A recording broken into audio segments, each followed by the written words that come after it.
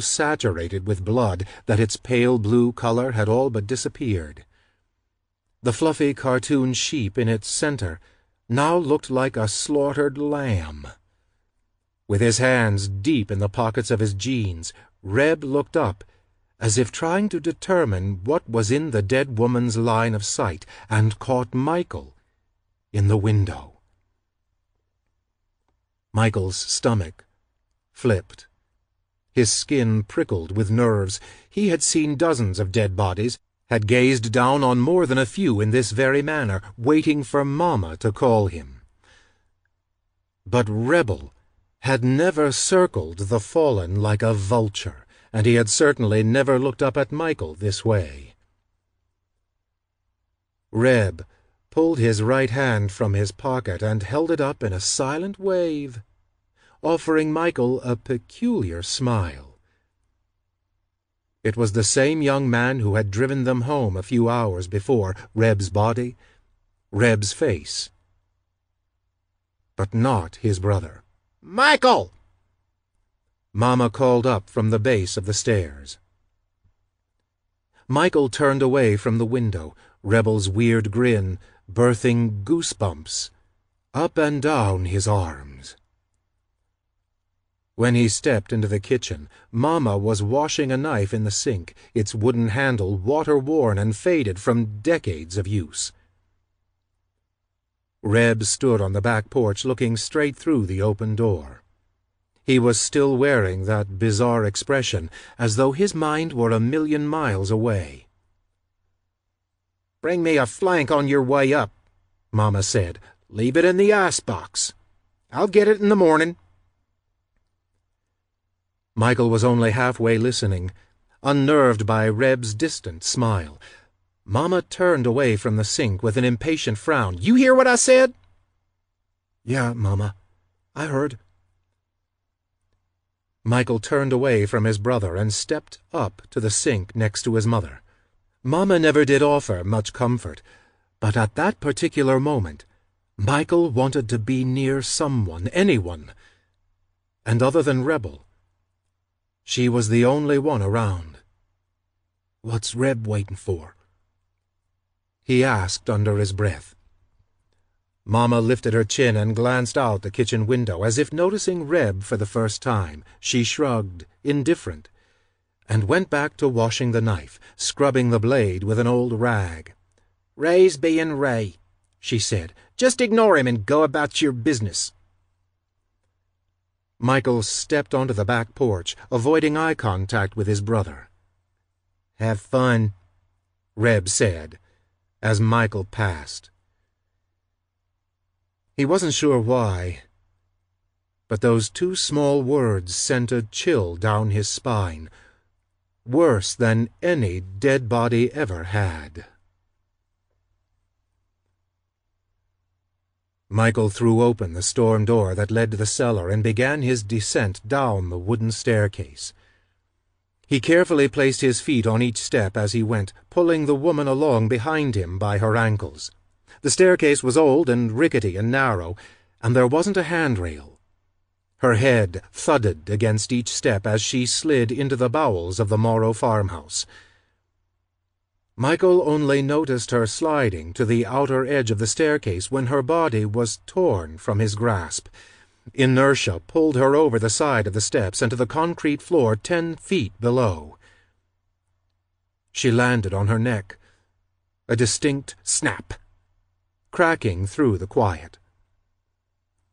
Michael winced and stalked down the rest of the way. It would have been a lot easier to shove bodies down into the basement like that, but he didn't like doing it. Something about the way they fell, their dead weight pulling them down like stones, their limbs spread out like life-size rag dolls. He hated seeing them that way.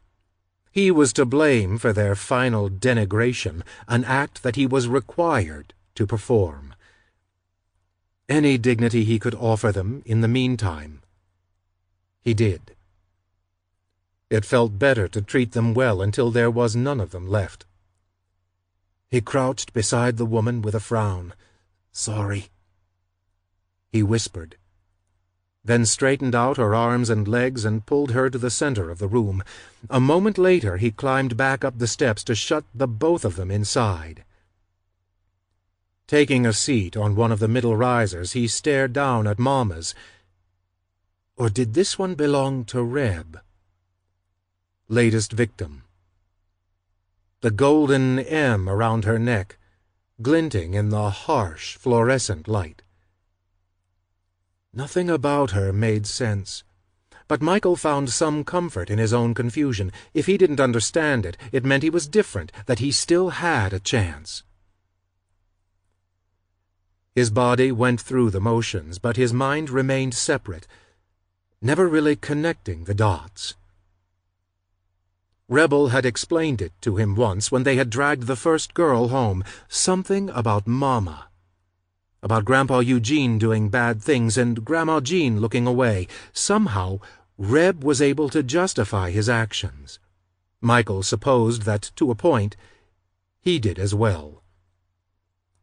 The Morrows had swept down from heaven like angels and plucked him out of harm's way, swaddled him and taken him into their home when nobody else had wanted him. In a world where he owed them everything, he often reminded himself that this, the basement, the bodies, the blood, was his bounden duty. He had been saved. He stripped the body first, cutting away the blood-soaked tank top with a pair of kitchen shears. He counted 18 stab wounds, most of them centered around the stomach, a few near the shoulder, one in the neck. Mama liked knives. When she wasn't stabbing, she sliced jugulars instead. Once she'd cut a girl's throat so deep that when Michael dragged her down into the basement, her head had nearly come clean off as it bounced down the steps. He cut away the woman's underwear and stared at the triangular patch of velvet between her legs. That's when he started to feel that familiar twist. It was a rolling ache at the base of his guts, the same feeling that had overwhelmed him when Reb had bent that nameless girl over the hood of his car. That arousal made him hate himself even more than he already did. Something Rebel had said echoed in his mind. "You're human, ain't you?" It was wrong to feel it, he knew that. But he was human. Only a genuine monster would never feel anything at all. Michael shot a look up to the storm door. He was alone, would be for hours. His hand trembled as he placed it on the woman's breast, gently kneading it with his fingers. He leaned over her body and let his eyes flutter shut, holding his breath as his lips brushed across hers. He tried to imagine Alice, naked, alive but lying perfectly still, breathing in and out. But the memory of Reb's leering grin tainted the moment. This was the same woman who bucked and fought against his brother just beyond her front door.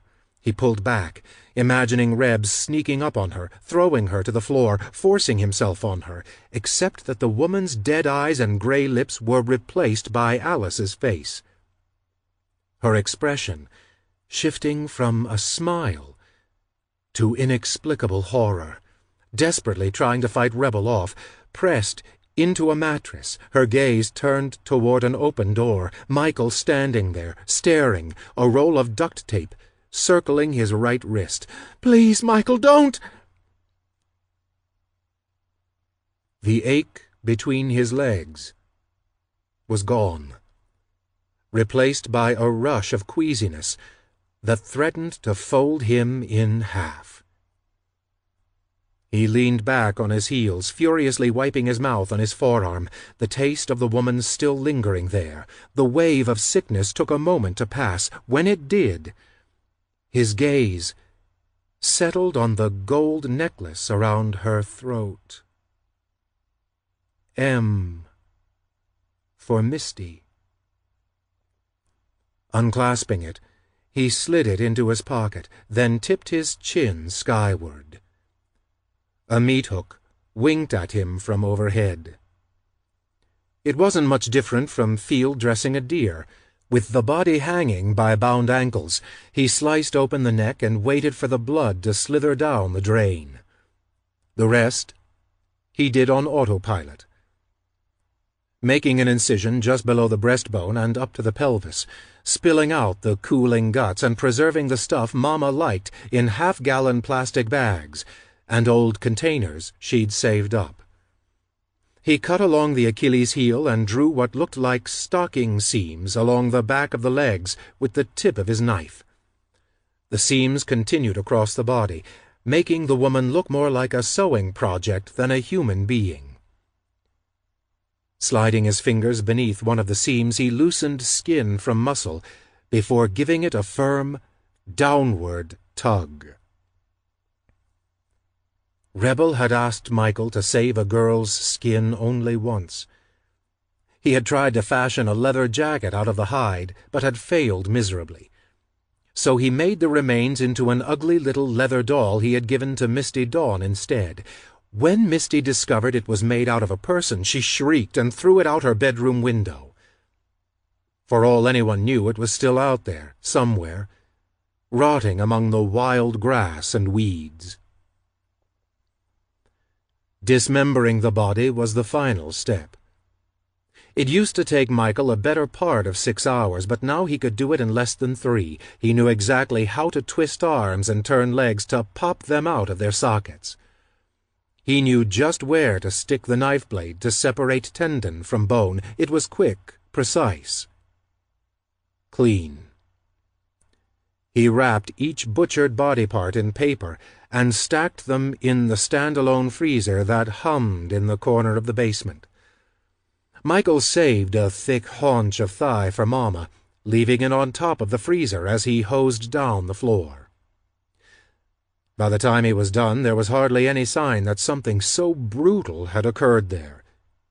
It was just a basement, upgraded with a drain in the middle of the concrete floor, a hook in the ceiling for field dressing, and a freezer in the corner for preservation. Michael assessed his cleanup job, and when he was satisfied that everything was in order, he grabbed the fresh hunk of meat he'd wrapped from the top of the freezer and climbed the cellar steps. Upon entering the house, he tucked the brown package into the refrigerator, got a drink of water, and went to his room.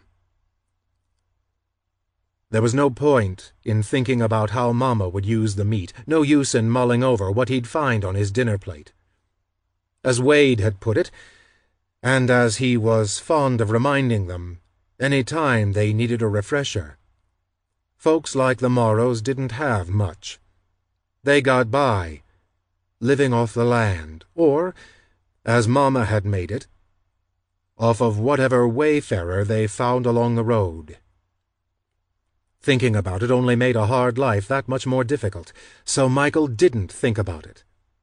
Any more guilt, and he'd buckle beneath its weight. Kneeling in front of his bedroom window, Michael retrieved a rusty framing nail from his desk drawer and pushed the frayed curtain aside. His fingers drew across a series of notches beneath the sill, tucked away where no one could see them. Ducking down so he could see what he was doing, he added a fresh notch next to the others, almost 30 in all. And then he crawled into bed and closed his eyes. He held the golden M in his closed fist as he drifted off to sleep, wishing it was an A instead. Despite Michael's long night, when Rebel appeared at his door and announced they were driving into Dahlia, Michael's exhaustion evaporated like rain on a hot summer day. "Can you give me half an hour?" Michael asked. His fingers crossed that Reb was in a decent mood. He had never asked for extra time before, but rather than scoffing and telling him to get his ass downstairs in 5 minutes, Reb shrugged and muttered, "Whatever," before stalking down the hall. Michael showered, shaved, brushed his hair and left it loose, remembering the way Alice had looked at it the first time they had met. "Are you in a band?" He searched his closet for the cleanest pair of pants he had, not an easy feat, seeing as how his standard pair of jeans hadn't been washed in over 6 months. He pulled a T-shirt that he had picked up at the Salvation Army but hadn't worn in years over his head. It was a little small, but he liked the design. A man Michael didn't recognize appeared in black and white, with an electric blue and pink lightning bolt painted across his face. When he brought it home, Misty had told him it was the coolest shirt she'd ever seen. She had known who the guy on the shirt was, but Michael couldn't remember his name. And he wasn't about to ask her what it was now. Sure, she wouldn't take kindly to him dressing up for the record store girl. When he finally appeared downstairs and met Rebel on the back porch, Reb stared at him as though he'd never seen Michael before in his life. Wade looked up from his newspaper, and Mama glanced up from mending a sweater, noting Reb's surprise. "Shit," Reb said. "I hardly recognize you." Wade was more suspicious. "Where are you two off to?" "Town," Reb told him. "What for?" Reb exhaled an aggravated sigh and turned to fully face his father. "To see what the hell we're going to do about Michael's birthday. Shit, seems like I'm the only one who even remembers." Wade raised an eyebrow, then gave Michael a half-hearted smile. "I didn't forget," he said, but he wasn't altogether convincing. "Yeah, okay." Reb rolled his eyes. "Either way, we're going." "Dinner's at 6," Mama said automatically, a statement she hardly had to voice. Dinner was always at 6. "Don't be late." "Wouldn't miss it." Reb caught Michael by the elbow and dragged him down the steps. Once they arrived at the Delta, Rebel paused before pulling open his door. "Jesus H," he said. "You got it bad, huh?" "Got what bad?" Michael asked. Reb shook his head and laughed. "Nothing. Never mind. Get in." But the closer they got to the dervish, the more uncomfortable Michael felt. It was as though the woman from the night before was reaching out from beyond the grave. He imagined her nails scratched down his cheek, leaving deep gashes across his face like trails in soft earth made by the dragging heels of the dead. "You've got blood under your nails."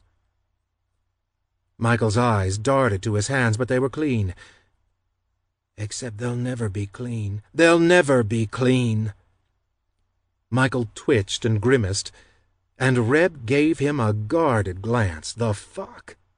he muttered. "You finally losing your shit or what?" Michael wrung his hands in his lap. What did he expect to happen? For he and Alice to live happily ever after, pretend that he had never full-body tackled a girl as she ran along the soft shoulder of a highway, forget that he knew exactly where to cut and make someone bleed out in less than 60 seconds, pretend he never suspected what was on his plate? It was like a bad joke. "Hey, have you heard this one before? 2 serial killers walk into a record store."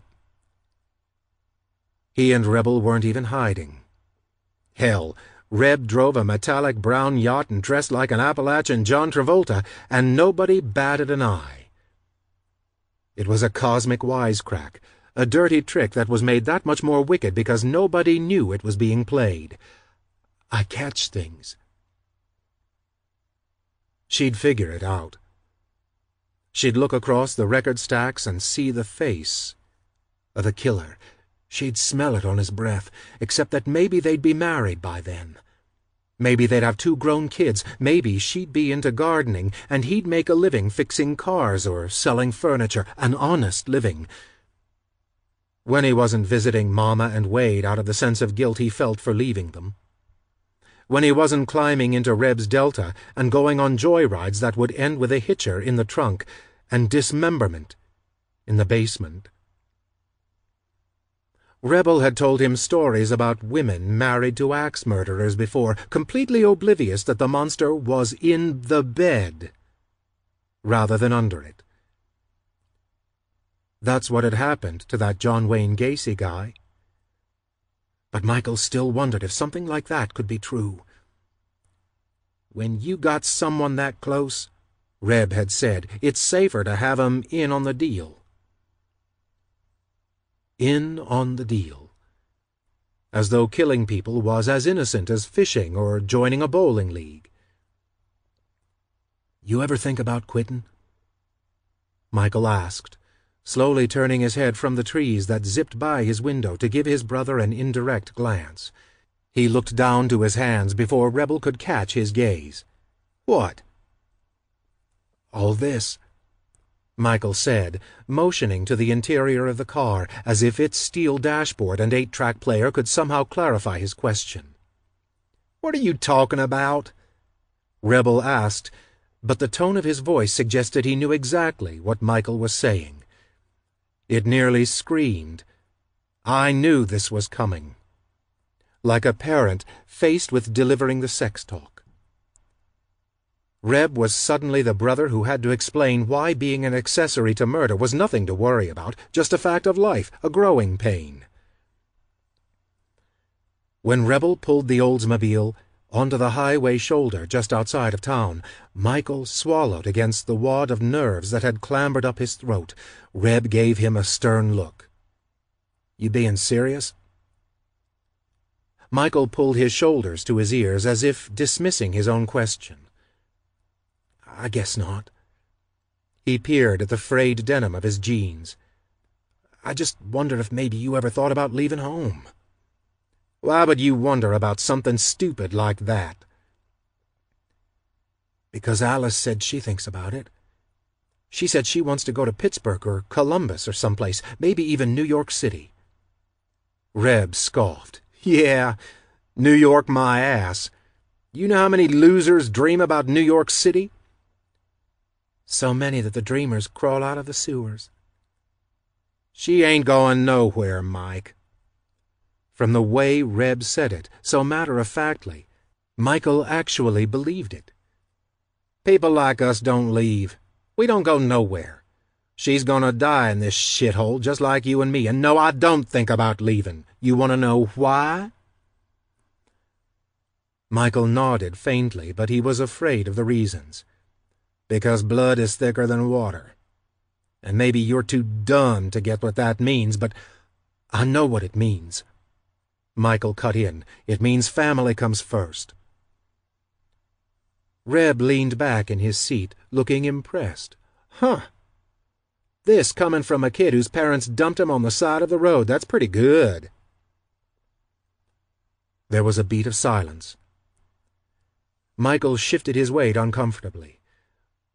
Rebel leaned against the steering wheel. "Besides, ain't nobody keeping you here, are they? I don't know about you, but I don't see any handcuffs around your wrists, no shackles around your feet.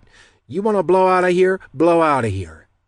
Ain't nobody gonna beg you not to go." Michael looked up, trying to judge whether Reb was being earnest or not. Could it have possibly been that easy? Could he just stuff his knapsack full of clothes and leave the Morrows behind? "Except maybe for Misty," Reb said, cutting into Michael's thoughts. "She'd probably care. If you bail, you'd be ditching me, and if you ditch me, Claudine ain't going to be getting a steady stream of girls, so... you know..." His words trailed off as Michael slouched in his seat. He didn't need to hear the rest. "Your mind's getting muddy. You ain't thinking straight. She's got you all screwed up. Good thing I've got a way to fix your problem, though." "What do you mean?" Michael looked up, curious, and Reb smirked at his eagerness. "You show her you mean business. Show her you ain't just some passing John, right? Show her that she belongs to you and she ain't going nowhere unless you say so." Michael frowned. That plan sounded complicated. Besides, who was Michael to say Alice belonged to him? What if she didn't like him as much as he liked her? That made a difference, right? There wasn't some switch you could flip in someone's mind and make them your own. Rebel reached out and patted Michael's knee in a chummy sort of way. "I just want my little brother to be happy," he said. "Believe me, Mikey, you follow my lead and you can have her forever." Chapter 18. It was strange how quickly Michael's feelings toward the tie-dyed record shop could change. The last time he and Rebel had pulled into the Dervish's parking lot, his palms had been sweaty with nervous excitement. But this time he was reluctant. He wasn't sure whether he could follow Reb's advice, wasn't sure if he even liked the idea of owning anyone, especially Alice. But he certainly didn't want to lose her either. Those 3 hours he'd spent with her in a darkened movie theater, the way she had scooted closer to him in the back seat of Reb's car, it had been the best night of his life. He wanted to relive it over and over, and he couldn't do that if Alice packed up her stuff and left Dahlia behind. Maybe if he went with her. But they were practically strangers. There was no way she would ask him to go with her, but if she stayed here... Here. Reb arched his back to lift his butt off the seat, fished his wallet out of his back pocket, and handed Michael a $10 bill. Michael peered at the money, then gave his brother a quizzical glance. "What's this for?" "Show her a good time," Reb advised. Except Michael had no idea what a good time was. Not when it came to a girl like Alice. How? "Hell, I don't know," Reb muttered, pushing the car door open. "Figure something out." Michael watched Rebel stalk across the parking lot. He took a breath and shoved open the passenger door, his thoughts momentarily derailed by the temperature. It was getting hotter by the day, the trees wavy and distorted like some psychedelic trip. The air felt thick, hard to breathe, and while Michael would have been content standing out in the parking lot for hours contemplating his next move, the heat forced him forward. The little bell above his head jingled. The cool air of the place hit him head-on, and like déjà vu, Alice looked up from the counter and smiled.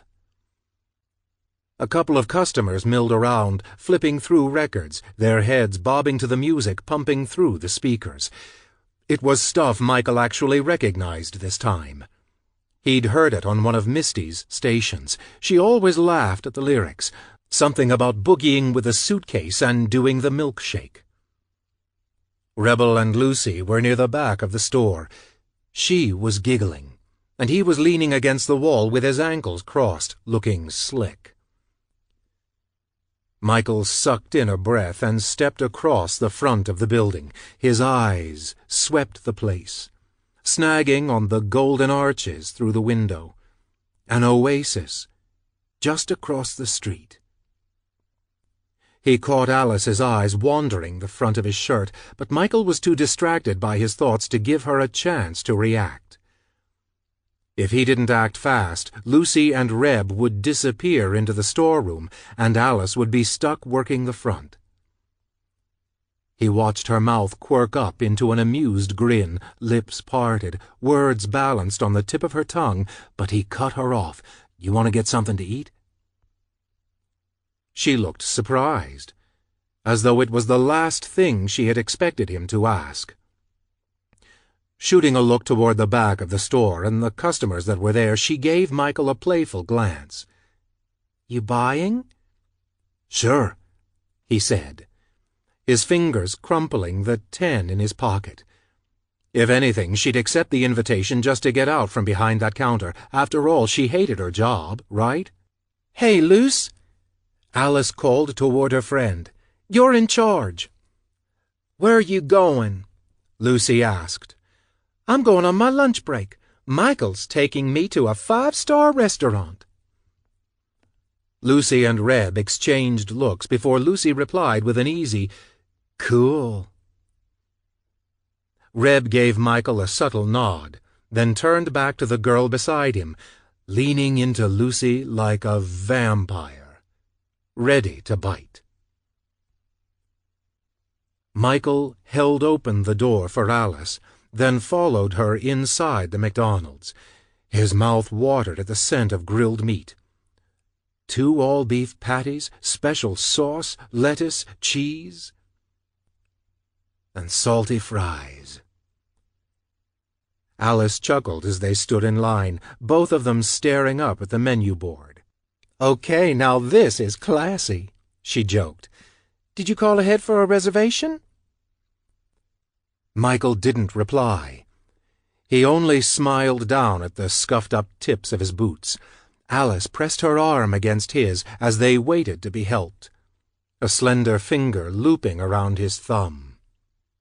Michael got a Big Mac, and Alice ordered a Happy Meal, which the cashier refused to sell her because Happy Meals were for kids, not adults. "You've got to be kidding me." Alice scoffed at the girl behind the counter. "Sorry, it's the rules," the cashier said with a shrug. "But it's not even for me," Alice explained. "It's for our baby." She wrapped herself around Michael's arms and flashed the girl a smile. "Right, Mikey?"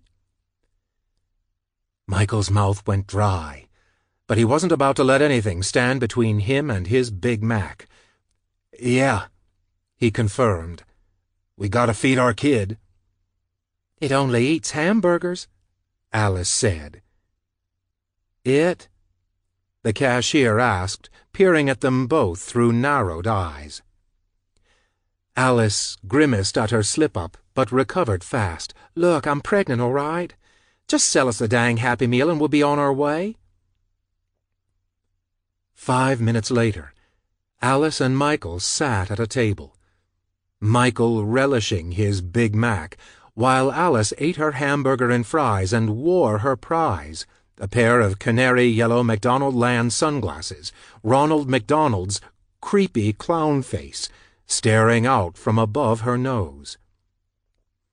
Michael couldn't look at her without cracking up.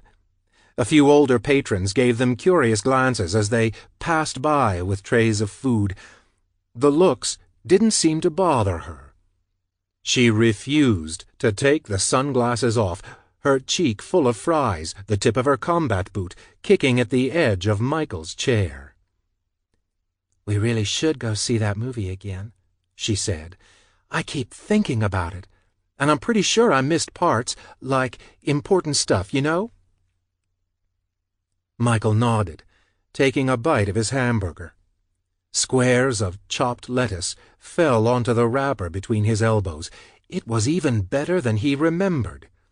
Maybe because, this time, Reb wasn't there to ruin the taste.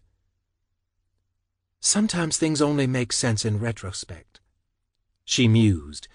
"You don't know what you're looking at until you know what happens next, and then you have to go back to the beginning to see the signs. They call it foreshadowing. Comic book writers use it all the time." She was smart. Possibly smarter than Reb. Michael loved that. He loved the fact that she wasn't afraid to act silly or look dumb, or to tell him about her dead dad and her depressed mom, as though they'd been friends their entire lives. He wished he could be just as open, spill everything about himself and get it off his chest. He wanted to tell her about his family, about Misty Dawn and how she liked to dance to old hokey records and cheesy pop music. About Rebel and how Michael was afraid of him, but they were still best friends. He wanted to tell her about his first time down in the basement at the age of 10, how Wade had locked him in there with a dead girl and wouldn't let Michael out until he field-dressed her the way he would have any other kill. But he knew he couldn't tell her any of those things, and it made it hard to look her in the eye. Alice was perfect, and he was nothing but secrets. Dark ones, darker than the basement after all the lights went out. "Michael?" When her fingers brushed his forearm, he almost jerked away. He expected to see the fear he knew was coming, the look in her eyes that assured him that she had figured it all out. Alice knew what he was, because she'd read his mind, his poisonous thoughts. But she wore a look he hardly recognized at all. Concern. "Are you okay?" she asked, pulling the funny glasses from her face. "You ain't really pregnant, are you?" he asked. It was the first thing that came to mind. Alice burst into laughter. "No, stupid!" She leaned back in her seat and grinned. It was the most beautiful smile Michael had ever seen. "Anything else you want to ask me?" She batted her eyelashes, though he wasn't sure what she was getting at, so he asked her the question that he'd been wanting to ask for days. "Are you really going to leave Dahlia?" He knew it was intrusive, but he couldn't help himself. He needed to know. For the first time in his life, he felt like he was connecting with someone. It was the kind of link that he hadn't experienced before, but the possibility of losing her continued to loom in the back of his mind. He had to know whether she was leaving, so he could make her stay. Her smile faded a notch. "I don't know. She hesitated. "I guess I should be flattered you're asking." Michael stared down at the plastic tray full of empty, ketchup-smeared wrappers. His stomach twisted around his burger, and he was suddenly sorry for having eaten so much so fast. "Should I be flattered?" she asked, reaching out to touch his arm for a second time to pull him back from the wasteland of his own thoughts. "Maybe I can come with you," he told her. But that was not supposed to be the deal. If Rebel had been there to overhear him, he would have pummeled Michael in front of the entire restaurant. Michael cast a quick glance her way just to see if she was still wearing the same expression, a delving, inquisitive smile. She wasn't. She shook her head at him, not in response to his suggestion, but in some sort of acknowledgement, like she finally understood. He waited for the terror, the disgust, but her eyes lit up instead, sparkling with something he couldn't explain. Mischief? Fascination? "Michael Morrow, you're the strangest boy I've ever met." She leaned back in her seat, her head cocked to the side. Her eyes wandered across the front of his T-shirt, and her mouth twisted upward at a single corner. "Do you even know who that is?" She nodded at the portrait across his chest. Michael looked down and felt stupid for wearing the second-hand shirt. If anyone knew who the guy was, it was Alice. He should have known, should have seen it coming, and maybe subconsciously he had, but the realization of it made him feel foolish now. "No." Alice's easy smile bloomed into another grin. "It's actually appropriate," she said. "David Bowie. He wrote a song called Space Oddity, about a spaceman, you know. Maybe he was writing about you." "Why do you say that?" "'Cause I already told you. You're the strangest boy I've ever met. It's like you're from a different planet." She shifted her weight in her seat, her gaze fixed on David Bowie's face. "I thought you said you'd miss this place if you left. But now you want to leave?" Michael didn't know how to explain his sudden change of heart. When he had uttered it days before, he'd believed it, but that had been before the woman. Before Rebel's faraway smile, before he had leaned down and kissed the dead, in the hopes of having it feel like real life. He remembered the way Reb had made him toss his most favorite things into a hole in the ground, the way he had made him bury them, as if to remind Michael that, without Reb's permission, he wasn't allowed to love or dream or be anything. It was rule number 1. I guess I just want to see what else is out there, he said softly. It wouldn't be so bad seeing it if I wasn't alone. Alice leaned forward, their table of wrappers and ketchup packets between them. She brushed her fingers along his jawline.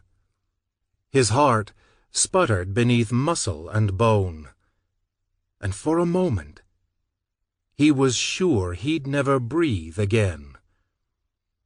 She was only inches away, her hazel eyes drifting across the curve of his bottom lip. It was then that he realized their eyes matched in color almost perfectly.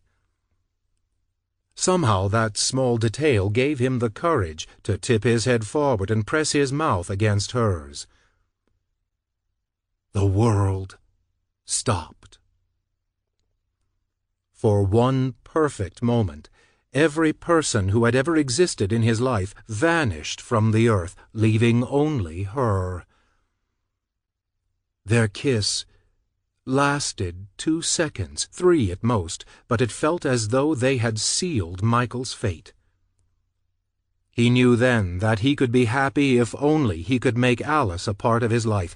If he stayed with the Morrows, that could never happen, not without twisting her into something unrecognizable, into someone like him. Alice leaned back and slid the Ronald McDonald glasses back onto her face. A little birdie told me it's almost your birthday, she said. Is that true? Yeah, it's true, he said. And he suddenly knew what to wish for, something impossible, something he doubted he could ever have. He pictured them both climbing into the Oldsmobile and driving out of West Virginia, him barreling down the road without a license, heading toward the ocean, toward golden yellow sand and a pink hotel. I'll have to get you something then, she said. Maybe a David Bowie record to go along with that shirt. How old are you going to be anyway? 20. The number gave her pause. She pulled her glasses from her eyes and searched his face, as if looking for an answer to a question she hadn't asked. What? He said. Nothing, she said, a veil of uncertainty blurring her features. She continued to stare at him for a while longer before clearing her throat. We should probably get back. My break's been over for 10 minutes now. When she rose from the table to leave, a rush of panic overwhelmed him.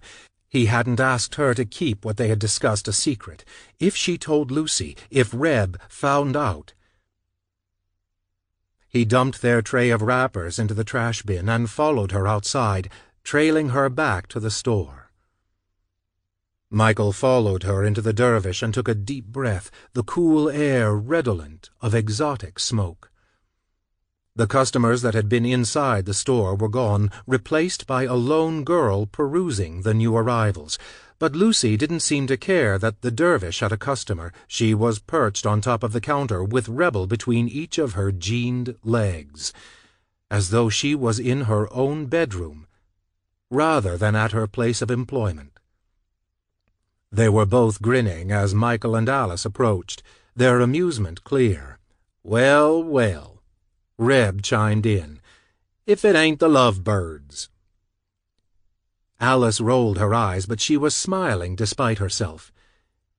"You shouldn't be canoodling like that, especially not with—" She tipped her chin toward their customer. "If Jason comes in and sees you that way, he's liable to fire us both." "Oh, please," Lucy scoffed, but she gave Reb a little push and dropped down from the counter with a pout. "Like he ever comes in here, right? That's what he's got us for." She turned her attention to Michael, changing the subject. "Hey, I heard it's almost your birthday. That's fun. Gonna have a party?"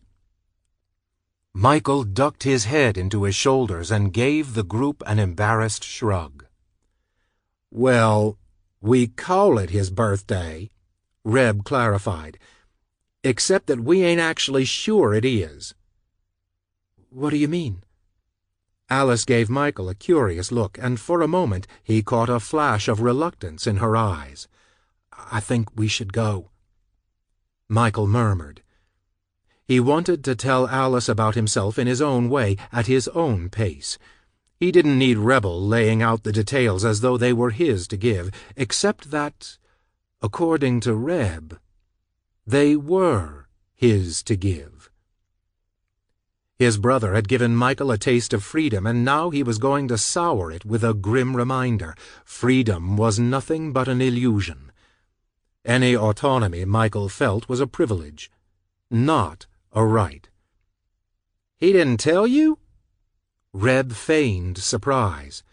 "Michael was adopted." Alice blinked at the news. Lucy shifted her weight from one foot to the other, her arms crossed protectively over her chest. Michael frowned at the floor. He didn't want to talk about it, not like this, not in front of Reb and Lucy.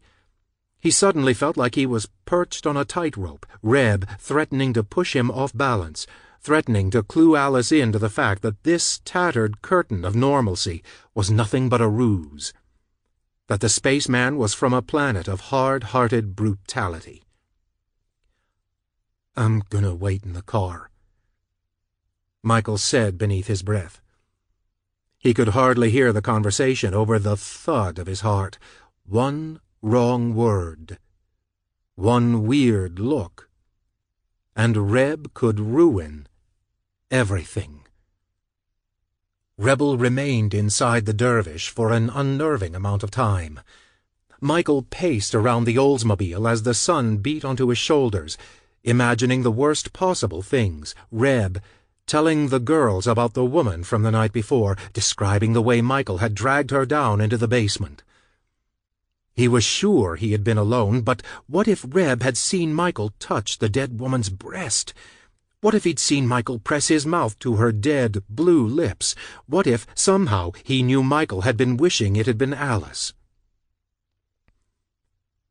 When Reb finally came out of the record store, he was smiling with a sort of self-satisfaction. Something about it pushed Michael to the edge of his patience. He couldn't help himself. His willpower to keep silent withered, and the words came tumbling out. "Why did you do that?" he demanded, staring across the plane of the Oldsmobile's brown roof at his brother. "You say you want me to be happy, and then you turn around and butt in. Hey!" Reb gave him a stern look. "Don't forget who you're talking to, shithead." "Oh, I remember who I'm talking to, Reb. I'm talking to the guy who tells me to do one thing and then tries to screw it up." "How am I screwing it up?" Reb asked, suddenly casual about the whole argument, as if it was of no consequence at all. "I just said you were adopted. Like you weren't going to tell her anyway." "Except I wasn't." "How's that? You just weren't going to talk about yourself at all?" "About the family?" Michael shook his head, incredulous. "Why would I talk about the family? Why would I, Reb? That don't make any sense." "You want to be with her?" Reb asked, nodding toward the dervish. Michael failed to respond, and Reb narrowed his gaze at his brother's silence. "I asked you a fucking question," he snapped. "You best answer before I get pissed." "Yes." Michael spit out. "You like her, then? That's good. I'm happy for you, brother. but you remember what I told you a while back, when we were talking about wives and killers, and how they live with the lies?" Michael clamped his teeth together, glaring down at the roof. "You want her? You gotta bring her into the fold."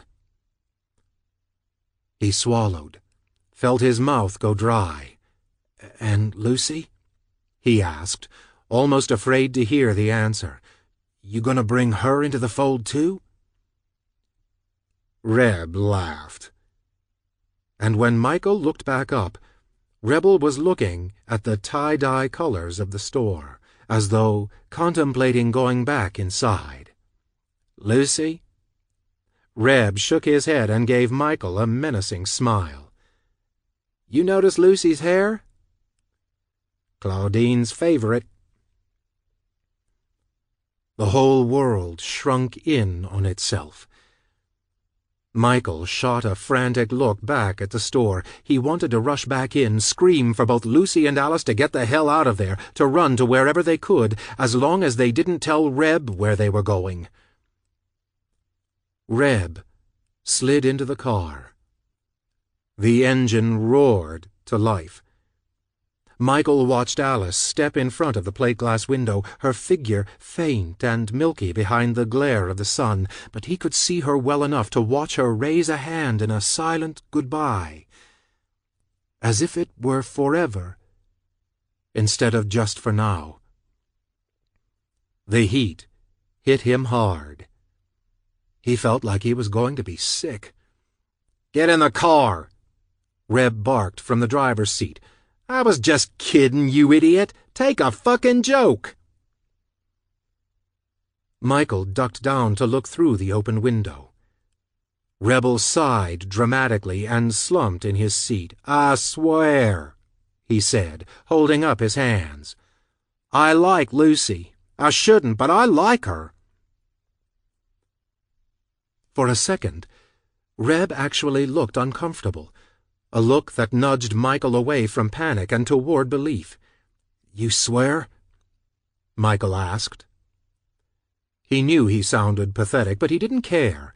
This was bigger than the both of them, bigger than Mama and her urges, or keeping Misty safe. "I pinky swear," Reb snorted. "Faggy enough for you? Now get in, for God's sake. I'm melting out of my fucking skin." Michael shot a look back toward the shop. Alice was still standing there, watching their exchange from behind the glass. He forced a smile and lifted his right hand in the same silent goodbye she had moments before. But even with Reb's assurance, it still felt like the farewell was permanent. That evening, the Morrow house was heady with the scent of a rich beef stew. Mama had sliced up carrots and potatoes and simmered the entire concoction down until it was thick and delicious. But it was so hot, both outside and in the house, that it was difficult to enjoy.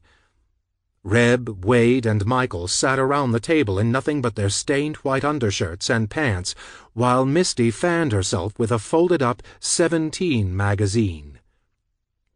She hummed an Elton John tune beneath her breath.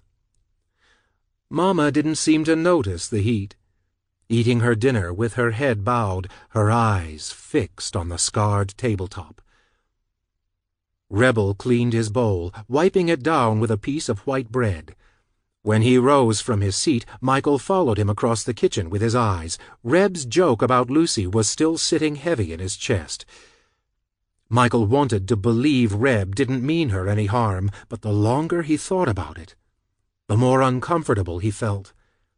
The fact that the dervish had become a regular spot for them was problematic, because before the dervish, regular spots had always been jobs. "This is good stew," Reb said, complimenting the chef. "Real tasty. We should have this more often." He came around the table and grabbed Michael's empty bowl. When Michael made like he was about to rise, Reb shook his head. "Take a load off," he said. He slid one bowl onto the kitchen counter while taking the other to the large pot on the stove. He dipped the ladle into the stew and spooned out a fresh helping, then pivoted on the soles of his shoes and returned to the table, sliding a second serving in front of Michael with a smile. "I'm going out," Reb announced. Michael stared down at the steaming bowl before him, nausea tightening around his neck like a noose. "Going out where?" Wade asked. "It's a secret." Reb fished the car keys from his front pocket, the 8-ball keychain catching Michael's eye. There was something there, along with the keys. A square of paper that Reb was quick to tuck back into his pocket. "You need me to come?" Michael asked, standing from his seat, but Reb placed a hand on his shoulder and pushed him back down. "Eat up. Relax. Listen to records with Misty." Michael gave Misty a questioning look. She shrugged and continued to fan herself, sweat glistening on her forehead. "I told you," he said. "It's a secret. You can't come." Rebel stepped out onto the back porch without another word. "Maybe it's for your birthday," Misty said after a moment. Michael stared down at his bowl and willed himself to stay in his seat. He listened to the Delta's engine roar outside, thought about long walks and shovels and wolves. And then he took another bite of stew, and not because he was hungry, but because it was the only thing to do. Chapter 19. Only days after Laura Lynn's disappearance, 7-year-old Michael wobbled into his and Ray's shared bedroom, dragging a weather-worn Pearl Lager cardboard box behind him. Ray watched his little brother in silence as Michael piled what little possessions he had into the crate, stripped his bed of its dirty sheets, and hugged his pillow to his chest before stalking down the hall. Tailing him out of curiosity, Ray found Wade and Misty in Laura Lynn's old room. Misty had her own box and was filling it with items from Laura Lynn's closet. Dolls and books and clothes. Ray couldn't help but sneer at the fact that the boy responsible for his sister's death would now be sleeping on her mattress and drawing pictures at her old desk. Laura Lynn was being erased, and neither Misty nor Michael seemed to care. Ray tried to comfort himself with the fact that at least now, with Michael down the hall, he'd finally have some privacy. But loneliness came on fast. Before long, Ray started sneaking downstairs in the middle of the night to steal Wade's bottles. He figured if whiskey numbed the pain of a broken arm, it could probably dull the ache of a broken heart. He was right. And 2 years later, Wade presented Ray with a case of cheap gin for his 13th birthday. He had tied a shoddy bow around the box and muttered, "Now you can stop stealing my stuff," as he pushed it toward his son with the toe of his boot. By 14, Ray had changed his name to Rebel, though nobody except Michael cared. Reb and his parents would square off every other day. Sometimes he'd think about outing them to Michael and Misty. He'd tell his siblings about what he had seen that night years ago, explain that they couldn't go visit Laura Lynn, not because Claudine hated her own parents, but because Laura Lynn had never set foot in North Carolina at all. But Reb continued to hold his tongue, because when it came down to it, it hadn't been Claudine or Wade who had sealed Laura Lynn's fate. It had been Michael. And Reb wanted vengeance. Rebel began to stalk the woods with Michael during his hunts. It gave him the opportunity to push his now 10-year-old brother around without Wade glaring from across the yard, or Misty protecting him with her pleas and sheltering hugs. But Reb soon acquired a taste for killing, and it wasn't just watching Michael shoot at birds with that old kiddie rifle. With leaves and twigs crunching beneath their feet, Michael spotted a family of pheasants, took to a knee, aimed, and pulled the trigger. He scoffed when they flew away. He was ready to ball his hand up into a fist and sock Michael in the shoulder for being such a lousy shot, but the bird Michael had been aiming for wavered in the air. The bullet had grazed it. It did a weird death roll in mid-flight, and dropped. "You're lucky," Reb told him. "'Cept that thing ain't dead, so it hardly counts as a shot." Both boys rushed toward the spot where the bird had fallen. Rebel was right. The bird lay wounded on a bed of autumn leaves, its wings frantically flapping about its body as it struggled at their feet. Michael took a few backward steps and looked at it through his rifle scope, but Reb grabbed the barrel of the gun and shoved it away. "What you doin'?" Michael asked. He was still too young to read into the predatory glint that flashed in Rebel's pale green eyes. "I'm gonna help it," Reb explained, his words empty of emotion. He squatted in front of the pheasant, picked it up by its wings, and yanked in opposite directions. Michael yelped and stumbled backward when one of the wings came free of its body. The gray-spotted bird didn't make a sound. It only thrashed against the ground as blood spouted from where the wing had once been. The other beat wildly, as if, by some miracle, the struggle would allow the bird to somehow fly away. Rebel snorted out a laugh as it flopped around, spraying his sneakers and jeans red. He laughed even harder when he saw the horrified look on Michael's face. That night, Reb feasted on roasted pheasant, while his little brother stared at his plate, green in the face. Reb's bloodlust solidified something unspoken between him and Claudine. He still hated her guts, but he liked the sudden attention, and he loved the fact that Michael's hunting trips were almost completely phased out after Reb had proven he was a far more ruthless hunter. "I like it when they squirm," he told Claudine one evening. "I like hurting 'em." Claudine looked up from her knitting and stared at her son for a long moment, as if considering his words. And then she smiled. The next afternoon, Wade and Rebel parked along the highway in Wade's beat-up pickup truck. An hour later, a girl walking the soft shoulder came into view. Wade leaned into the steering wheel and pointed her out through the cracked windshield. "She lives down the road," Wade explained. "What we call an Appalachian ghost." "What's that?" Reb asked. "Means she ain't really alive anymore," Wade told him. "She's doped up. Doesn't even know where she is half the time, a good-for-nothing junkie. Nobody's gonna miss that when it's gone." Reb licked his lips and nervously waited for her to come closer. "That's the trick you gotta remember," Wade said. "Nobody can know 'em, and if somebody does, nobody can care."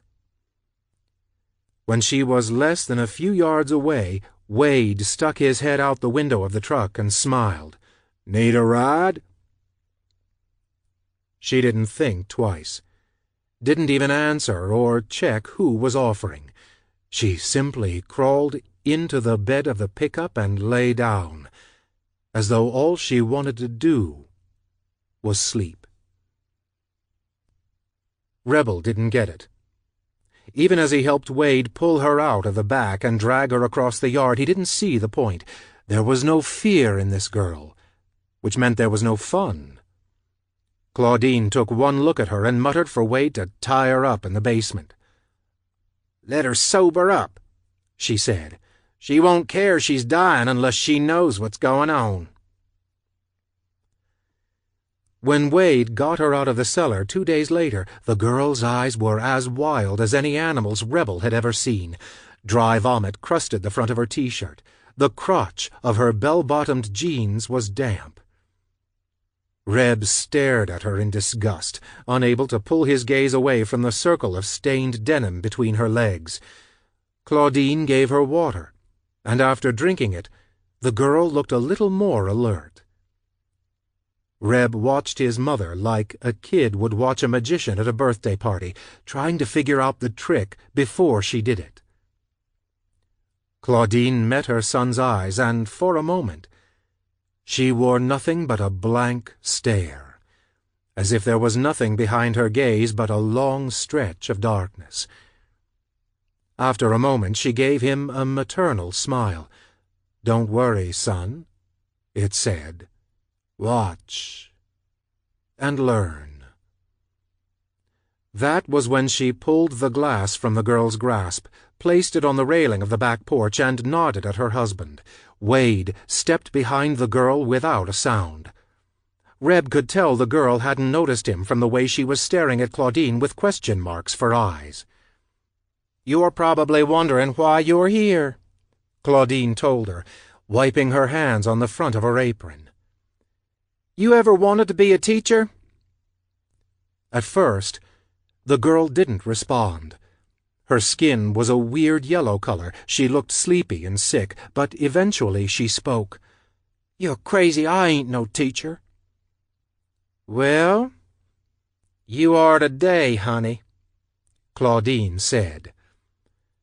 Wade's hands clamped down on the girl's biceps. The girl started in surprise, but her shock soon shifted to realization, and with that realization came the widened eyes, the quickening of breath, the struggle for freedom. "Go ahead, darling." Claudine nodded, urging her on. "Fight him." Reb ran his tongue along the inside of his mouth, dry like the Sahara. The girl let out a yell, desperate to jerk her arms clear of Wade's hands. She began to scream, and something stirred in the pit of Reb's stomach.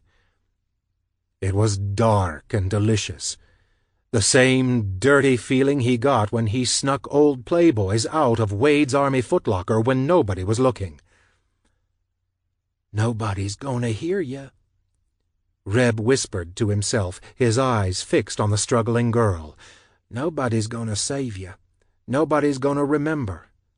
I'm gonna wipe you out." She screamed harder, terror meshing with desperation. The strained sound of her fear gave Rebel goosebumps. His pulse quickened. His pants were suddenly uncomfortable. When he reached down to tug at the fabric, he felt a hard lump behind his zipper. His eyes jumped to Claudine to see if she had noticed. Her dark look of satisfaction assured him that she had indeed. Claudine drew a roll of silver duct tape from the pocket of her apron and held it out to her son. "Go play," she told him. The sight of the tape made the girl scream even louder. She thrashed wildly, her cries a hysterical aria tearing itself from her throat.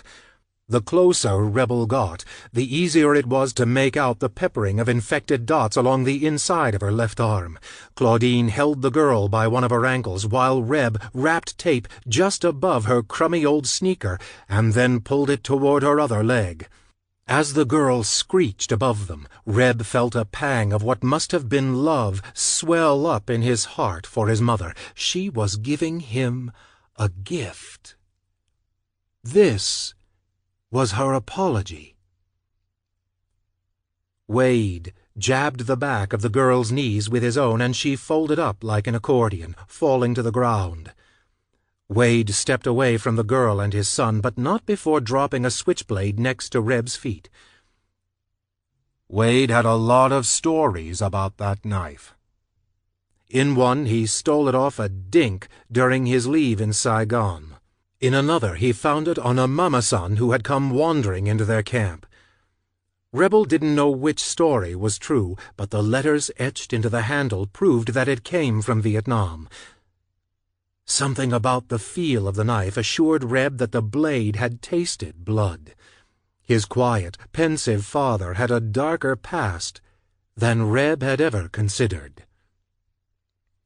Rebel kept her tied up in the yard for 2 days. Wade would have preferred the basement, but Reb liked being able to see her from his window, and Claudine liked seeing her too. Sometimes the girl cried. Other times she begged. She shrieked when he carved his name into her belly, bucked and prayed and implored him to kill her when he tried to cut off the pointer finger of her right hand. The blade of the knife was too dull to do the job, so she passed out shortly after he made his attempt. He caught Michael staring out into the yard from Laura Lynn's window only once. Misty Dawn was at his side. They held on to each other, their eyes wide and glassy as Reb looked up at them from his crouch above the girl. When he met their stares, Misty turned away. But Michael's gaze was fixed. It felt like a challenge. One Reb decided to call him out on when he grew bored with the half-dead girl at his feet. Claudine finished her off while Rebel locked himself in his room. He touched himself as the girl gave a final scream, replacing the junkie's sallow face with Laura Lynn's inside his head. After he was done, he went back downstairs and made an announcement. "I think Michael should finish the job. He knows how." Wade dragged Michael across the yard toward the basement as the boy carried on and tried to pull away, and for a moment Wade hesitated, as if thinking about sparing his youngest son. Claudine eventually lost her patience, probably because Michael was hollering as loudly as the girls did, or maybe it was because she hated seeing Wade vacillate between doing what needed to be done and what he thought was right. Abandoning her post at the kitchen window, she shoved Michael down the stairs after the dead girl who had Reb's name etched into her skin.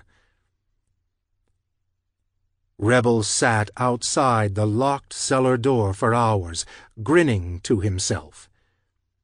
He stabbed at the dirt with Wade's old knife, listening to Michael pleading to be let out in short, gasping wails, knowing that nobody would let him out until he did what he had to do, thinking about how, if it was up to him, he wouldn't ever let Michael out at all. Chapter 20. After Rebel left the house, Michael and Misty Dawn listened to records in Misty's room. Misty played everything from Nancy Sinatra to the Monkees. When she spun the Beach Boys, Alice's sly smile crept into the corners of Michael's mind. But rather than taking pleasure in the memory of her saying the band was for shark bait, he felt his stomach pitch. He was unable to stop picturing that nefarious grin crawling across his brother's mouth. He excused himself while the Beach Boys sang Good Vibrations, ducked into his room, and slid onto his bed. Lying there, he tried to put himself in the worst possible scenario, Reb showing up in the middle of the night with a screaming, terrified Lucy, or maybe she wouldn't be terrified at all. Maybe Rebel would show her up to his room, close the door behind them, and Michael would listen to lustful moans until Reb had had enough. Then the screaming would start. Because no matter how stupid Reb thought Michael was, he knew one thing for sure: a visit to the Morrow farmhouse was a one-way trip. He rolled over and pulled his blanket up to his chin, despite the heat, staring at the peeling wallpaper through the moonlit darkness that filtered in through his dirty window. He squeezed his eyes shut and tried to sleep. Just as he began to drift off, his eyes darted open at the sound of something simultaneously strange and familiar. It was the soft thump of bass, the accompaniment of a weird, watery guitar, the odd warble of melancholy vocals, muffled by the wall between Misty's room and his own. Misty was playing Alice's Cure record, low, but still audible. The sound of it made his stomach churn.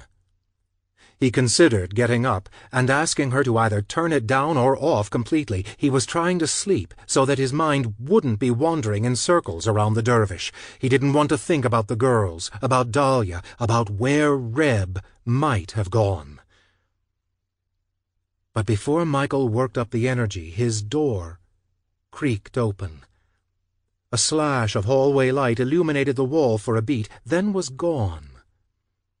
He glanced over his shoulder, and for the briefest of moments he swore he was seeing a ghost. A night-gowned figure swayed in the shadows to the dampened music that slithered through the wall. "Miss?" He squinted, propped himself up with an elbow, and brushed away strands of long, unruly hair so that he could see her better. Misty scampered barefoot across the hardwood floor. She crawled onto his mattress, her knee-length nightgown skittering up her legs, revealing the tops of her thighs. It all came back to him in a flash.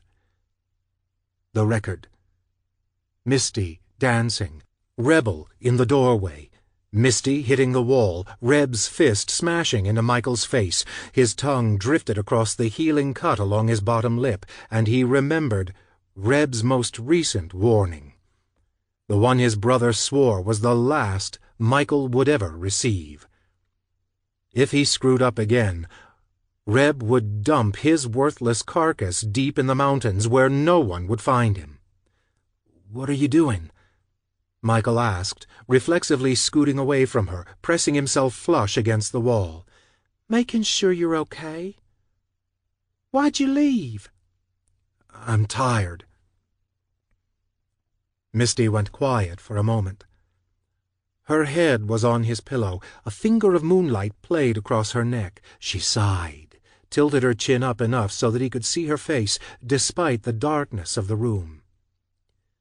"Tell me about this girl," she said. "What girl?" "Oh, please." She waved a hand over her head, dismissing his feigned confusion. "Ray told me all about her." Her nightgown pulled up at the bottom hem by an inch. Michael's eyes darted to her legs. They were almost ethereal in the moon's glow, so pale they could have belonged to Alice.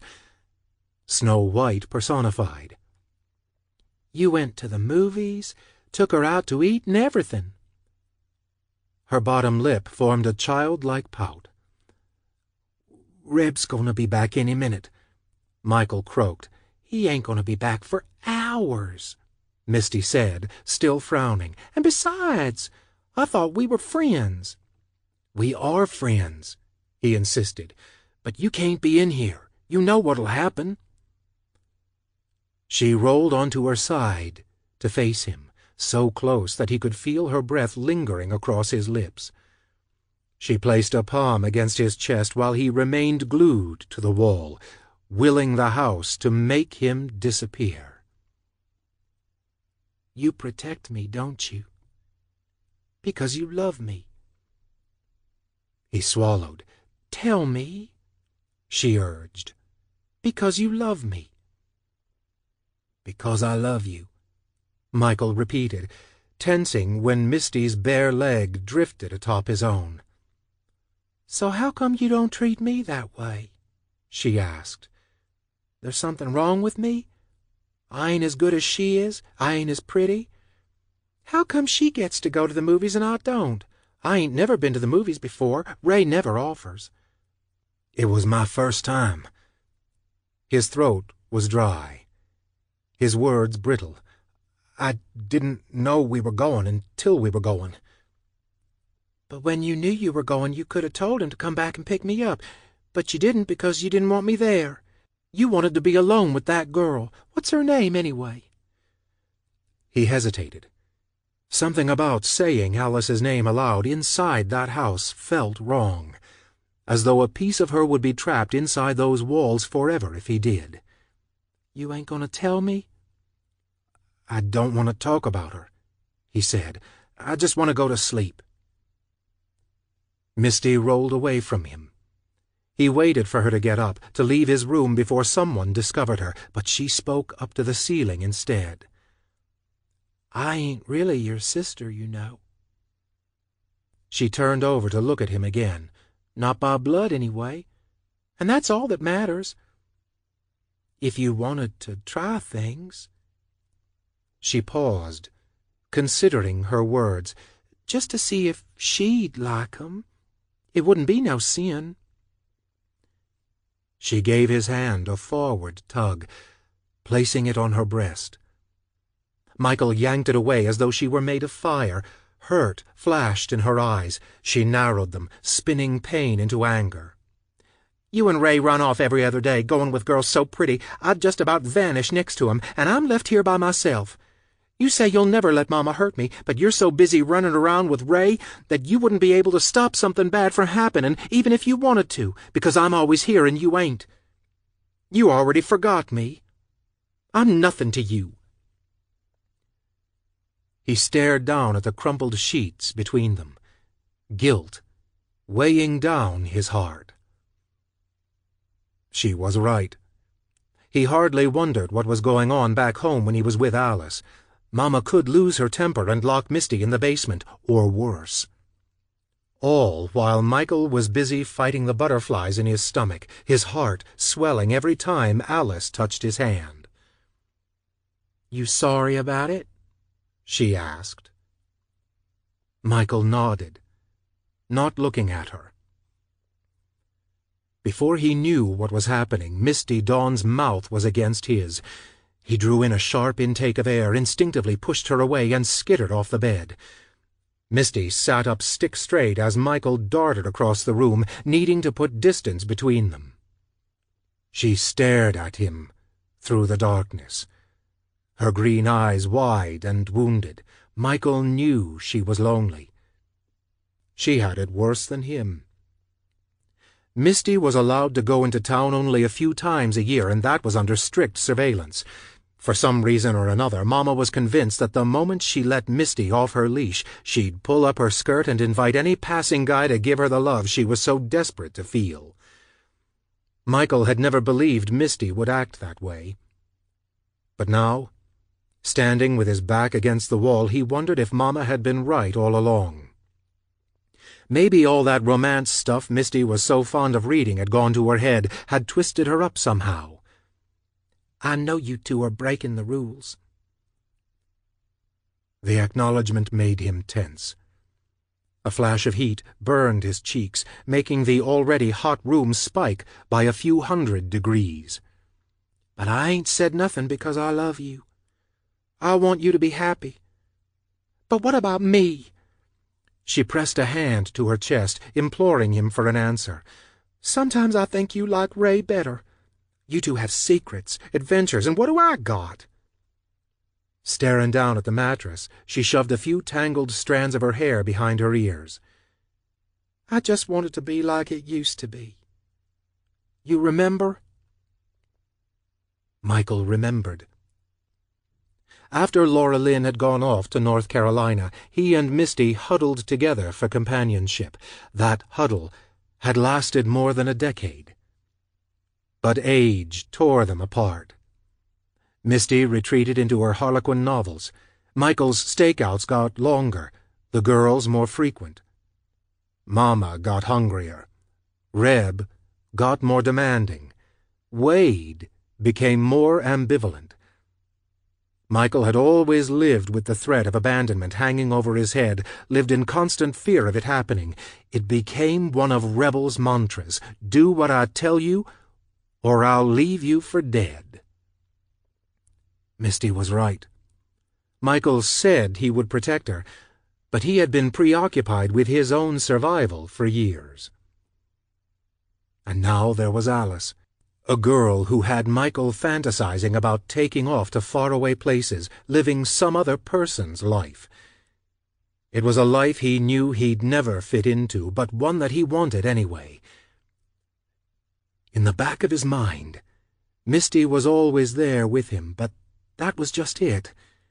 She was in the back of his mind, not in the forefront where she ought to be, where she had been for so long.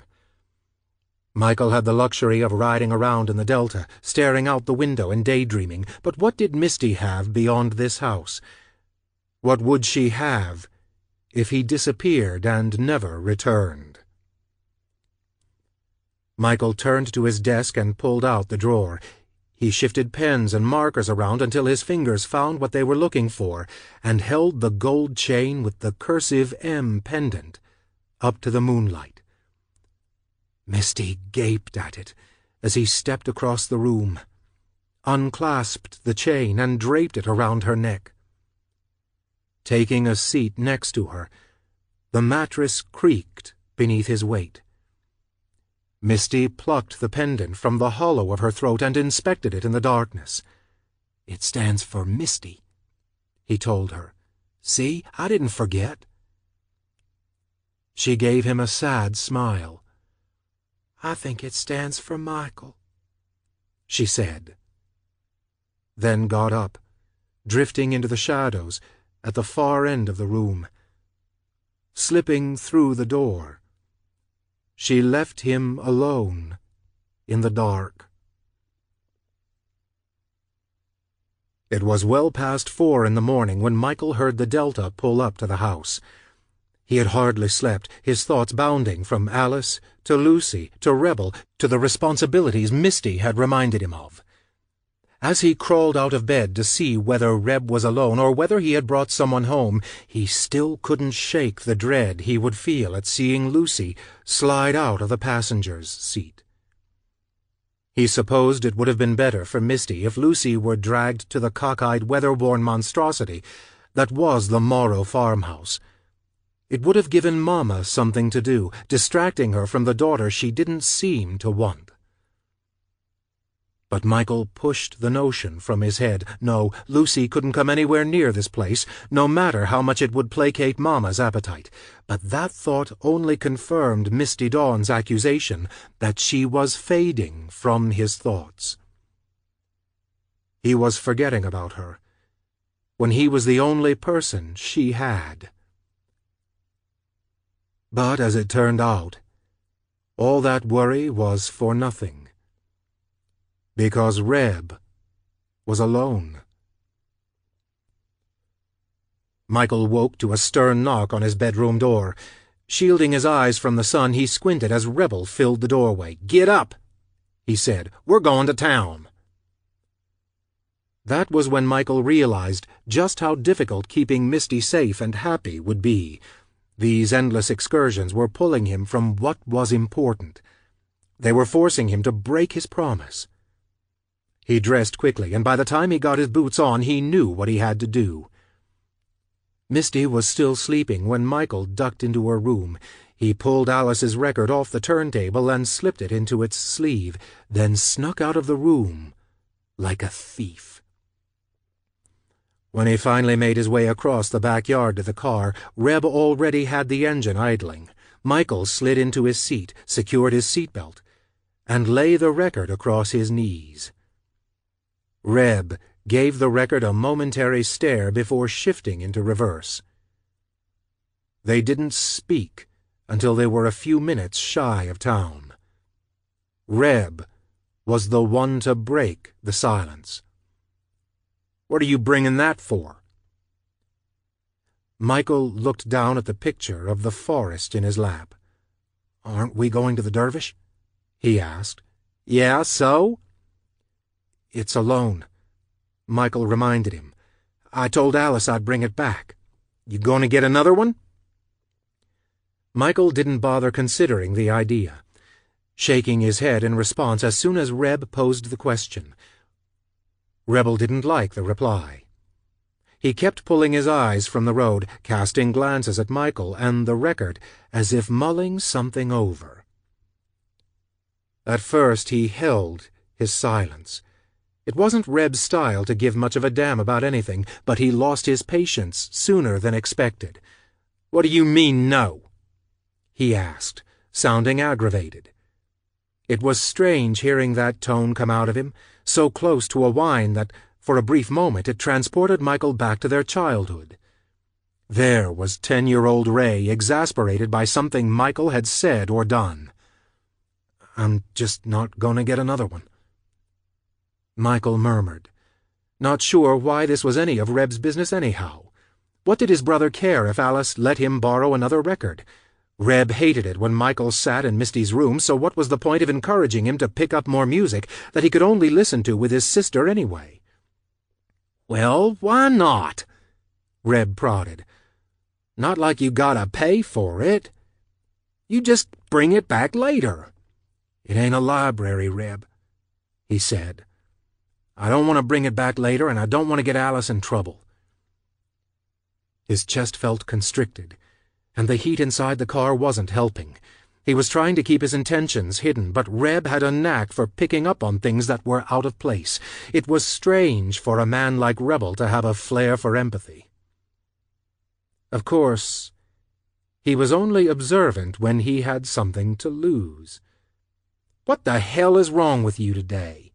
Reb asked, his gaze still bouncing between the windshield and Michael's face. "You sick or something?" Michael felt sick, but the sensation wasn't related to any illness. He imagined anyone would have felt the same in his position. He was minutes away from giving up something he genuinely wanted but couldn't have. "I'm okay," he said, hoping it would be enough to make Reb drop it. "Bunch of bullshit," Reb grumbled. "You look like hell and you're acting weird." Michael shut his eyes and took a deep, nerve-soothing breath.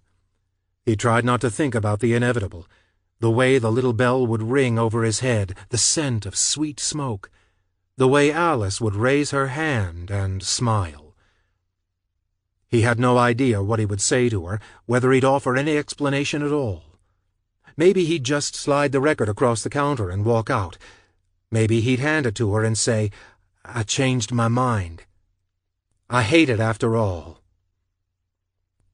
He opened his eyes when the Delta slowed, rocks popping beneath the tires. Reb guided the car off the highway and onto the shoulder. He shoved the gear shift into park and stared intently at the steering wheel. After a while, he shot a look at his passenger and posed a question. "Why don't you stop playing games and tell me what's going on before I bust your head in?" Michael swallowed, his nerves roiling up his windpipe like a swarm of wasps. Alice he could handle. She'd smile and say, "Hey," and he'd just turn away and leave. But Rebel was a whole other matter. Rebel always got what he wanted, and even though Michael couldn't figure out why he was so hell-bent on Michael and Alice being together, he knew enough to see the storm coming. "I don't want to go to the Dervish anymore," he said.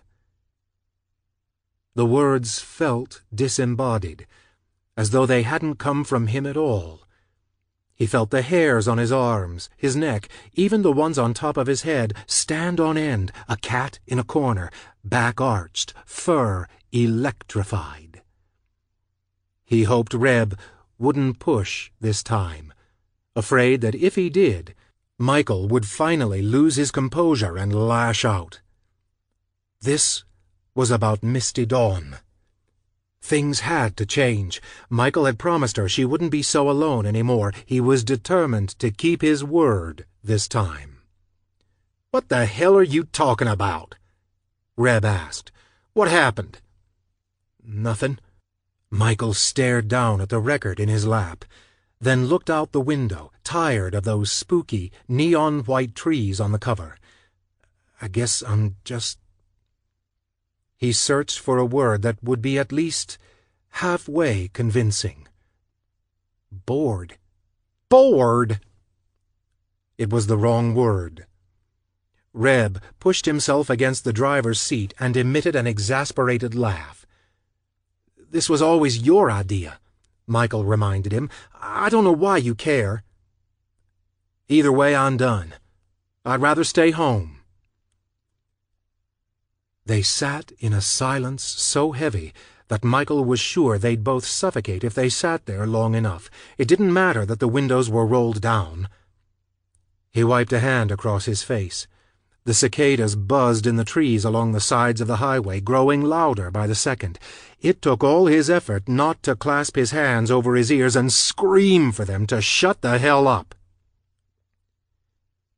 "You'd rather stay home," Reb said flatly, still trying to digest it. "You found a girl you like, a girl who likes you back, and you're done." He shrugged like it was nothing. Just like that. "I guess we just gotta chalk it up to you being pathetic. That's why you're turning your back on the only girl out there who gives a shit about you, right?" Michael gritted his teeth. "The only chick who gives half a damn about you, and you're going to turn around and tell her to screw off 'cause you're better than her." Reb's eyes darted to the record again. "Hey, Alice!" Reb said, raising his voice as if calling out to the dervish miles away. "Michael fucking Morrow is better than you. You ain't got shit on this hillbilly. He's got big plans. He's gonna see the world." Suddenly, words were tumbling out of Michael's mouth. "Misty gives a shit about me." It was reflexive, an involuntary spasm that had come in the form of a sentence rather than the jerk of a knee or the twitch of a muscle. Michael watched Rebel's expression shift from belligerent to deadly with understanding, and he immediately regretted saying anything. Misty. Their sister's name slithered through Reb's teeth. "She the one who packed your bags and took you on this guilt trip? Made you feel bad 'cause she's cooped up in the house and—" Reb gasped dramatically, pressed a hand to his chest, and batted his eyelashes. "Oh no, she's lonely." "What else did she say? Or maybe I should ask, what else did she do?" "Nothing." Michael shook his head, insisting. "Like what she did when I had to pull her off of you? That sort of nothing? Like what she did when I had to shove her across the room and smash your stupid face in?" Reb leered at him. "You know that's why Claudine hates her, don't you? She's sick, Michael. That girl's a whore." "She didn't do nothing, Reb. You're just loving on Alice one day and want nothing to do with her the next." Reb nodded, satisfied with his conclusion. "Oh, I get it. Now I get it. You're just trying to protect your sister. That's real sweet."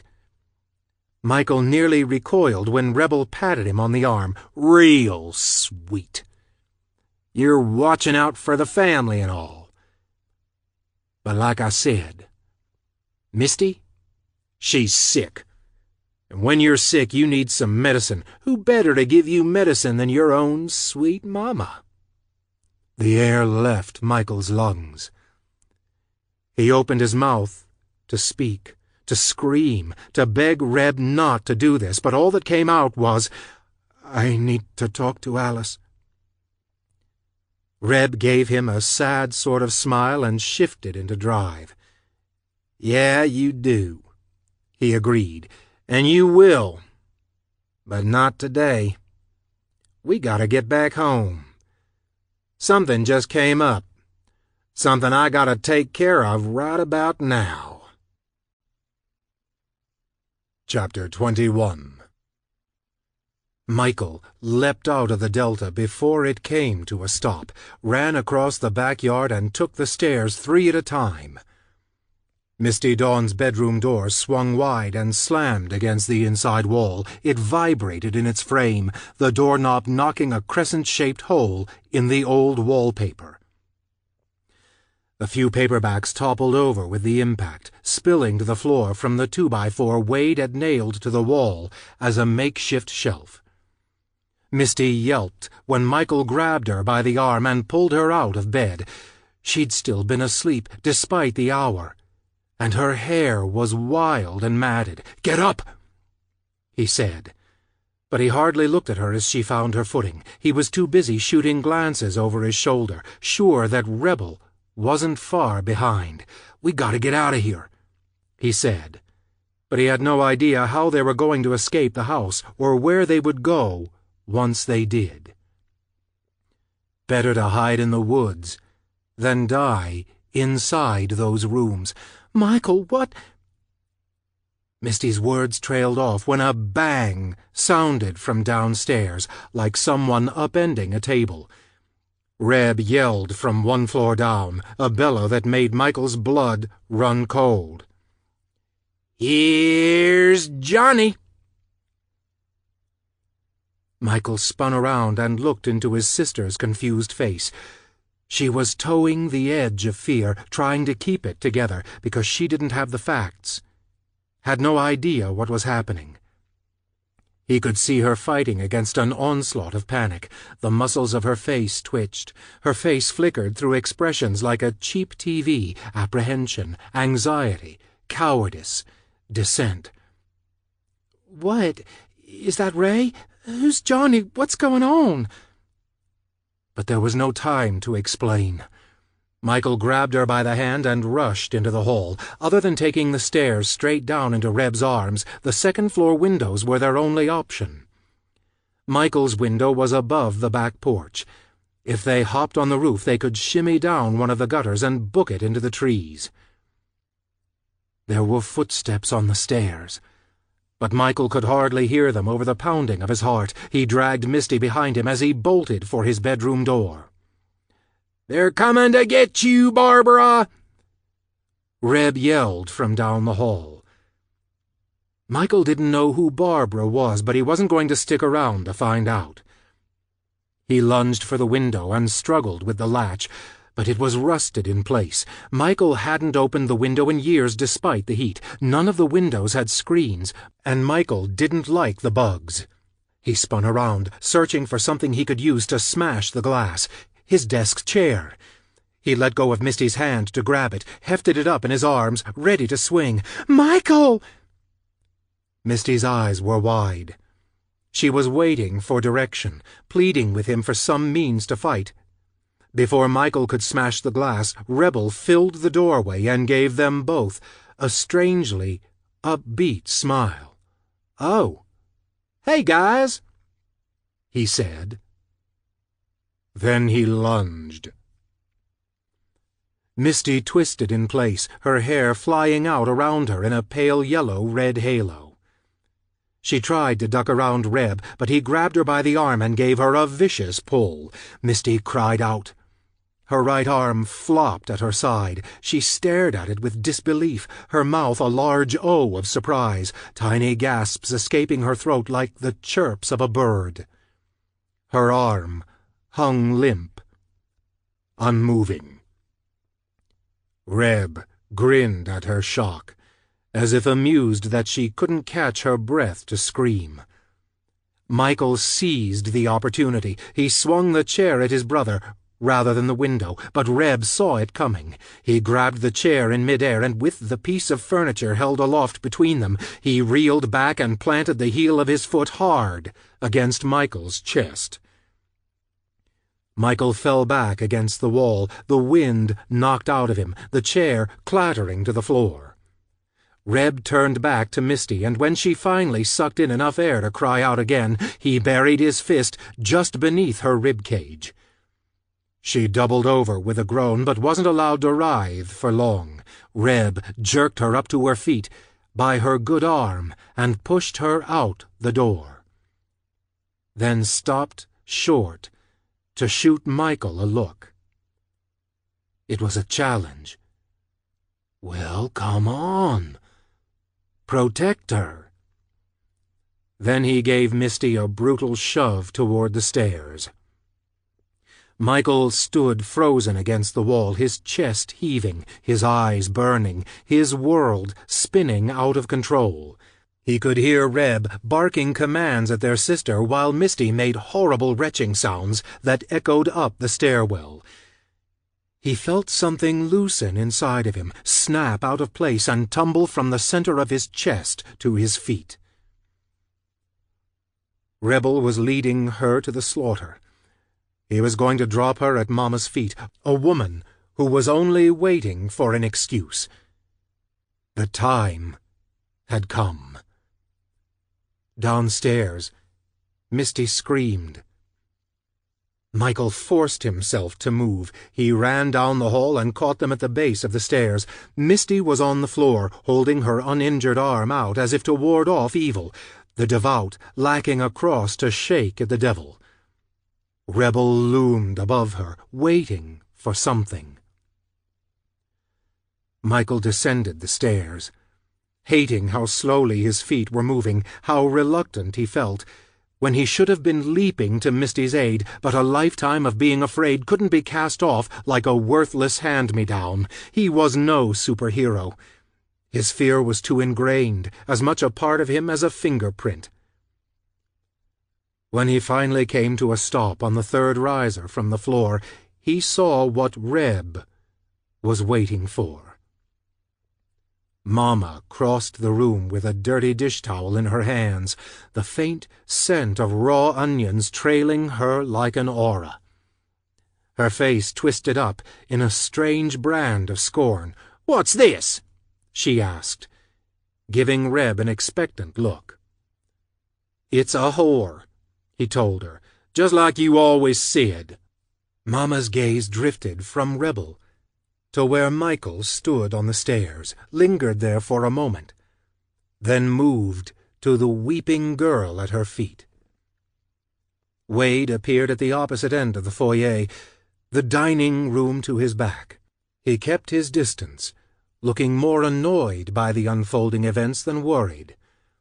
For whatever reason, Michael caught himself wondering whether this was what Vietnam had been like. Reb, a soldier, standing over a sniveling woman, others waiting to see what was going to happen, whether the soldier would have mercy on her or pull out his weapon and silence her cries. Nobody truly caring either way. "Misty Dawn is gone," Reb announced.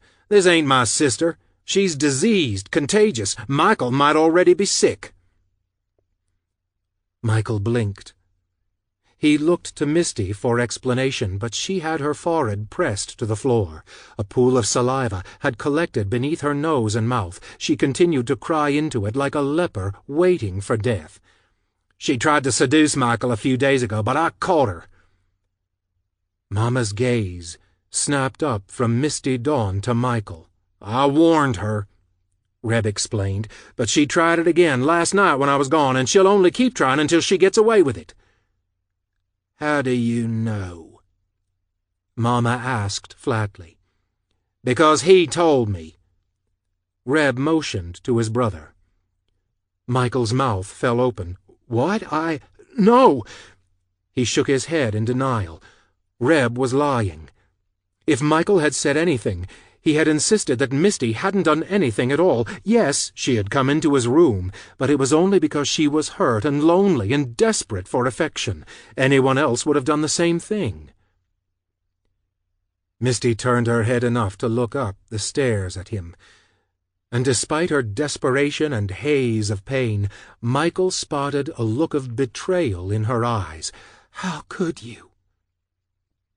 He shook his head again. "You told?"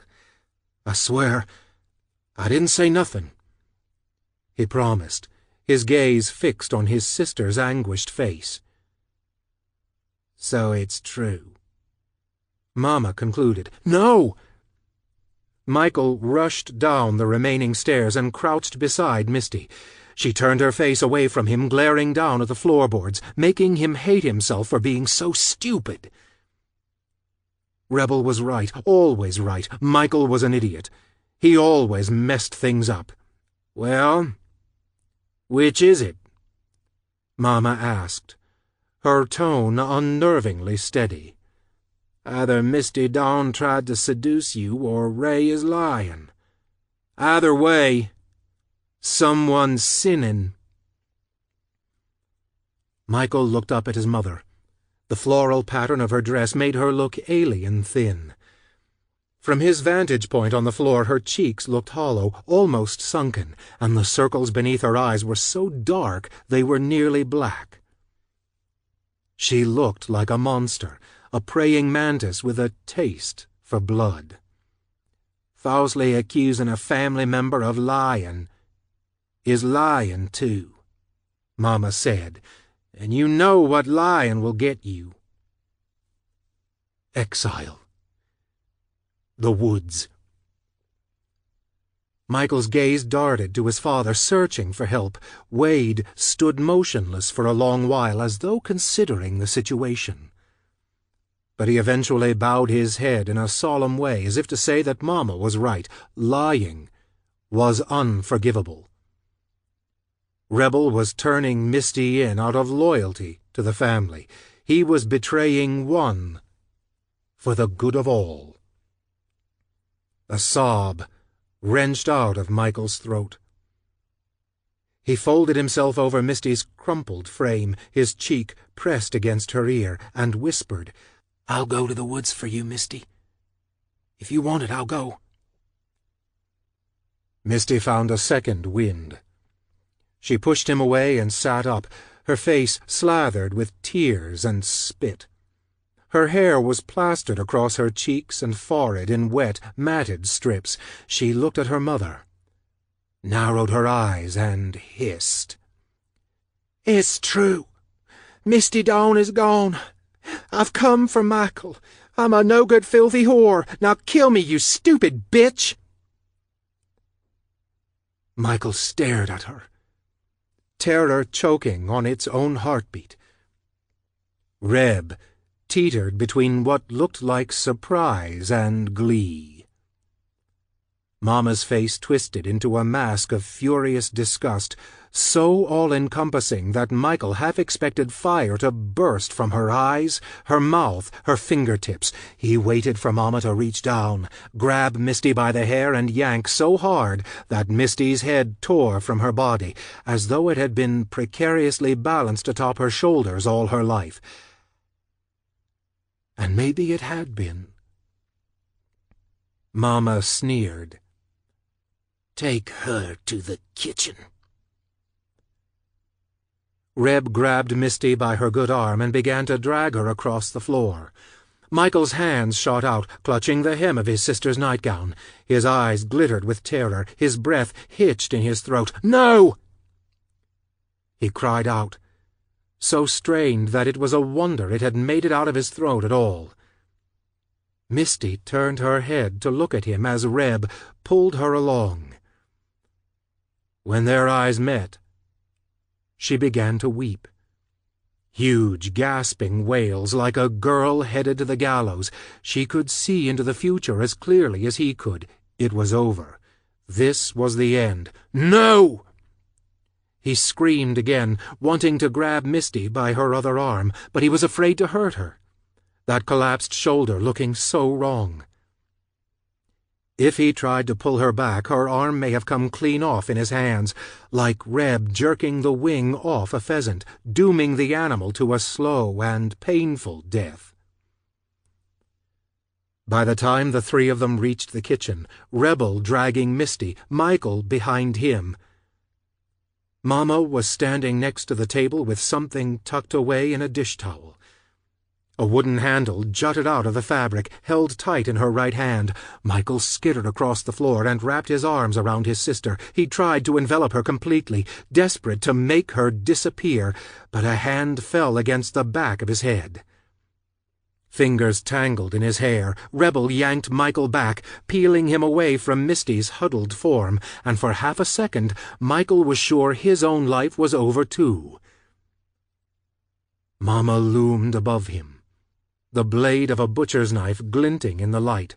Her mouth was a hard, straight line, her eyes drawn into slits. But she didn't pull the blade across Michael's throat.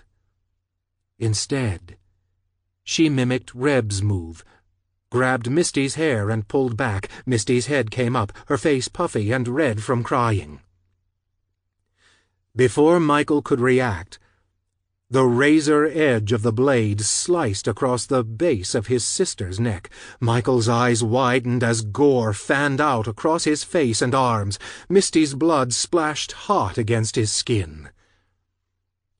Wrenching himself free of Rebel's hold, he lunged for Misty's crumbled body and tried to stop the bleeding. He frantically pressed his palms against her neck, but it was no use. Within seconds, they were both covered in iron-scented red. Blood soaked Misty's once-white nightgown, staining it a deep burgundy. The ends of Michael's hair dripped like wet paintbrushes waiting for a canvas. Mama threw the knife onto the floor. It clanked against the boards next to Michael's knees. He didn't acknowledge the weapon, didn't look up to see what he was sure was written across her face. This was Misty's own fault. And as a parting gift, Michael would be the one to sop up her blood. Michael sat with Misty in his embrace, rocking her back and forth as he stared across the kitchen into nowhere. By the time he finally gathered the strength to look up, the room was empty, and the house was eerily quiet. And for the first time in his life, he truly understood. This was not his family. This was not supposed to be his life. Chapter 22. When Reb stepped inside the green-shuttered house through the unlocked sliding glass door, Bonnie was sitting on the couch watching some sappy made-for-TV movie. She turned away from the television and blinked in surprise. But rather than panic at the stranger standing in her home, she smiled. "Michael," she cooed, rising up from where she sat, giving Reb a kiss on both cheeks. "What are you doing here? You should have called. I'd have made something to eat." Reb returned her smile. "That's why I didn't call. Didn't want to put you out." Bonnie tisk-tisked at that, pulled her long, box-dyed hair back into a ponytail, and blushed with embarrassment when she realized what she was wearing. "Well, you could have at least called so that I could have gotten decent, you know. I'm a mess." Bonnie Rasmussen wasn't exactly stylish. Reb took in her loose-fitting sweatpants and pale blue tank top with a cartoon sheep in the middle. He was convinced the woman owned nothing but shirts with some sort of animal printed on them, cats or dogs or cartoon owls. Judging by the photographs on the wall, she hadn't always dressed that way. A hallway photo that must have been taken in the 1950s or 60s had Bonnie looking like a wind-chafed starlet. Her hair was big and bouncy, like Brigitte Bardot's. A wide-legged jumpsuit had been cinched at the waist with a thick, woven belt. Time had not been kind to Bonnie. She had lost her looks and fashion sense. All that was left was a depressed widow whose interests stopped at birds, books, and bad TV. But her limited hobbies were exactly what Reb had been hoping for. It left her free of distraction and wide open to making a new friend. She had been reluctant at first, nearly not letting Reb inside to use her phone when he'd pulled the oldest trick in the book. "Sorry, ma'am, but I think I've run out of gas and I ain't got no way of getting home. Mind if I use your phone?" Bonnie had been dubious. No matter. Reb had given her a megawatt smile. 2 minutes later he was standing dead center in her kitchen, while Bonnie offered him a glass of iced tea. Their second meeting had been less awkward. Reb had arrived on her doorstep with a bunch of cheap carnations from the nearest gas station, red and white. A few of them dyed a garish blue in celebration of the 4th of July. When Bonnie answered the door, she looked about ready to cry at the sight of him. She invited him in for lemonade, and they watched a Pirates game together. She asked him questions about himself, which he answered with quaint-sounding lies. He told her he was 4 years younger than he was, that his father was a miner, and that he had a younger sister who was a senior in high school. She was a creative type, the kind of girl who could really make something of herself if she could just get out of West Virginia. By the time Reb stepped uninvited into Bonnie's house while Michael waited outside, he had visited her every week for nearly a year. He had bought her a greeting card for her birthday, had given her chocolates on Valentine's Day, had sat with her at the kitchen table and gorged himself on mashed potatoes and turkey a few days before Thanksgiving. At Christmas, he had presented her with a small heart locket he'd torn from a screaming girl's neck. He could tell Bonnie looked forward to their visits by the way her face lit up, knew that he'd thoroughly wormed his way into her heart when, rather than scolding him for not knocking, she smiled when he appeared, unannounced. "Let me at least put on something decent," Bonnie insisted. She tugged down on her blue tank top as though trying to hide the ugliness of her sweats. "I have a cheesecake in the fridge. Just picked it up at the store this afternoon. I even got a can of whipped cream, just the way you like." "You shouldn't have," Reb told her, but she waved her hand at him, dismissing his niceties, and sidestepped him on her way to the master bedroom.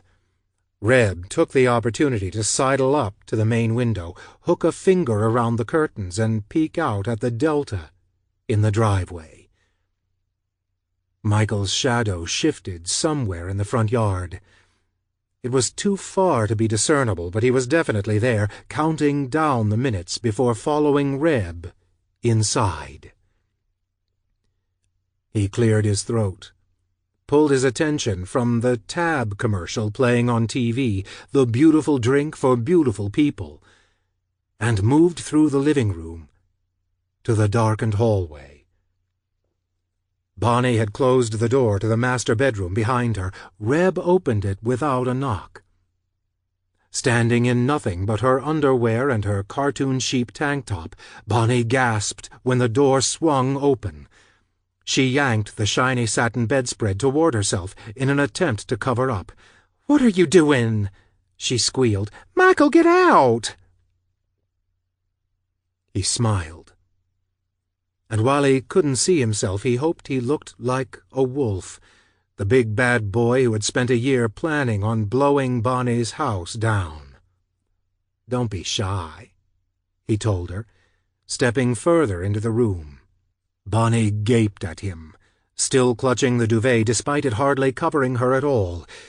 He paused at a chest of drawers and drew his hand across its top in an almost coy sort of way, like a little boy about to make an attempt at his first kiss. "You know, over our last year together, I've grown pretty, He shrugged, gave her a bashful look. "Fond of you." Bonnie blinked at him. The weird mix of fascination and confusion she wore made him want to snap her neck. Something about it made her look so stupid. Something about it reminded him of Michael. "Come on," he murmured. "Don't look so surprised. I mean, we've spent a lot of time with each other." "But never with the intent of... Bonnie stammered. "My God, Michael, I thought you knew." "Knew what?" he asked, inching closer. "That you ain't interested?" He raised an eyebrow at her, challenging her to admit it. "That you and me were just... friends?" He lifted his hands, made air quotes around the word to emphasize his point. "Come on, Bonnie. You're breaking my heart." I had no idea." She shook her head. "If I had known, I would have made it clear. I would have told you. You." Reb stopped at the foot of the bed, not more than 5 feet from where Bonnie stood. "I would have called the whole thing off." She spit out the words. "Now I think you should leave." You think I should leave?" he echoed, frowning at the carpet. "After a year of being friends, you're going to kick me out like some stray? You know how much that hurts?" He grabbed a handful of comforter and gave it a firm pull, yanking it from her fingers. She gasped and stepped back, stretching her blue tank top over her hips, still trying to be decent despite her growing fear. "I don't like it when people hurt my feelings, Bonnie. You can understand that, can't you?" "You're crazy," she whispered, seeing her young companion for what he truly was. "Please, get out. Leave me alone before I call the police." Reb held up his hands as if in surrender. "Okay," he said. "I'm sorry." He saw her relax. As if it could be that easy, he thought. And he lunged at her before she had a chance to think. He threw her on the bed and pinned her to the mattress, and while he worked the top button of his jeans, he was fascinated by how simultaneously turned on and revolted he was. She was lying about how she felt about him. She had dyed her hair strawberry blonde after he had told her how good she would look as one. She had invited him over time and again, cooking for him, sitting a little too close to him on the couch, her hand occasionally brushing his. Cheesecake. Oh, and that can of whipped cream he liked so damn much. If Bonnie had been anyone else, Reb would have dragged her outside and tossed her in the trunk without laying a finger on her, but Bonnie wasn't anyone else. She was his project. A year-long effort. His magnum opus of patience and planning. He pushed her panties aside and hissed into her ear, "You have no idea how long I've been waiting for this. You're my masterpiece, Bonnie." He nearly laughed when she uttered his fake given name into the bedroom just as Michael filled the doorframe. Nearly laughed at how damn perfect it all was. Chapter 23. When Michael finished scrubbing the blood from between the grooves in the kitchen floor, it was dark outside. His knees were raw, his head was throbbing, and he could hardly see past his own weariness. But Misty was still waiting, wrapped in a blanket on the back porch, the blanket he'd slept with since he was a boy. He walked around the side of the house and stared at the storm doors that led down to the basement. It was what Mama expected. But this time it wasn't what she'd get. Rather than pulling Misty down those rickety stairs, he retrieved the old, splintered shovel Rebel had made him drag into the woods and tucked it into the blanket like the dead girl's bedfellow. And then he carried his sister, bare feet bobbing, into the trees, the porch light shining at his back. He walked in stops and starts for nearly an hour before laying Misty on the crest of their favorite hill. It was high enough to overlook the surrounding peaks and valleys. During the times Michael had been convinced his own days were numbered, he imagined himself being buried in this very spot. It was a peaceful place, far enough from the farmhouse to be free. He sank the spade into the soft earth, barely holding it together as he went through the motions of digging his sister's grave. It was only when he realized just how perfect the spot was that he broke down, sobbing against the pain in his shoulders and back, in his hands, and in his heart. The sunrise would peek over that valley only a few hours after Misty was in the ground, burning away the hazy purple mist of the night. It would be what she'd see every morning, until the end of time. Michael didn't return home. Instead, he spread the blood-soaked blanket over a bed of leaves, lay down, and pulled the corners over his legs and torso like a poor man's sleeping bag. With one arm outstretched, he buried his fingers in the dirt of Misty's grave. When he woke, the sun was high and the heat was stifling. He squinted through the shivering leaves above his head and scowled at the cloudless sky before his eyes stopped on the lump of soil that bulged from the ground beside him. But despite the vice-like tightening in his chest, he didn't cry. If there was a limit to how many tears a human could shed, Michael felt as though he'd reached it. Standing there, staring down at Misty's grave, he wondered how old Laura Lynn was now. Close to 25, he guessed. Once upon a time he used to think that she would rush back to their farmhouse in the West Virginian hills as soon as she had the chance. Now, he understood why she never had. Laura Lynn must have seen it in Mama's eyes so many years before, the true depth of that frightening hollowness. Pulling in a breath, he tried to steady himself. It was only after he turned in search of a few downed branches to fashion a cross that he realized he was covered in Misty's blood. Had it been anyone else's, he would have pulled off his shirt and buried it, but the rust-colored stain that stretched from the top of his chest to the knees of his jeans made him feel closer to her. It was the last piece of her that he'd ever have. He plucked a couple of average-size branches from the ground and stripped them of their bark, exposing clean white wood beneath.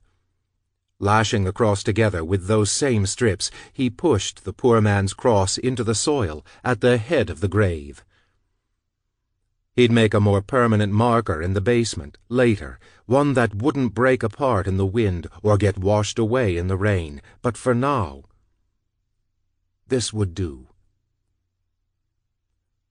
Michael started to make his way down the hill back to the farmhouse that stood lonely and secluded in the distance, and as he dragged his feet along the ground he was struck by the fact that he didn't feel the hate or anger he knew should have been there. All he felt was guilt, because he had failed at the only job he truly had. Nobody had assigned it to him, but it was one he had taken on himself. He had spent years satiating Mama's thirst, had gone through his entire life doing what Reb told him, all to be a good brother and son, to avoid abandonment in the woods, to keep Misty safe. Except Misty had never really been safe. Not until now. When the farmhouse finally came into view, Michael could see Wade and Mama sitting on the back porch. Neither one of them spoke as he shuffled through the backyard and up the steps. It was as though they were unaware of where he'd been and what he'd been doing. As though they were blind to the blood that covered him from his head to his knees. They simply let him duck inside the house, go upstairs, and close his bedroom door behind him. The day wore on into night, Michael drowning the memory of the previous day's events in a dreamless sleep. His hands clung to the stiff fabric of his blood-soaked shirt as he tossed around on his squalid mattress. 3 words rolled through his head in a loop. Misty is gone. When Michael woke, Rebel was leaning against the jamb of the bedroom door, cleaning his nails with his switchblade. Seeing Michael stir, Reb looked up from his hands and smirked. "You look like an axe-murderer, brother," he said. "Like a goddamn horror movie. Them elevators bleeding into the hotel lobby. Why don't you get yourself cleaned up?" Michael looked down at himself. Dried blood crusted his arms, some of which had come off in patchy, dandruff-like flakes. It blotted his mattress like burgundy snow. His hair was clumped together at the ends, the dried tips so hard that they were needle-sharp. "Hurry up," Reb said. "I don't want to wait around all day." Michael blinked up at him, understanding what Rebel was saying, yet not wanting to process the words. Reb intended to drag Michael into town. Despite what had happened, Reb was still going to force him into the Delta. Michael was going to be made to ride alongside his brother all the way to the dervish, as though nothing had happened. "You gotta be kidding." He heard the words leave his mouth, but they felt detached, as though they were coming from another Michael just behind him, a more rebellious doppelganger that hadn't existed before now. Ray cocked an eyebrow, then went back to his manicure. "Do I look like I'm kidding?" Michael shook his head, not in reply to Reb's question, but in response to the whole situation. It was as though Rebel hadn't been the slightest bit affected by Misty's death. Of course not. A rush of anger spiked Michael's blood. What did Reb expect was going to happen? That they were going to run off to the dervish so he could screw Lucy, so that Michael could pretend everything was all right? "Don't you even care?" His fingers shook as they took hold of the lumpy mattress beneath him. Reb glanced up from his nails and gave an easy shrug. "Sure I do," he said, "because who's going to finish reading Winnie the Pooh?" Michael stared at his last remaining sibling, not understanding. He was ready to tell Rebel where to put his stupid plans and his weird riddles, when a single thought stopped him short. Alice. If Michael played along, he could at least warn her. Then Alice would have a fighting chance. But if Michael blew up and told Rebel to go fuck himself, Rebel would get aggressive. In Reb's eyes, Alice was Michael's girl, and what better way to get even than to hurt her? Michael couldn't let that happen. He wouldn't. Michael got to his feet, but he didn't have the strength to feign ambivalence. "You're a goddamn psycho," he said, brushing past him on the way to the bathroom. "You and me both, brother," Reb murmured beneath his breath. Surprisingly, that was all he said. The car ride into town felt like the longest Michael had ever taken. He sat in the Olds with his hands in his lap, his T-shirt sopping up the water that dripped from his wet hair. He didn't speak or look out the window. He only stared at the now clean skin of his hands and arms, replaying the way Misty's blood had fanned out across the kitchen floor. "She wasn't your sister anymore," Reb explained. "It wasn't her. She was like possessed, you know, like that movie about that kid where her head spun around and she floated up to the ceiling and all."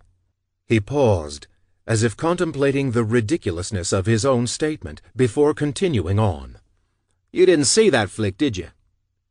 "Good movie, real cool. Anyway, look at the bright side. Now there ain't nobody to make you feel guilty about getting with another girl." Michael glared down at his hands and held his tongue. It was safer that way.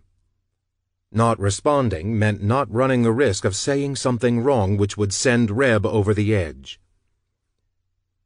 "And you didn't bring the record," Reb noticed. Michael had left it in Rebel's car after their last ride, but Reb had brought it upstairs to him to make sure Alice was still on Michael's mind. "Either you've changed your mind about breaking it off, or it's something else," he said. Out of the corner of his eye, Michael saw Reb peering at the road. Reb looked more thoughtful than Michael remembered seeing him before. Finally, Rebel looked back at his brother, and Michael consciously avoided his gaze. "Nah," Reb said. "It's something else. You're distracted, boo-hooing about Misty. You just forgot it at home." "Then maybe we should go back and get it," Michael suggested, unable to help himself.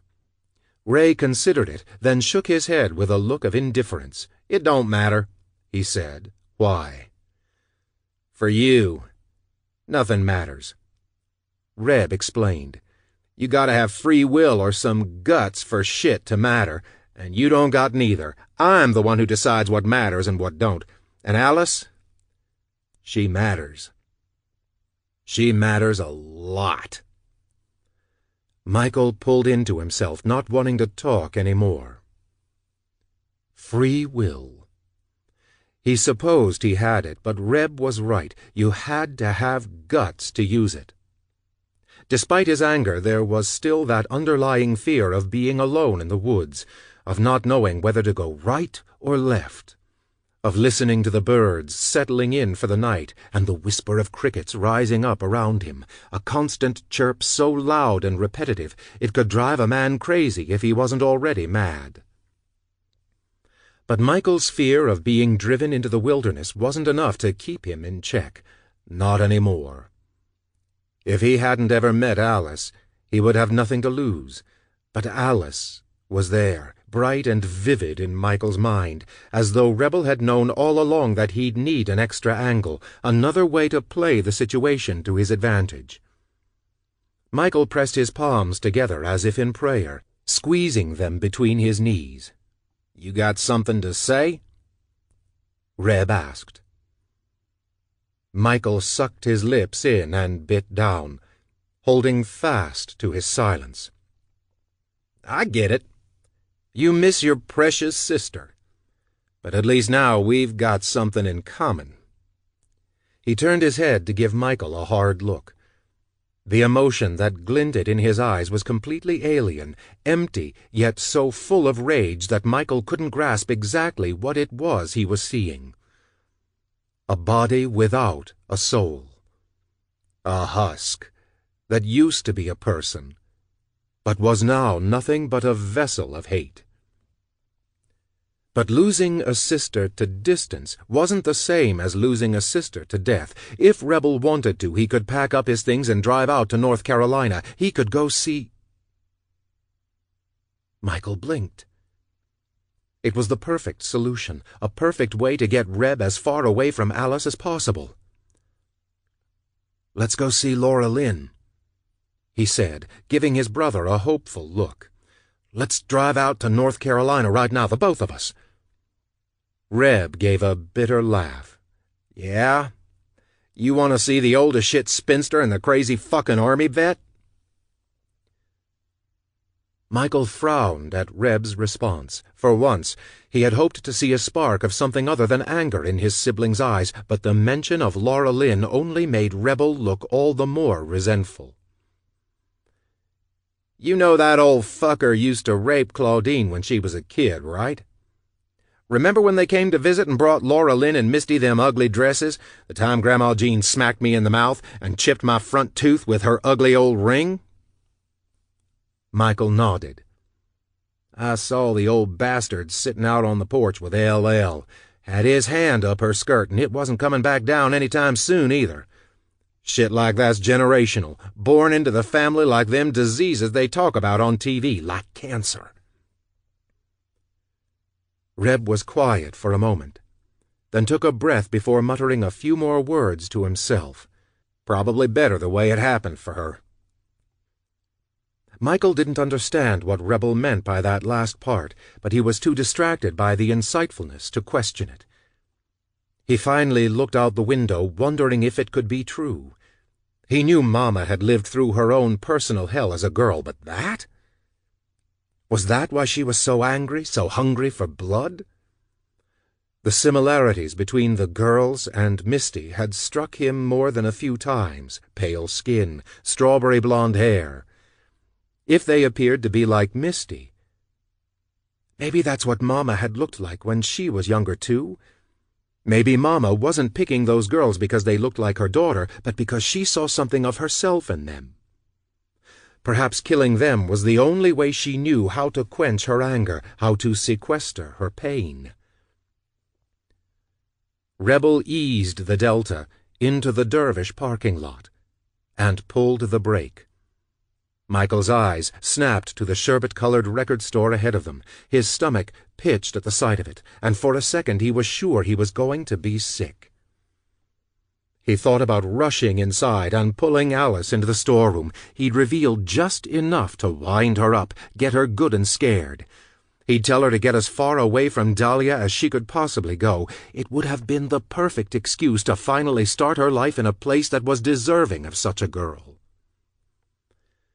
But rather than shoving open his door and bolting across the sizzling pavement, Michael was overwhelmed with conflicting emotions, not knowing whether he should laugh or scream. Because it suddenly all made sense. Mama was the victim, and in his mind that bound him to her just as it had bound him to Misty. The Morrows had taken him in, had fed him and given him a place to live. They had saved him when his real parents had abandoned him. Mama had killed Misty to protect him. Michael's breath caught in his throat.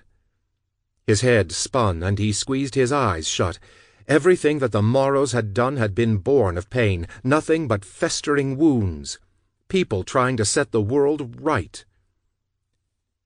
His conscience wouldn't let him abandon them. His mind wouldn't ever let him disconnect. "Are you coming or what?" Reb asked, but he didn't bother waiting for an answer. Waving his hand at Michael in dismissal, he murmured a whatever and climbed out of the car. Michael was trapped. He could have run after what happened to Misty, before Rebel had told him about Mama, before he could process the fact that her death was for him. But there was Alice to think about. He could have told Alice everything, but it was too risky. If Reb found out, he'd have to kill her to protect the family, because despite the twisted darkness that made them who they were, as far as Reb was concerned, the Morrows stuck together. Everything they did was for each other, which was why they would never let him go. No matter what opportunity arose, there would always be something, either guilt or fear, something to trap him, to keep him in his place. He jumped at the sudden tap on the passenger door. Alice stood in the glaring sun, bent at the waist, looking through the open window. "Hey," she said with a smile. But it faded fast. She had something in her hands, a folded sheet of paper. Sliding a pair of sunglasses down her nose to get a better look at him, she plucked them from her face when she caught sight of his dismay. "What's wrong? Are you okay?" "Yeah, I'm all right. He shielded his eyes from the sun, hoping it would also hide some of the emotion on his face. "It's been a bad few days." Alice frowned and crouched next to the car, her arms folding across the ledge of the open window. "I'm sorry," she said. "I know how that can be. You want to come in?" She motioned to the dervish behind her. "We've got the air cranked. It's like Antarctica in there. I'll let you borrow my sweater and maybe a towel for that hair." She tried at a smile, but came up short when Michael declined the invitation with a faint shake of his head. "You sure?" she asked. "I don't want to leave you out here by yourself." "It's okay," he assured her, but Alice wasn't convinced. Her spearmint scent mingled with the smell of old car and worn leather.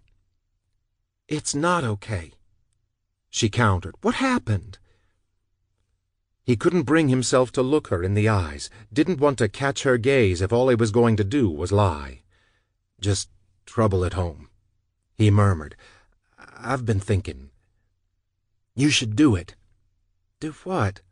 she asked, giving him a curious glance. "Get out of Dahlia.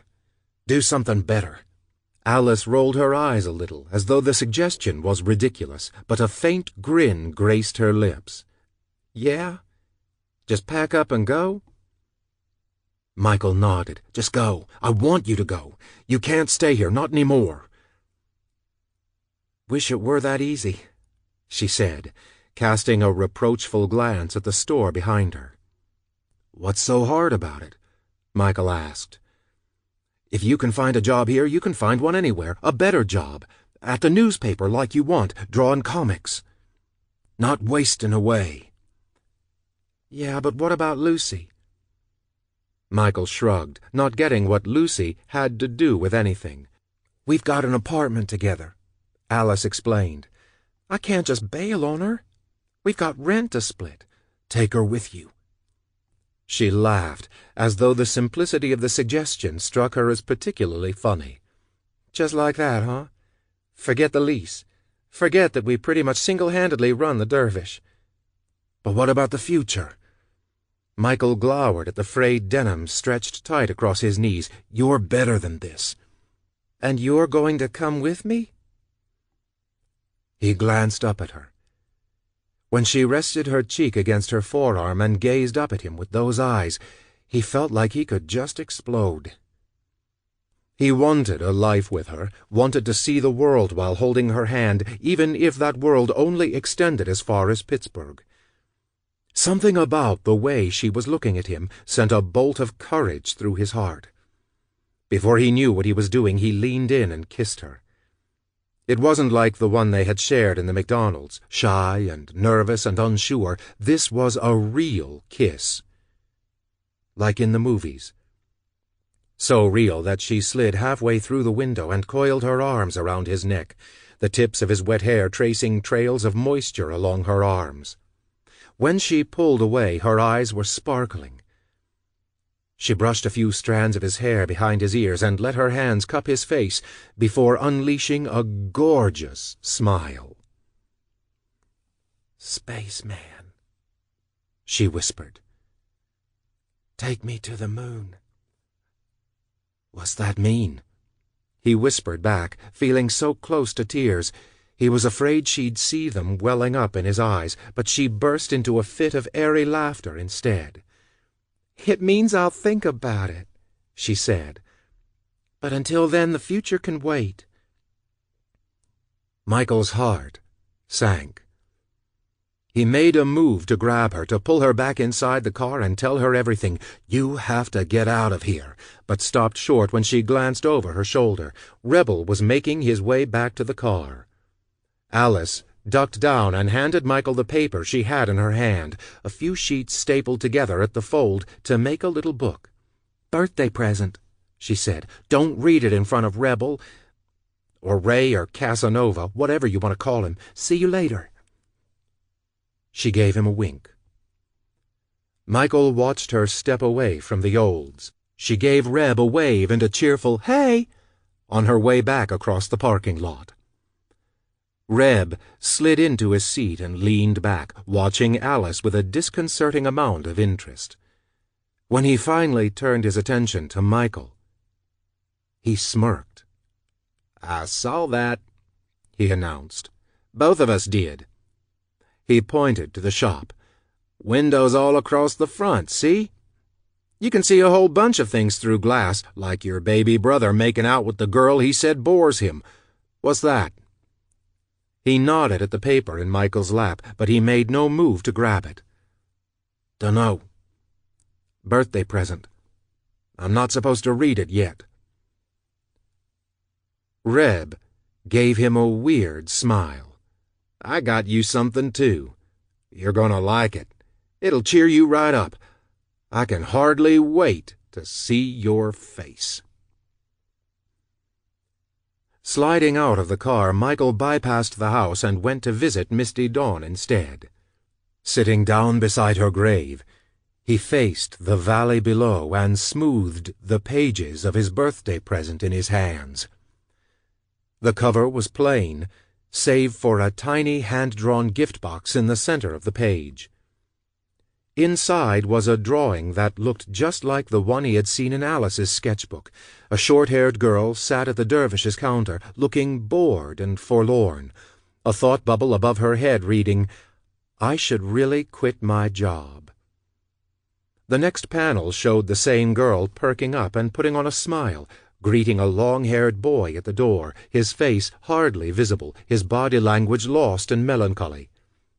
A man's face, bisected by a large lightning bolt, was drawn across his chest. It was a surprisingly accurate representation of the David Bowie shirt Michael had worn on his last visit to the shop.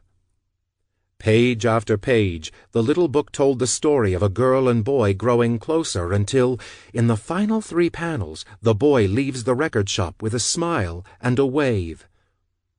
The girl is left behind the counter once more, but rather than looking listless, she looks blissful. And rather than thinking about quitting her job, the thought bubble above her head holds no words, just a tiny heart filled in with ink. Small, but undeniable. Michael stared at that heart for what felt like an eternity, his mind reeling, his own heart squeezing tight and relaxing beat after beat. His gaze wavered away from the page, paused on the pile of soil beside him, and for a moment he could swear he heard Misty's turntable playing faintly through the trees. He pictured the M of her necklace glinting in the sun, imagined her smiling at him before fading into the woods. "M for Michael," she whispered.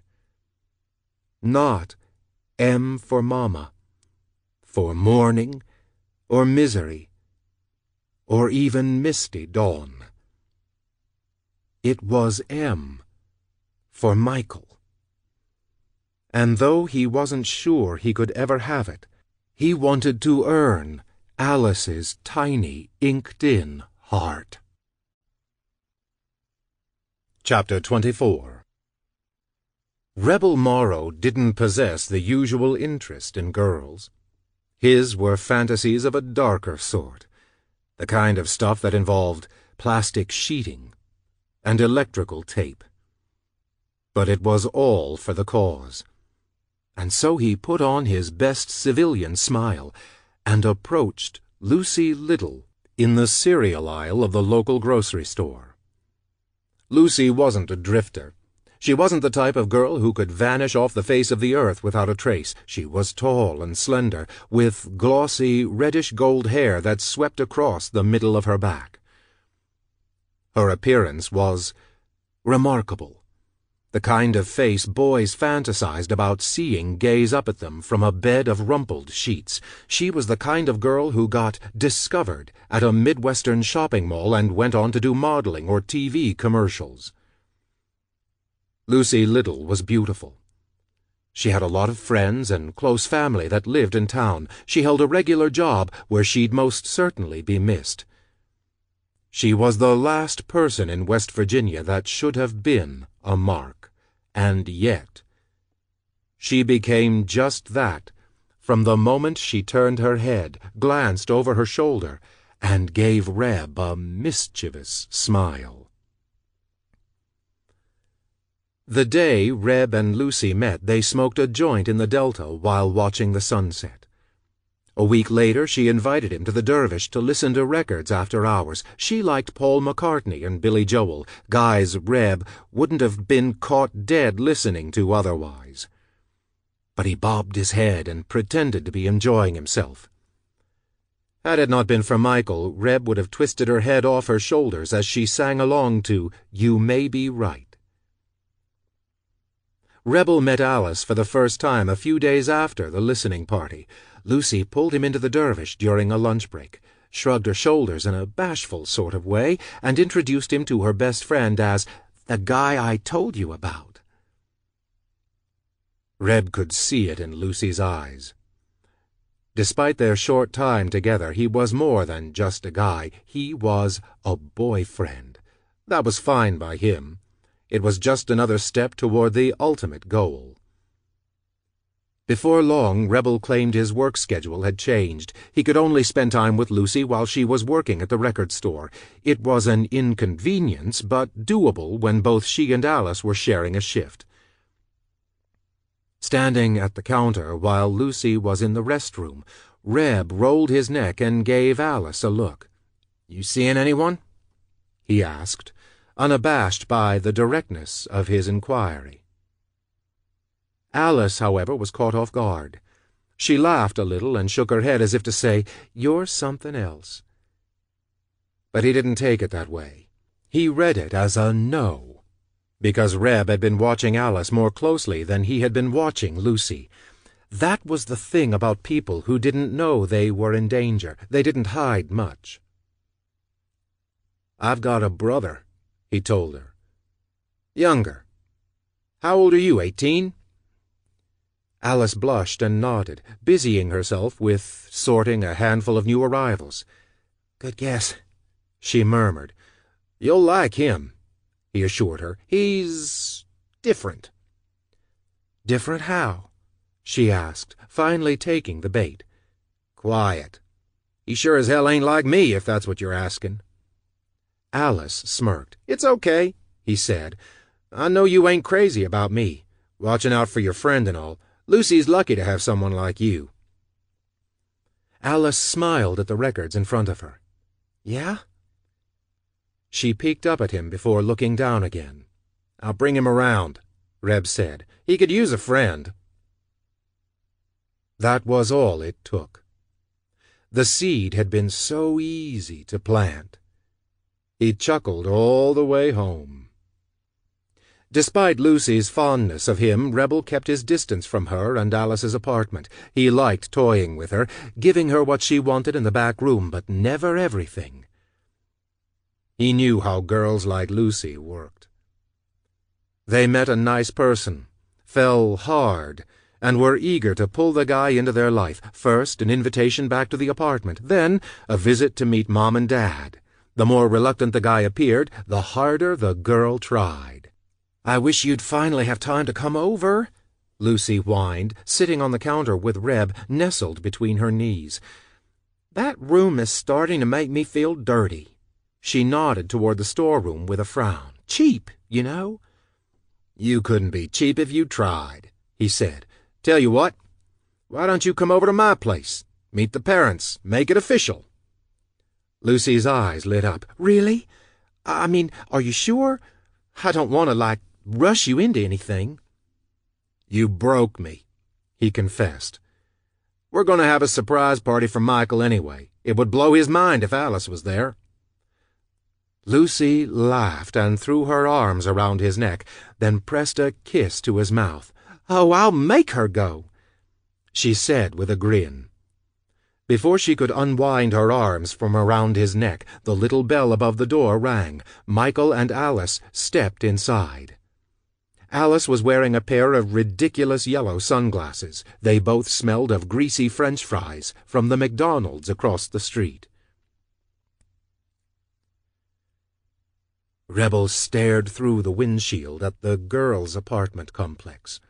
The trees that lined the front of the building glowed in soft yellow hues beneath the parking lot.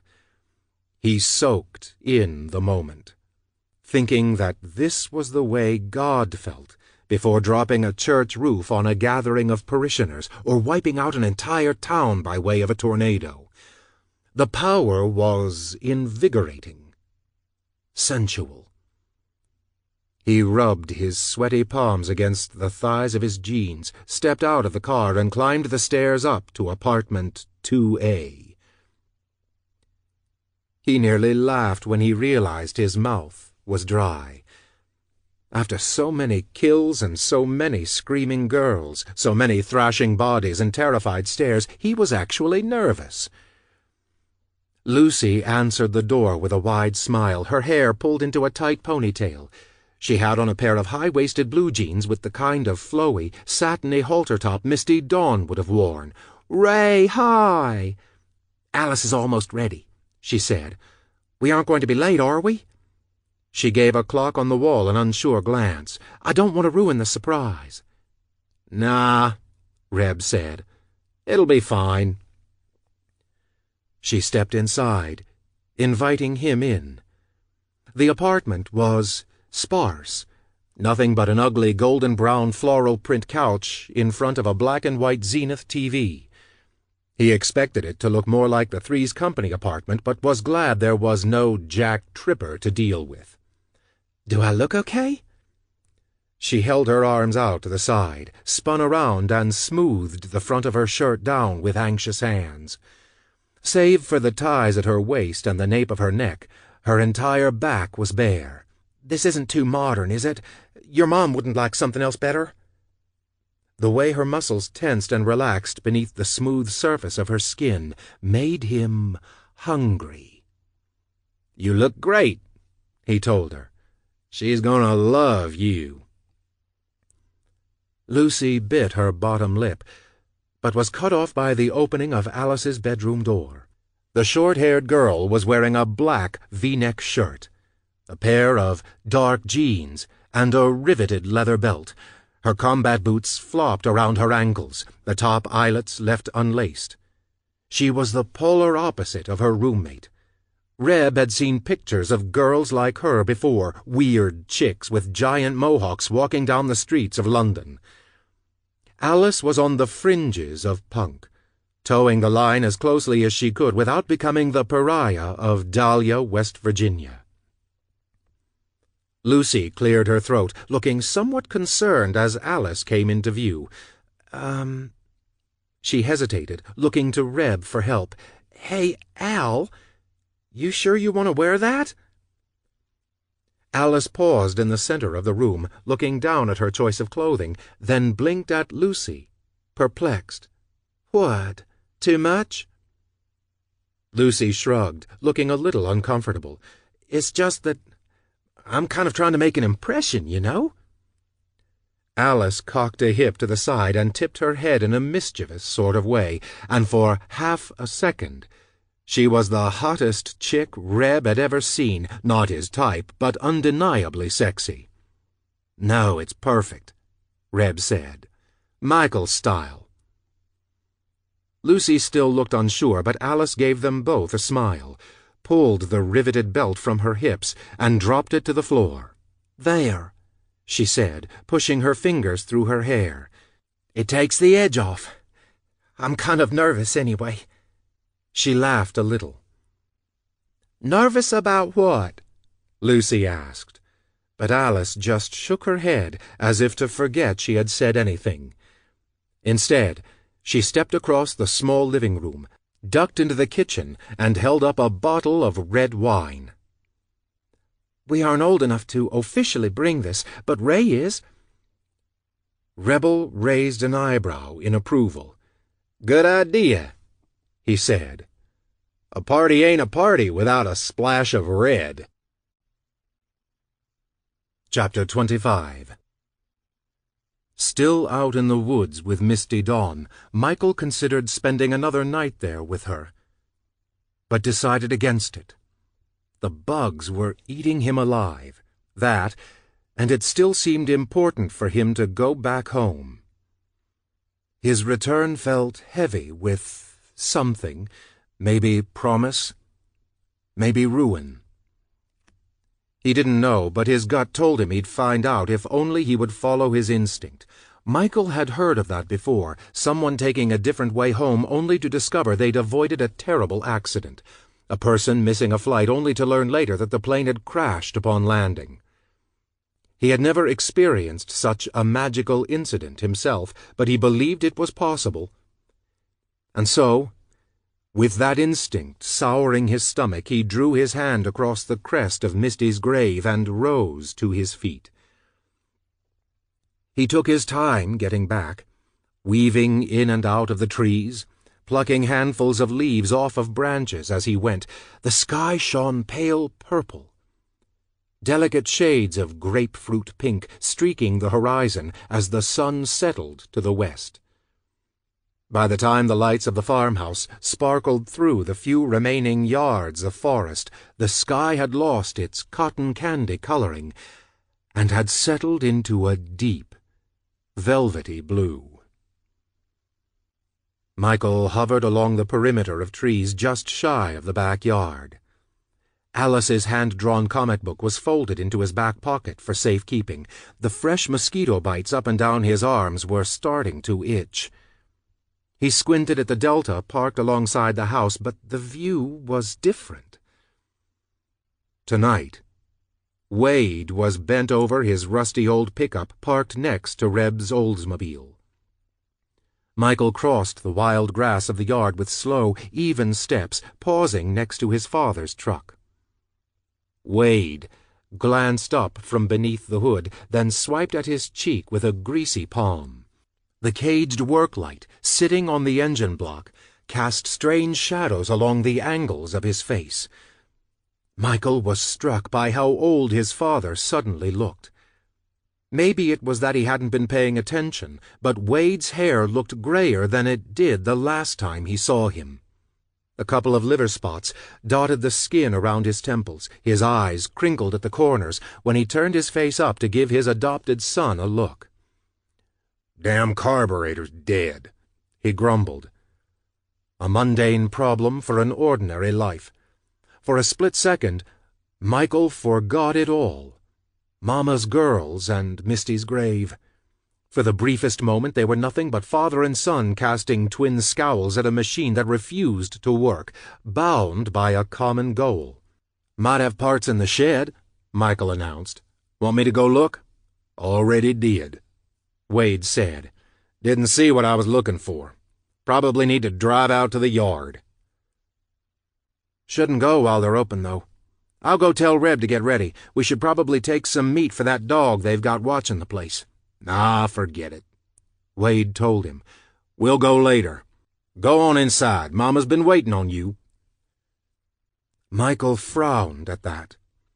The mention of Mama, a staunch reminder that life was far more complicated than car trouble, that the Morrows were more than a standard gang of yokels. Mama made them special. She made them what they were. "Did I do something wrong?" "Dunno. Best go in and find out." Michael reluctantly turned away from the truck. He would have much rather stayed outside with his dad and worked all night on that truck, so long as he didn't have to go back inside. It would have been a welcome reprieve from knowing that he wasn't normal, that none of them were. Perhaps a conventional task here and there would magically transform them from monsters to people. Climbing the steps of the back porch, Michael hesitated. The kitchen was dark, which was unusual. The kitchen light burned longer than any other inside the farmhouse. Sometimes it clicked on before the sun rose and glowed bright long after dark. The kitchen was where Mama would forever place his mother in his memory. He'd remember her standing at the stove or peeling potatoes at the counter, her apron strings tied tight around her waist. He pulled open the screen door and stepped inside the house. "Mama?"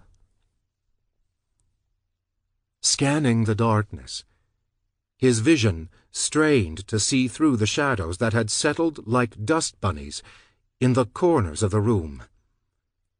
He frowned at the bare bulb that hung overhead. He reached up as he passed it.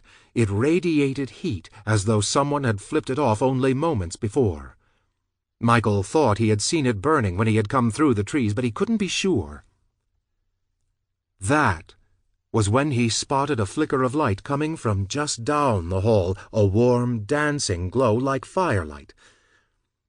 The soft yellow light made the dingy old wallpaper look solemnly pretty, the kind of haunting appeal that only ancient things possessed.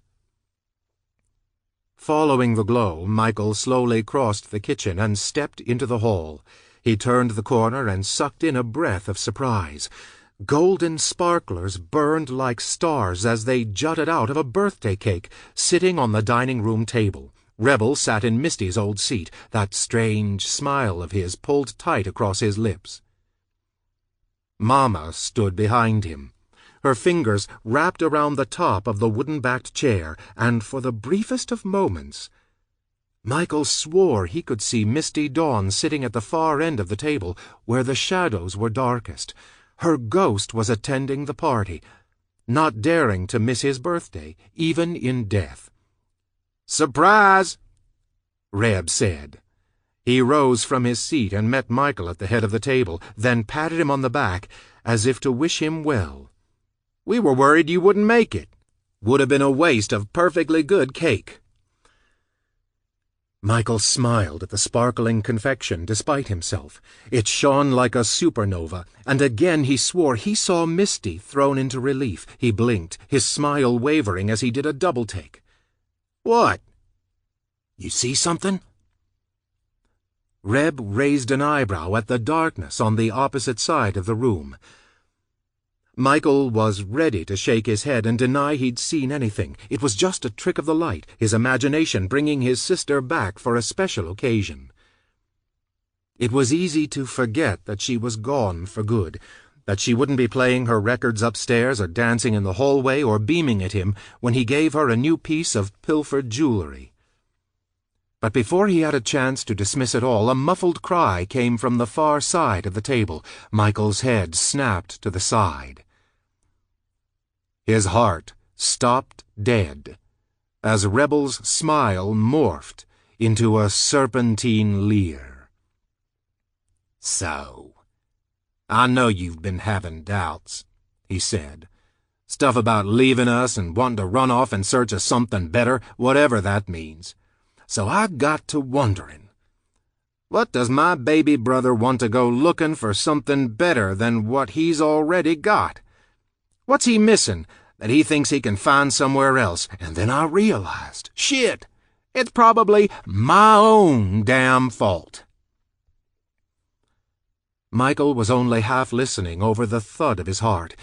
His eyes were fixed on the dark side of the room, trying to see past the glare of sparklers and into the shadows there. Reb, however, was a fan of undivided attention. He slapped his hand onto Michael's shoulder and gave it a rough squeeze, drawing his brother back to him. "I mean, a kind of rub it in your face, huh? The whole adopted thing? That can't feel good. Shit, of course you want to leave." Reb almost looked solemn in the flickering glow, but Michael assured himself it was only a trick of the light. Rebel never looked solemn. It was as if he was physically incapable of it. "And now, with Misty gone, you're lonely. I admit, I ain't the best big brother I could be." Michael swallowed, his mouth dry. He couldn't help looking back to the shadows. There was something terrible in that darkness, and he was terrified to know what it was. "So, to be a better brother, I got you 2 presents instead of 1. Reb announced. With that, he stepped over to the cake and gave it a shove across the tabletop.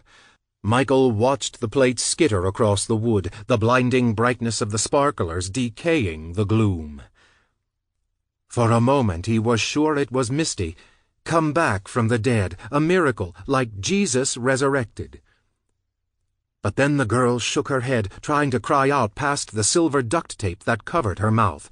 Her hair tumbled across her shoulders as she attempted to wriggle free, but it was no use.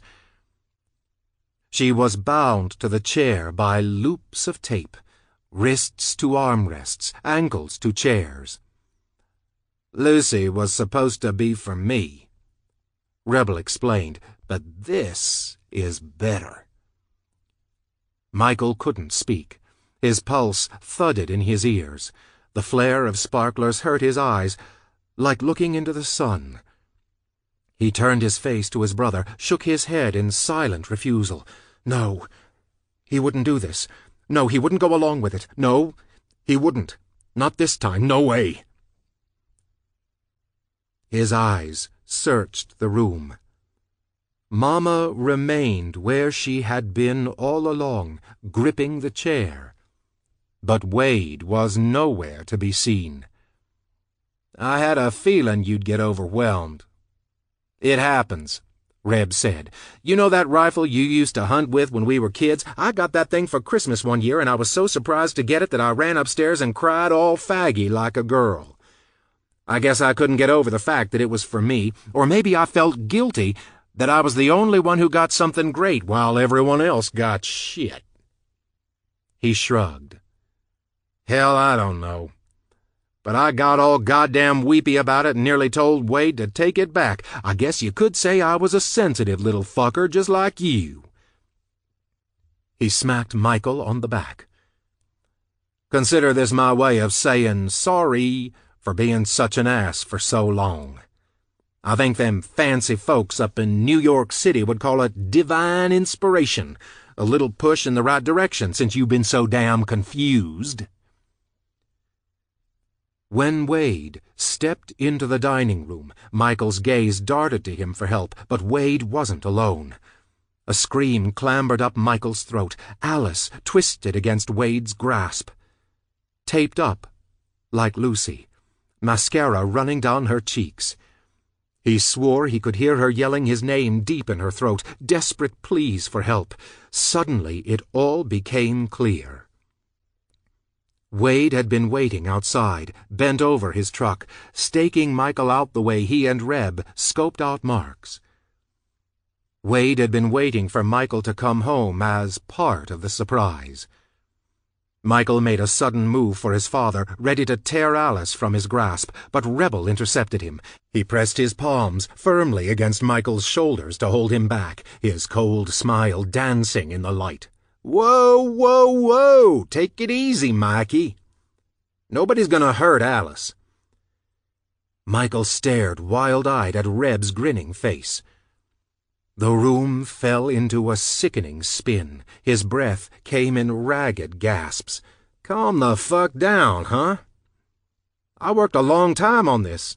Don't ruin the fun."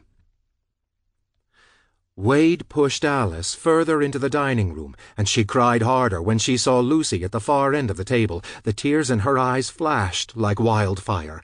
Her head whipped around to look at Michael for a second time, and despite the tape that covered her mouth from cheek to cheek, her terror was unmistakable.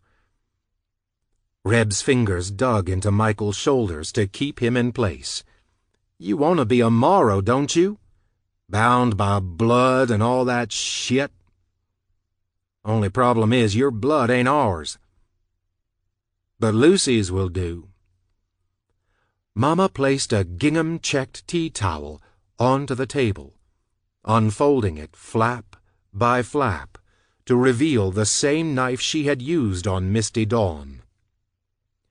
The blade winked with a warm orange glow. Both Alice and Lucy released a communal moan of fear and disbelief, but there was no doubt as to what the Morrows expected to happen here.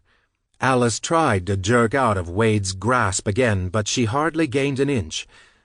Lucy thrashed against the chair, her face twisted with animalistic fear, but she couldn't move, couldn't so much as make the chair legs rattle against the hardwood floor. "No," Michael whispered, his gaze frozen on the knife. Rebel drew in a breath and plucked the blade off of the table with a disappointed look. "Refusing gifts is rude, Mikey," he murmured. "And, see, I wouldn't mind so much if this whole thing hadn't taken so much effort to put together. It's not easy keeping something like this a secret when you got someone shadowing your every move." He slapped the knife against Michael's chest, the tip pointing upward toward his chin, the wooden handle crushed against his sternum. "I guess you could say this gift is non-refundable." Reb gave Michael a push toward Lucy, who screeched when they both inched toward her. She fought against her restraints, her face puffy with tears, her hair glued to her wet cheeks. Michael kept his distance, but Reb continued forward. He stepped behind Lucy, then placed his hands on her shoulders with a thoughtful expression. She shrank away from his touch, but Reb either didn't notice or care. He leaned down, pressed his cheek against hers, and flashed Michael a smile, as though the two were posing for a gruesome photograph. Lucy gagged and wept while Rebel waited for Michael to take it all in.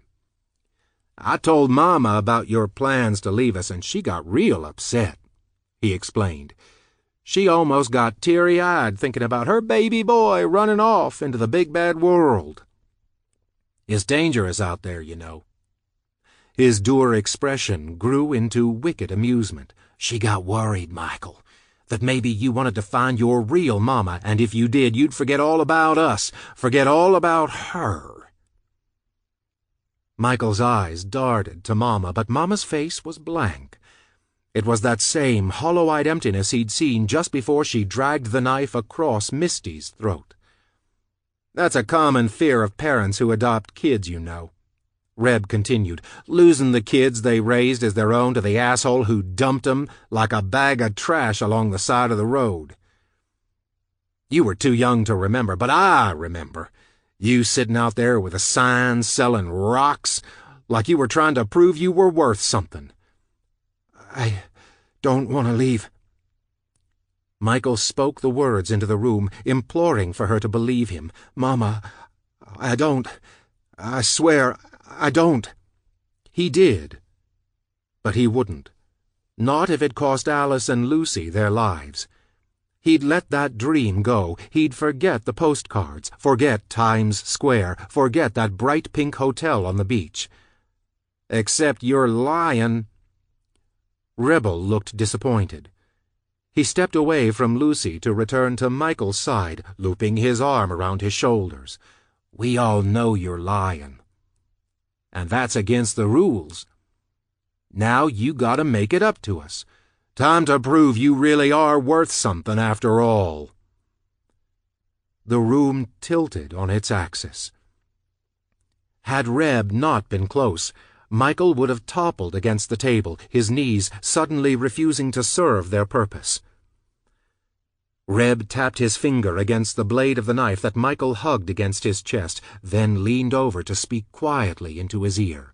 "You take that, and you show Mama she raised you right, or forget all about it and tell us that you don't want to be part of this family after all." "And if I do that?" Michael asked, his words parched, cracking beneath the strain of his own fear. He already knew the answer, but he had to hear it to know it was true. He needed to be reassured that this wasn't some terrible nightmare, that he hadn't fallen asleep next to Misty's grave, that this wasn't his worst fear realized, conjured by an overactive imagination, by grief and anger and stifled hate. "Well, if you do that, it ain't gonna be such a happy birthday," Reb murmured.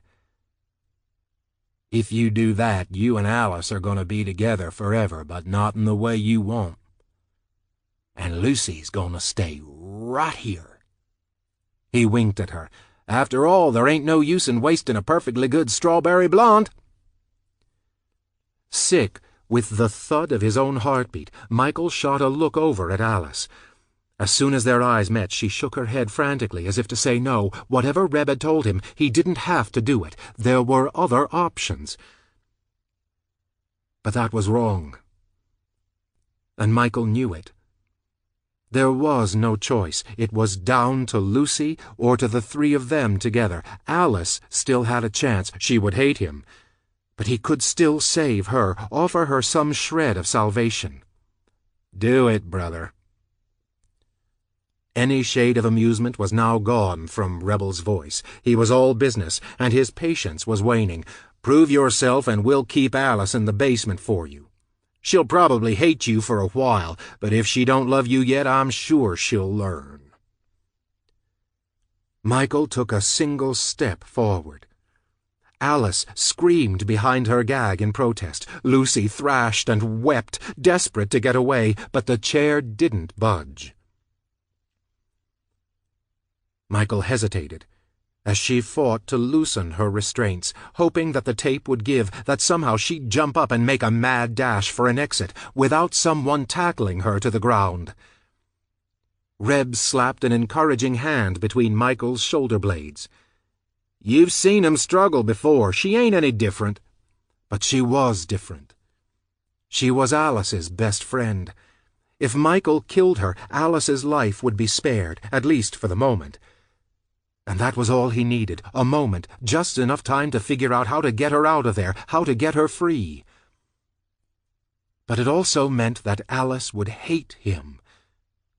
She'd never look at him the same way again.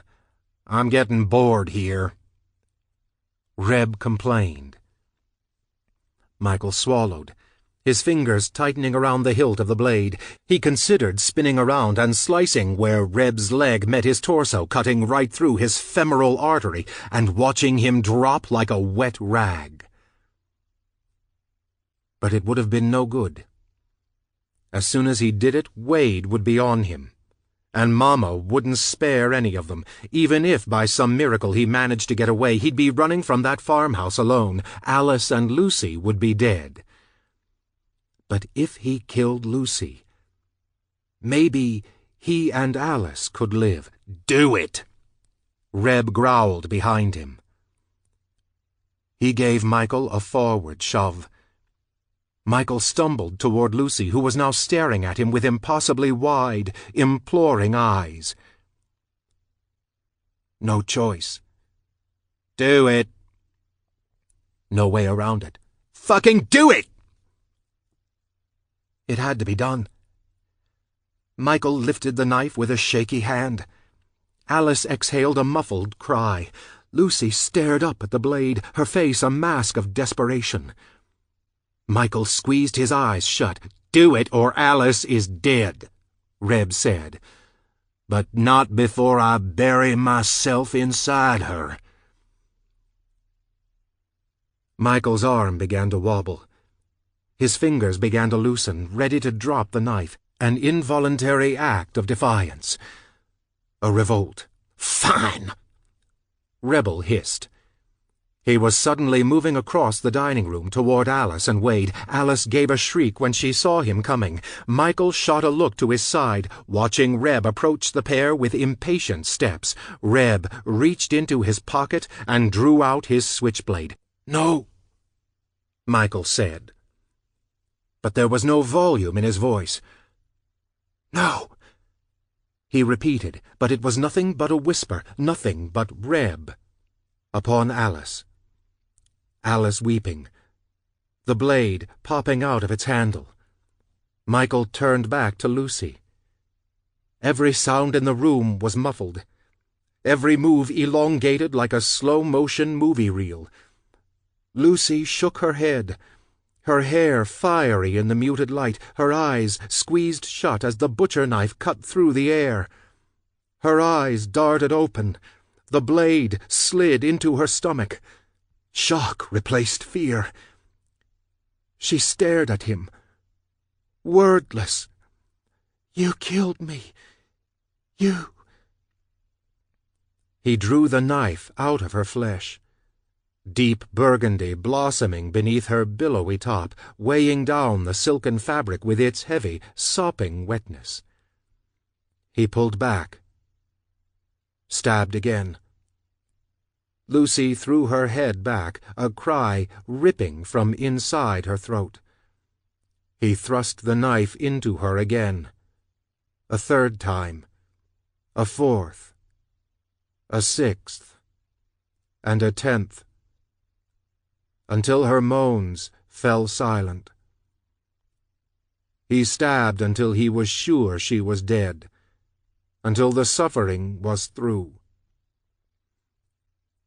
Only then did the knife fall from his grasp and clang against the floor.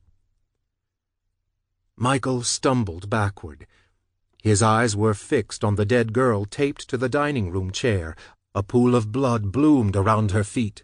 It dripped down the wooden chair legs and crawled between the floorboard cracks. His attention only wavered when Alice released a sound so desperate that he was sure Rebel had killed her anyway. But Reb was standing a few feet away, his switchblade clean, his eyes fixed on Michael, that leering grin having returned. Wade shoved Alice out of the room. Michael urged himself to follow, but he couldn't move. Mama silently drifted out as well, mostly likely to help Wade with the storm door, with the chains beneath the house, with securing Alice to the wall down there. They left, Rebel and Michael staring at one another, a dead girl between them. Finally, Reb reached into his pocket and slid a folded scrap of paper onto the table, along with the keys to the Delta, the 8-ball keychain, smacking the tabletop. "Your real present. From me to you," he said. "Happy birthday, baby brother." Reb stepped out of the dining room, and Michael was left staring at the keys. It was only after he swept the folded scrap of paper off the table that he realized the delta was merely a means to get to his gift. On the paper, a crude map, a sketched drawing of where Michael was headed.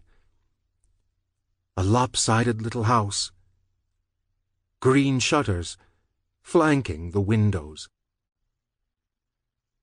Chapter 26.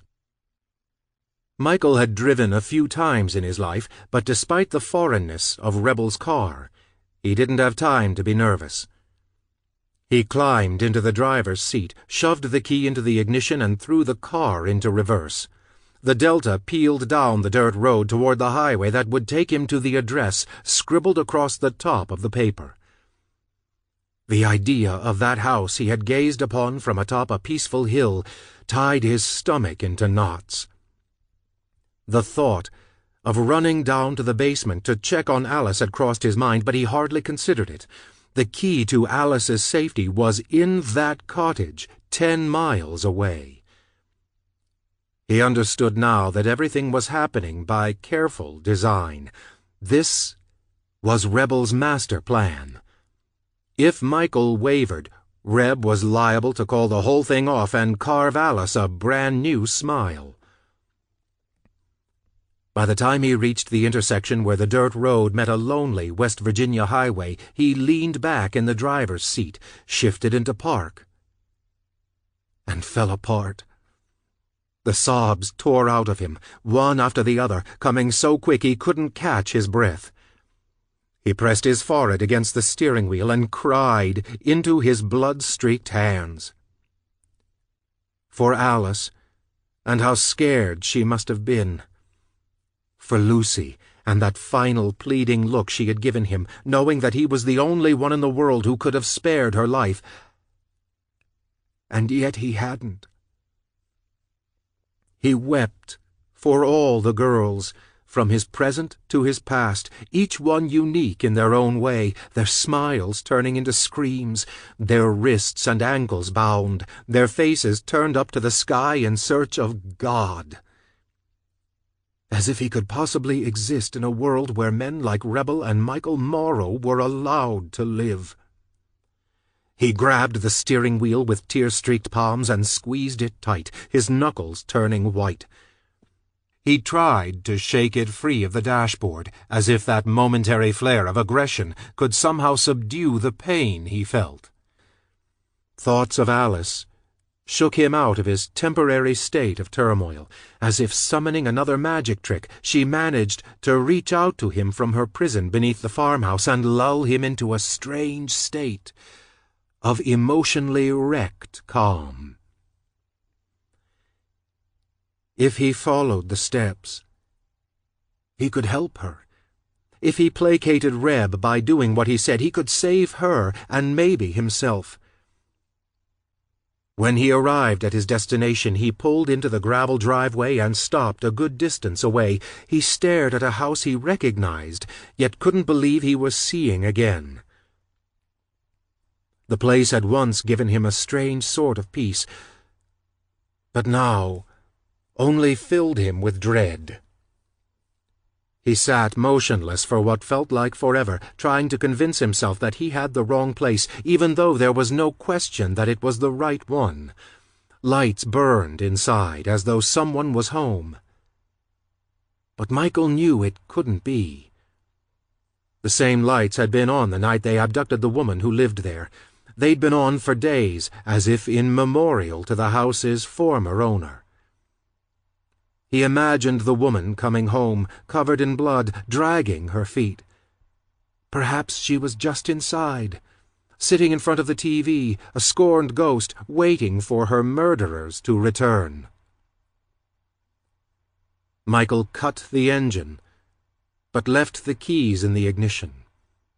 He pushed open the door and rose from the car, and for whatever reason, Whether his senses were heightened or it really was warmer than usual, the evening heat hit him head on.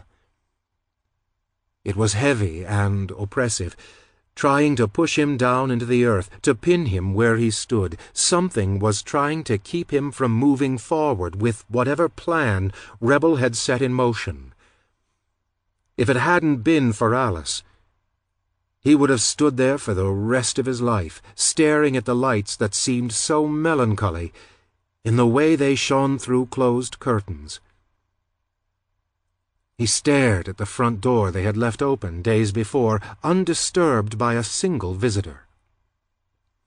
He left the car door open and the dome light glowing in his wake, as though doing so would somehow help him get back to where he had come from. Gravel popped beneath the soles of his boots as he passed the small bistro table and chair beneath the bowed branches of a pine. Birdhouses swung from jute rope, slung across the tree's branches, its leaves shivering in the breeze. Stopping near the front entrance, Michael stared at the slash of light that shone through the open space between the door and the jamb. He remembered how the woman had fought, how she had thrashed in Reb's arms, how she had breathed Michael's name into the quiet of the bedroom. "Please, Michael, don't!" He was afraid to go inside, but he pushed open the door enough to slip in anyway. His heart leapt into his throat when a man's voice swam into his ears. It was professional-sounding, like a cop's or an FBI agent's. The voice spoke in low, gruff tones. At first he was sure he'd walked in at the worst possible moment. The police were scoping out the place. Someone had reported the woman as missing. They were here, investigating, looking for clues, and there was Michael, stepping right into their arms. He twisted where he stood, ready to bolt out the door, but he stopped when the voice was cut off by a commercial. A Dr. Pepper jingle played into the room. Michael peeked around the corner of the foyer and into the living room. The place was empty. The television was on. He inhaled slowly and stepped further inside, his arms at his sides, his hands balled into anxious fists. He didn't understand what he was doing there, had no idea what he was looking for. Rebel had left no instruction, only an address, as though whatever Michael was supposed to find was so obvious that cluing him in would have spoiled the game. The interior was quaint, a perfect match to the exterior that had given him a fleeting sense of peace. The living room was simple. A couch and an armchair faced an entertainment center. An open can of soda sat on a coaster next to a bookmarked paperback novel. The NBC Peacock flashed on the screen before some sort of made-for-TV movie took its place. Michael's gaze drifted to the fireplace and the mantel above it, drawn to a framed photo that sat there. He approached, slowly, careful not to upset anything, and stopped in front of a family photo.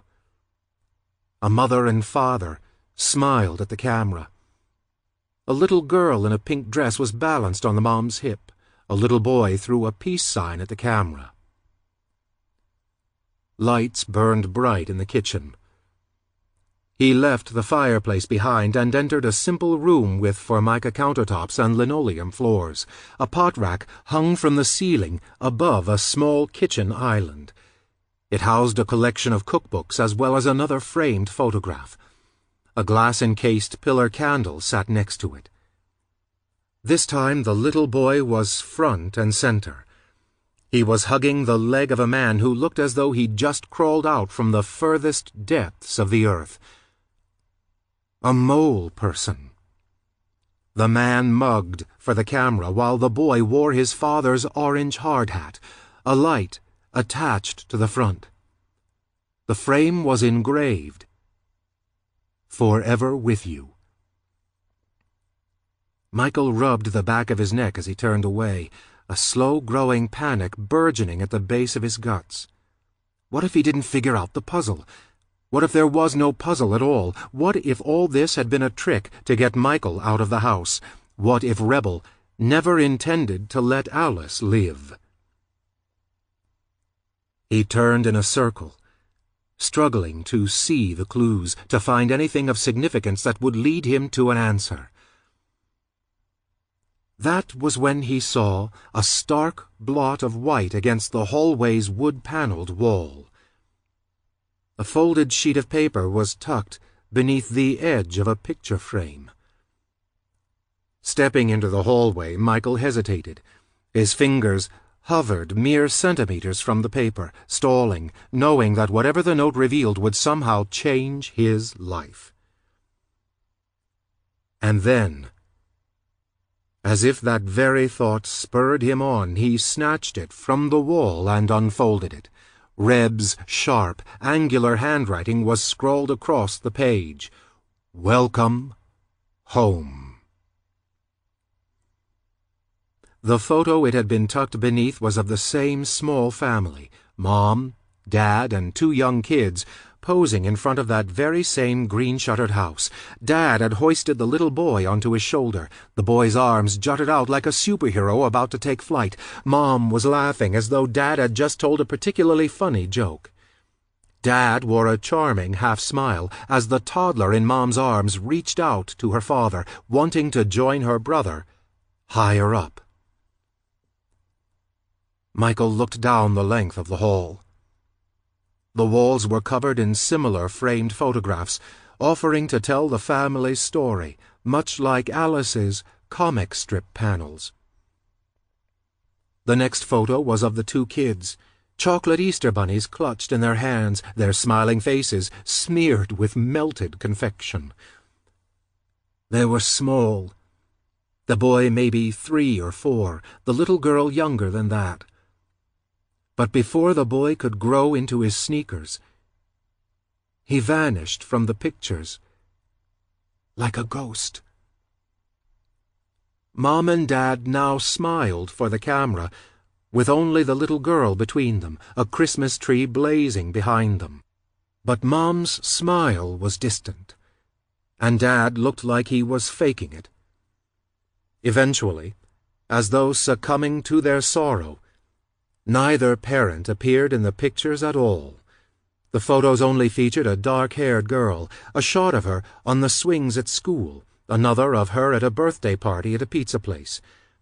Each one showed her age in succession, until, coming to one where the girl was maybe 10 or 11, Michael could no longer pull his gaze away. There was something terrifyingly familiar about the girl's face, about her smile. The master bedroom was nothing special, a chest of drawers, a few bedside tables, and a bed that was halfway undone.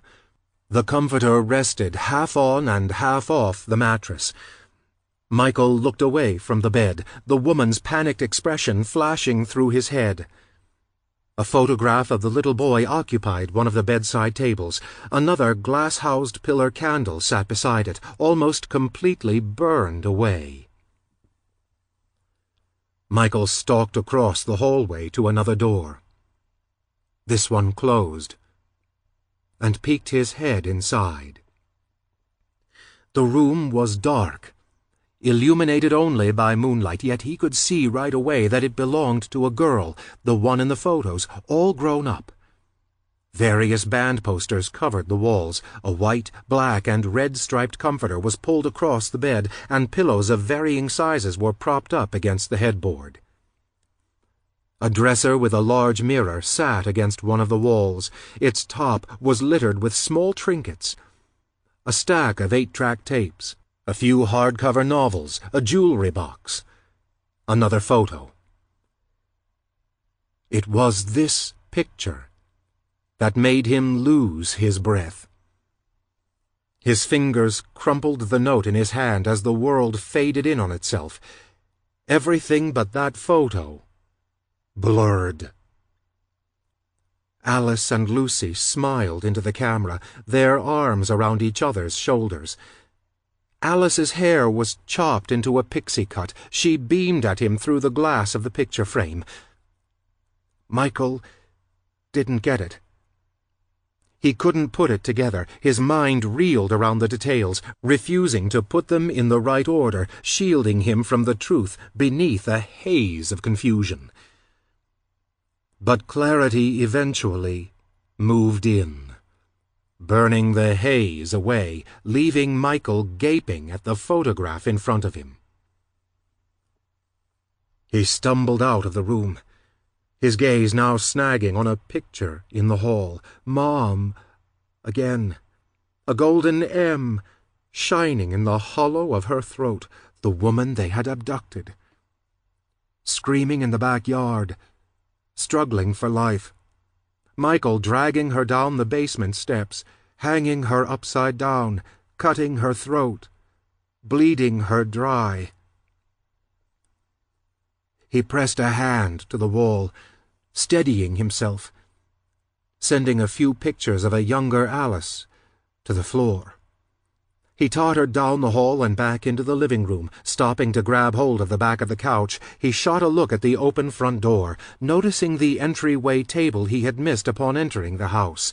There, upon that long, skinny table, was nothing short of a shrine to the little boy who had disappeared from under this roof. The table was packed full of framed photographs, some of just the boy, others of him and his parents. A carefully arranged candle garden sat upon a metal plate in the center of the display. The largest pillar was stamped with a scripted M in gold relief. A perfect match to the necklace Mom had worn. M for Michael, Misty whispered into his ear. We don't talk much, Alice reminded him. Welcome home, Ray told him. Michael stared at the photograph of the golden M he had buried with misty dawn upon that hill. He tore away from the candles and spun around to look at the living room, suddenly hit by a sense of something he didn't understand, a memory he couldn't place, the scent of something sweet like maple syrup and pine. The vague recollection of that fireplace decked in evergreen and Christmas lights, the television playing Saturday morning cartoons, the earthy smell of soot. When he looked back to the picture, the little boy's face didn't belong to a stranger, but to the person he knew best. He fled the house and into the front yard, his heart hammering, nausea taking over. The heat punched him in the chest. He had to squat in the grass, his fingers digging into the soil. This had been his house. She had been his mother. The woman he had taped up and forced into the trunk of Ray's car had been his mother. Please, Michael, don't! A flash of the basement, of latching the delicate gold chain around Misty's neck, of Rebel's leper grin as he refilled Michael's bowl with a second helping of... Oh, God! Hot vomit spewed from his throat, splashing across the grass and the tips of his boots. His stomach cramped, doubling him over. He threw up again as tears ran down his face, streaking his cheeks. He cried out into the night, his yell a wounded animal's wail. Alice! She was his sister, a relation that Rebel had purposefully sought out and twisted in his favor. The girl who had finally made Michael wish for more was someone he could never have. He vomited a third time, his body racked with bone-creaking tenseness. Overcome with a sudden bout of chills, he shuddered so violently that he was sure he was in the beginning throes of a seizure. Epileptic shock. He kneeled in the darkness, long strands of hair framing his sweat and tear-drenched face. Staring across the yard, his vision drifted along the ground until it settled upon the roots of a cut-down tree. The axe handle jutted up at an angle, winking in the moonlight. It was a weapon that had been unwittingly left for him by his birth mother. An instrument of destruction to set all wrong things right. Michael's fingers touched the dirt, the sick still burning at the back of his throat, his eyes blurred behind incredulous tears. Gathering himself as best he could, he hefted himself into an upright position. His stomach spasmed with another wave of queasiness, but he forced the feeling to the back of his mind as he pressed forward. Reaching the stump, he grabbed the axe with both hands and pulled. It came free without a fight, which was exactly how he expected the Morrows to fall. They'd never see him coming. He was immune to them now, cleansed by his own hate. Chapter 27. Michael pulled the Oldsmobile onto the side of the dirt road a quarter-mile away from the farmhouse. Sliding out of the car, he put the keys into his pocket and opened the trunk. He stared down into the small chamber that had housed so many squirming, frantic women, a trunk that smelled of urine and fear.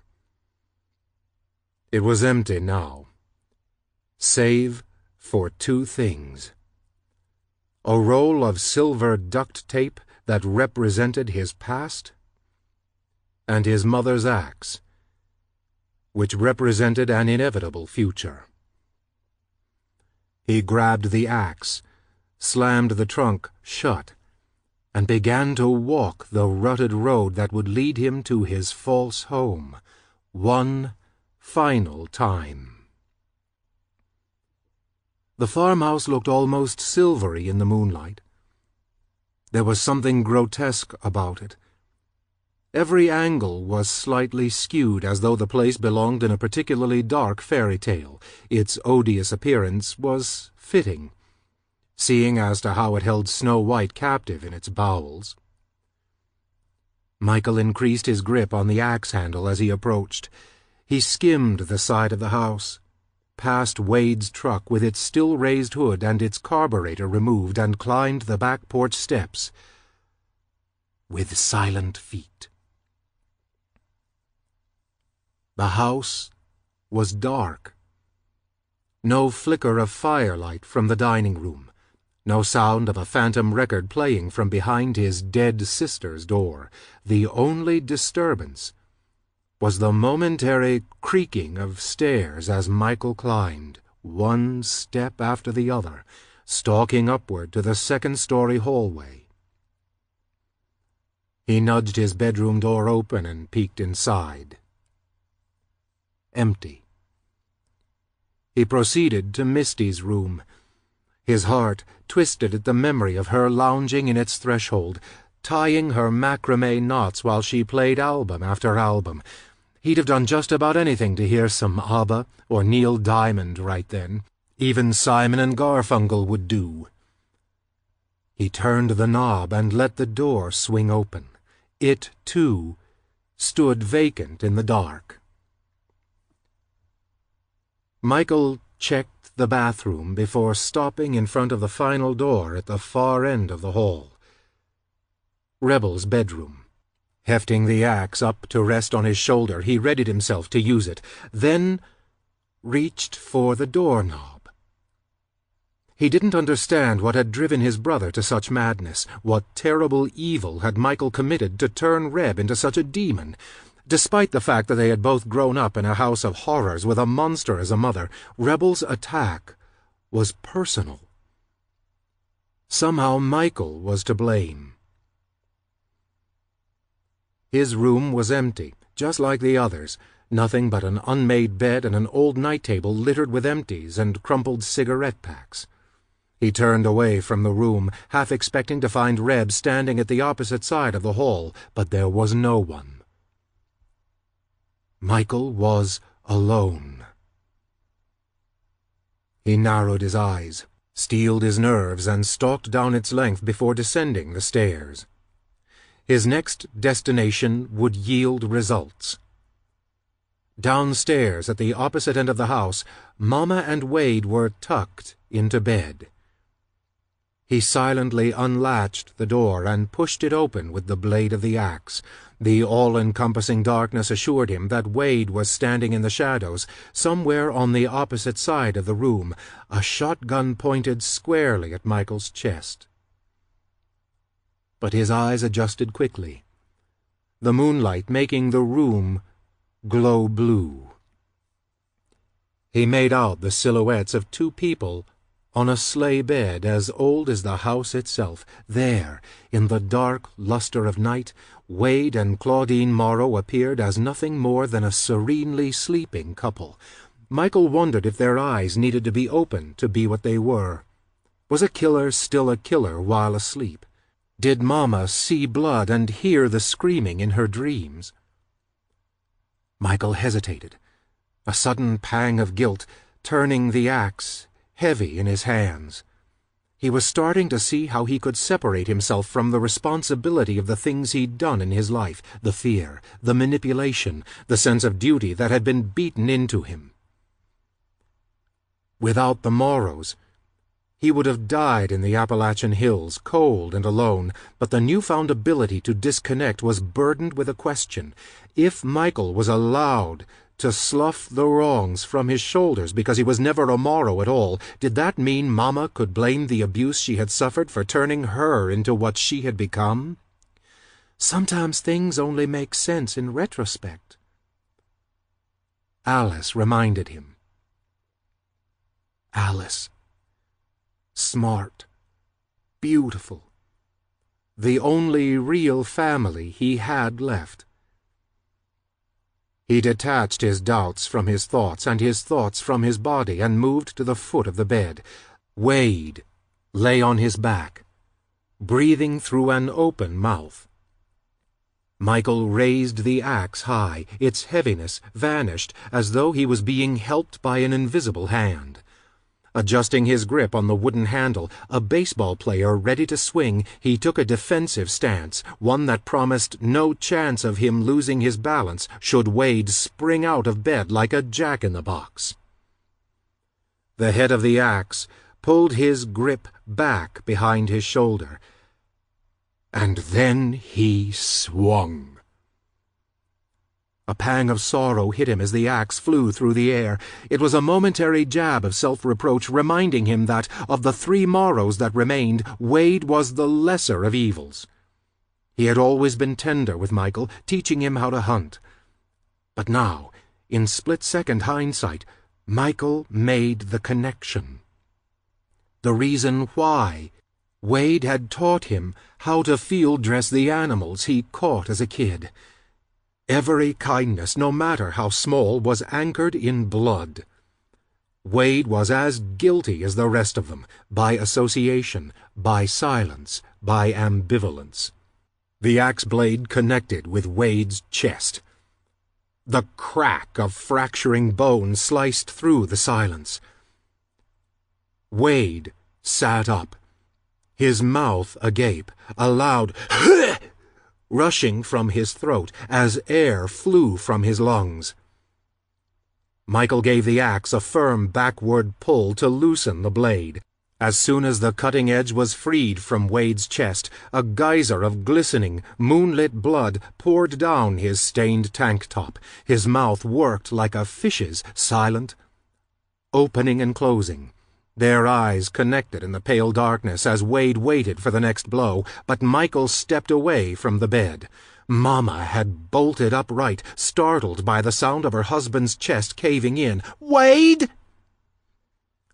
She strained to see in the dark for a moment, not noticing Michael, who was making his way to her side of the bed. "Wade!" The emotion in her voice caught him off guard. There was more feeling in it than he'd ever heard before. Her hands flew to Wade's chest and shoulders as her husband fell back onto his pillow with a gurgling sound.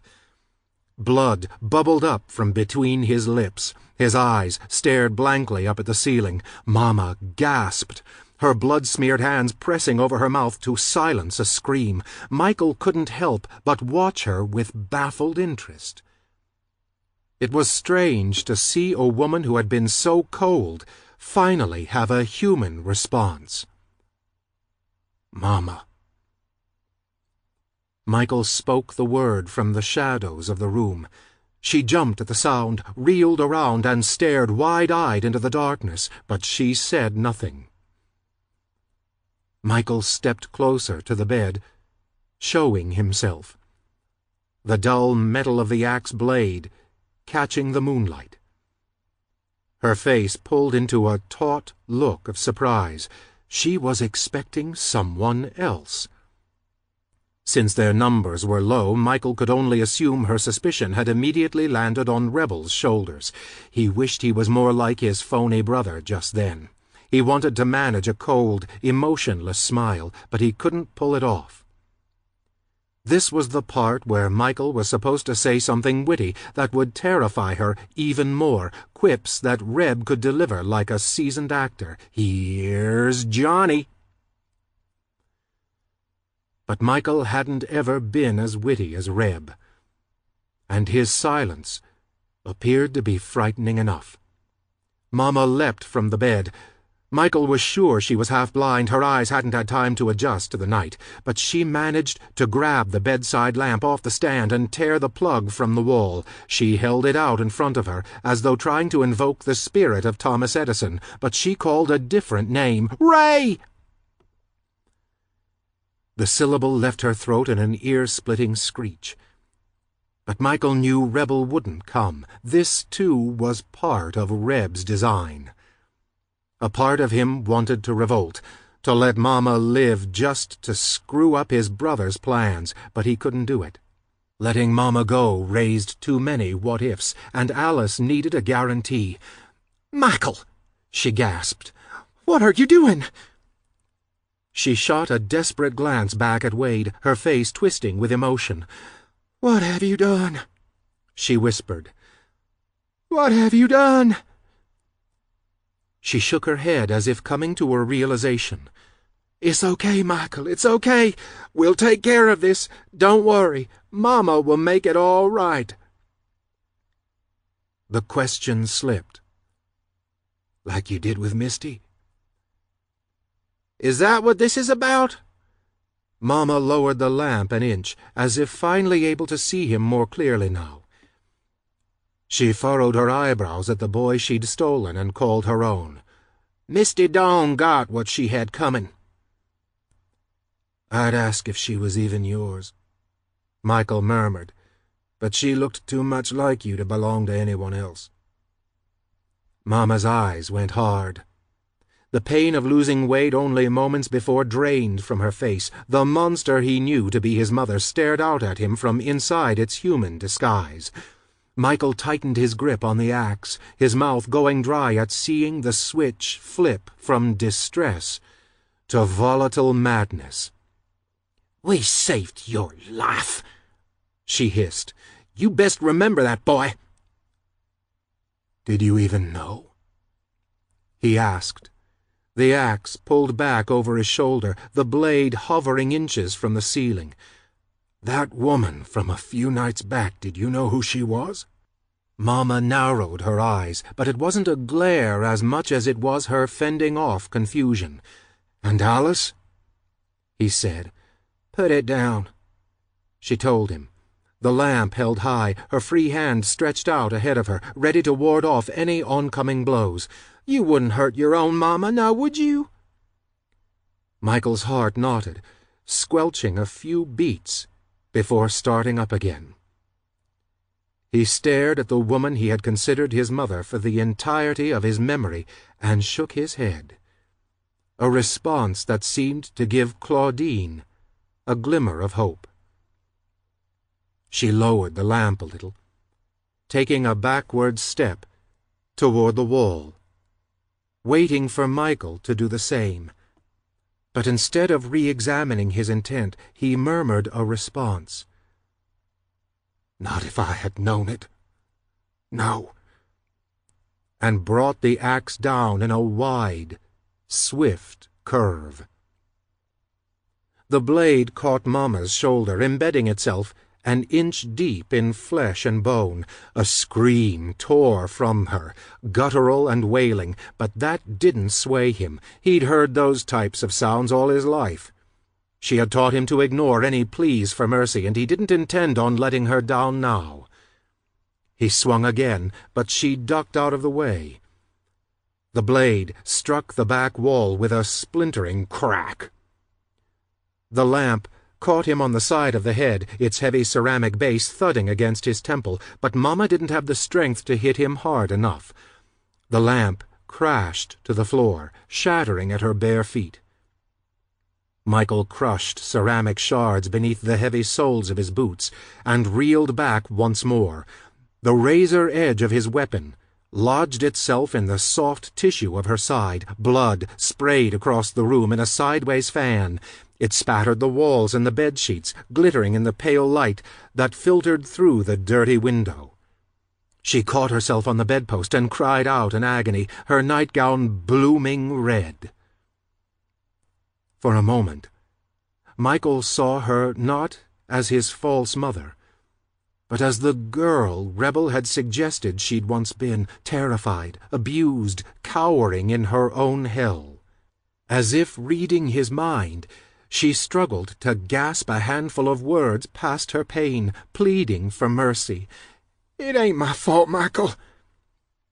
He wanted to feel sorry for her as she wept, wanted to be big enough to say that he understood, but he was done with lying. As he pulled the axe back, she raised her hands to protect herself, her sobs coming freely now. "Please," she begged. "I never meant to hurt no one." Michael squeezed his eyes shut, and then he choked out, "I'm sorry," and brought the axe down for a third and final time. Her cries came to an abrupt stop.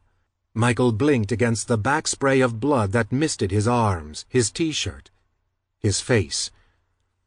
He wiped at his cheek with his forearm, then pulled at the axe handle to retrieve his weapon. When it wouldn't come loose, he placed a booted foot against Mama's chest, readjusted his grip, and gave it another tug, loosening it from her skull. Michael stumbled out onto the back porch, the night's heat mingling with the scent of blood and iron. He had to get down to the storm cellar, but he stopped to lean against the porch balustrade. The nausea steamrolled him. His chest heaved, the air so smotheringly hot that for a moment he was sure it was too thick to breathe, and now, with adrenaline at a momentary lull, his head started to hurt.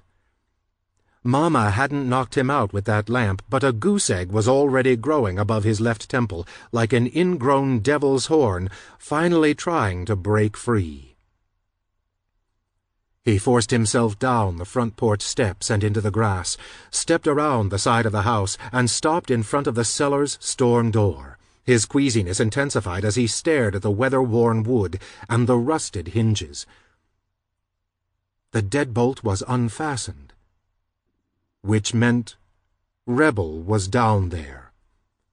He wouldn't have left it unlocked had he been anywhere else. A sense of foreboding washed over him, one Michael had become all too familiar with after a lifetime of threats of abandonment.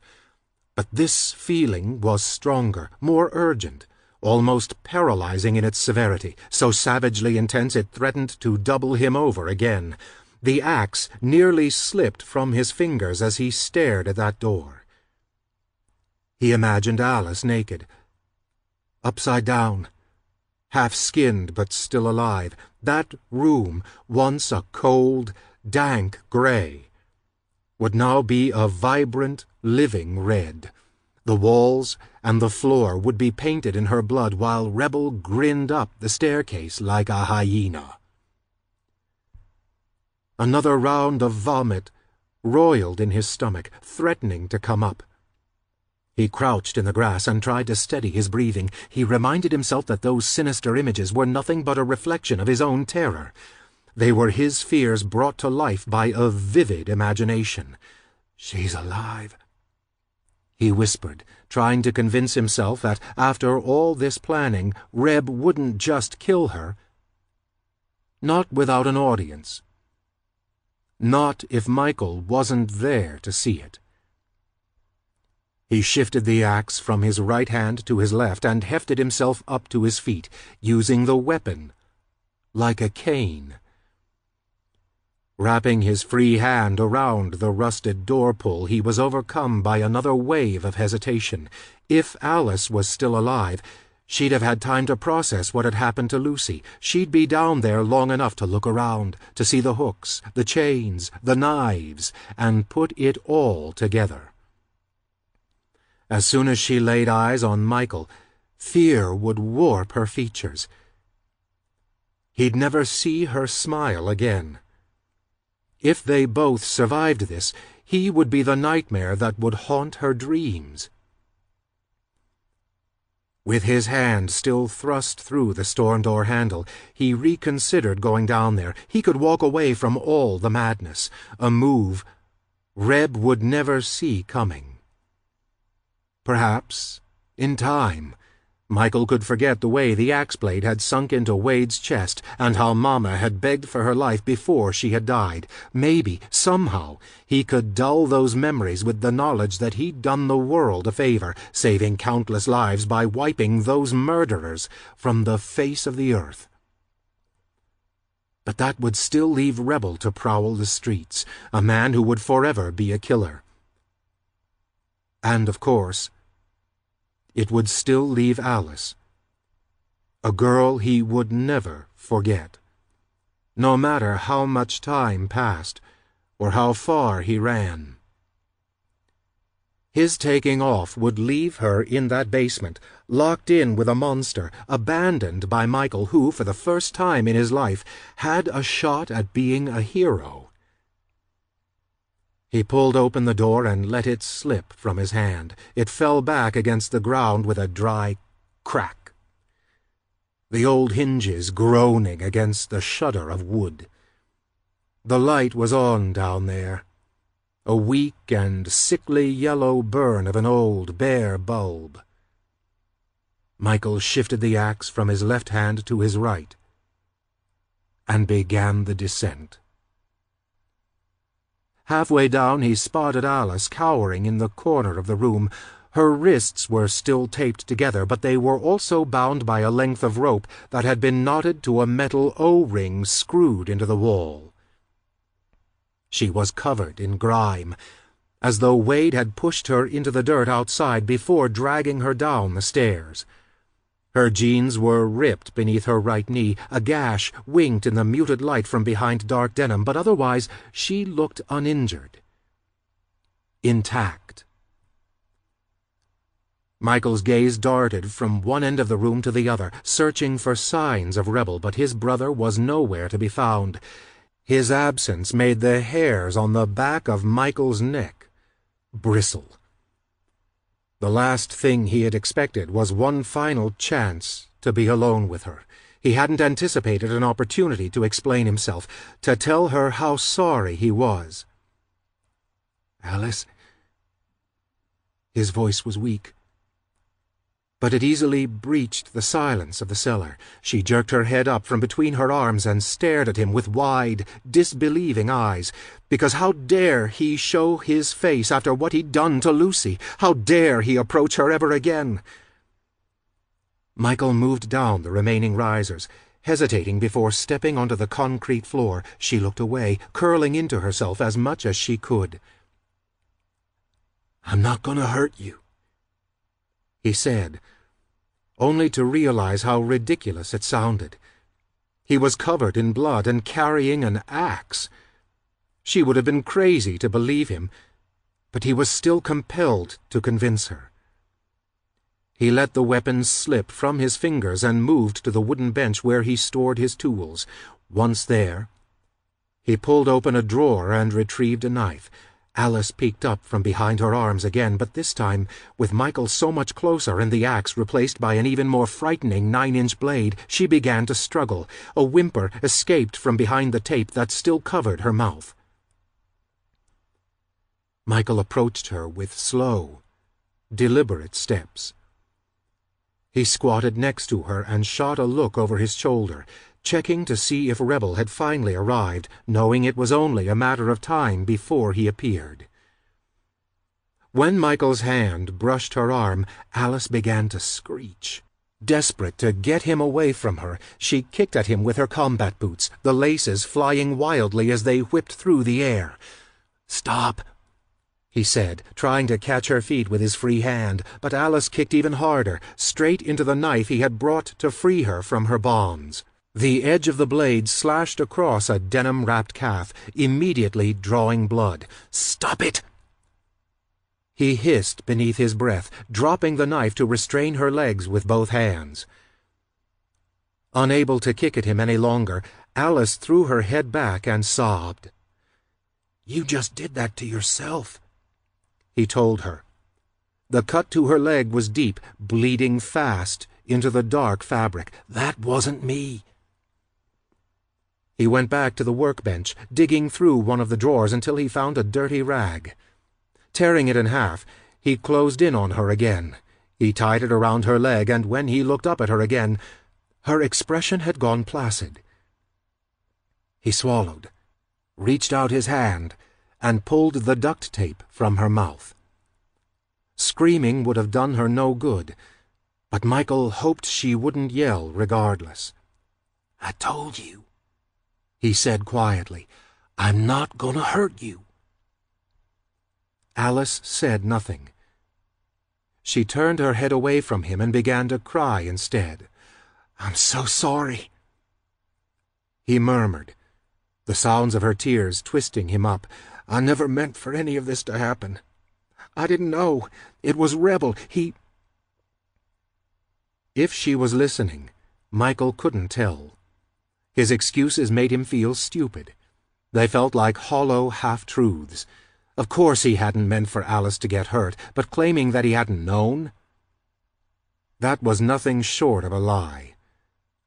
Reb and Michael had broken the rules together, and Michael had gone along with it because his emotions had blinded him. Alice had infected him with hope.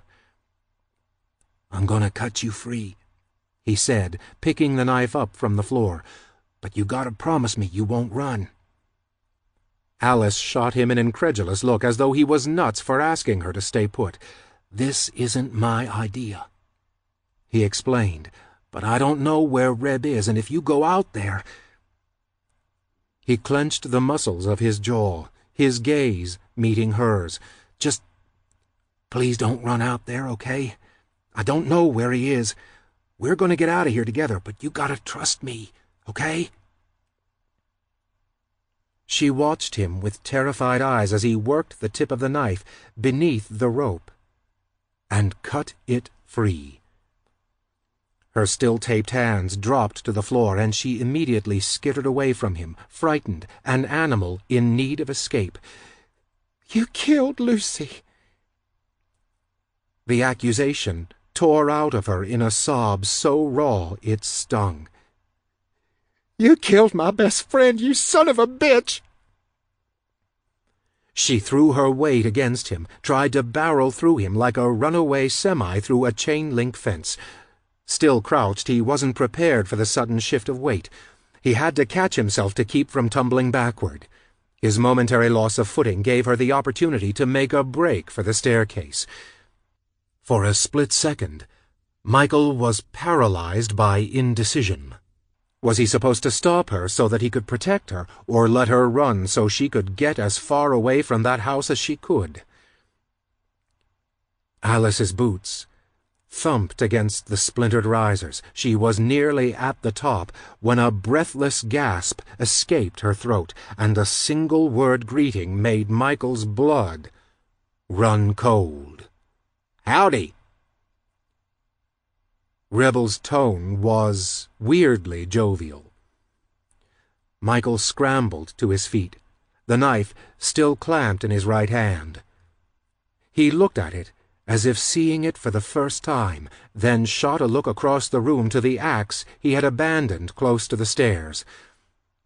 That was a better bet. It would let him keep his distance. One good hit and Reb would be down for the count. The muscles in his legs tensed as he let the knife fall to the floor with a clang. He bounded toward the axe and the stairs simultaneously, ready to finish this once and for all, but he stalled out when Alice screamed. His eyes darted upward just in time to see Reb's arms piston away from him. Alice cried out as she fell back. Michael flashed back to her mother, their mother. How her corpse had slipped and tumbled down to the concrete floor, her neck cracking in the silent gloom. Distracted by Alice's yell, the tip of Michael's boot connected with the axe handle and it went spiraling across the floor like a faulty boomerang. He jutted out his arms as Alice pinwheeled through the air, her bound hands offering no hope of purchase. For a moment he was sure he'd miss her. She'd hit the ground and snap her neck, like mother, like daughter, and then everyone Michael had ever cared about would be gone. But he caught her. A momentary flush of victory swelled up his chest, but Alice cut his triumph short when she recoiled from his touch. "Oh, God damn it!" Rebel muttered with a roll of the eyes. "My brother the big hero." "I know what you did." Michael backed away from the staircase as Reb descended into the basement. His gaze skimmed the ground, searching for the axe. He caught sight of the handle peeping out from beneath his workbench. "Oh, yeah?" Reb looked self-satisfied. "Ain't it just brutal? Did you get a chance to tell Alice about it yet, or do I get to tell her the story myself?" Alice had run back to her original spot against the wall, as though repositioning herself where Reb had left her would somehow spare her punishment. "I heard you yelling at him," Reb told her. "You killed Lucy!" He squeaked out the words, mocking Alice's grief, then snickered. "But son of a bitch!" He cocked his head to the side, giving them a thoughtful look. "How about that? Interesting choice of words, don't you think?" Michael shot Alice a look, but he didn't dare turn away from Rebel for long. Alice's terror had faded a notch, just enough to make way for an ounce of confusion. "You don't get it, do you?" Reb asked her. "Because it's fucking complicated, that's why. You know how long this thing took to put together? Or maybe you're as stupid as your big brother here." He nodded to Michael with a snort. "Your mama wasn't all that bright either, so maybe dumb runs in the goddamn family. Don't," Michael said, holding up a hand to keep Reb from coming any closer, from saying any more. "You want to kill me? Drive me out to the woods? Okay, just leave her alone." "Into the woods?" Reb scoffed. "We're so far out in the woods, it's like epic. Fucking epic. Now what did you do up there?"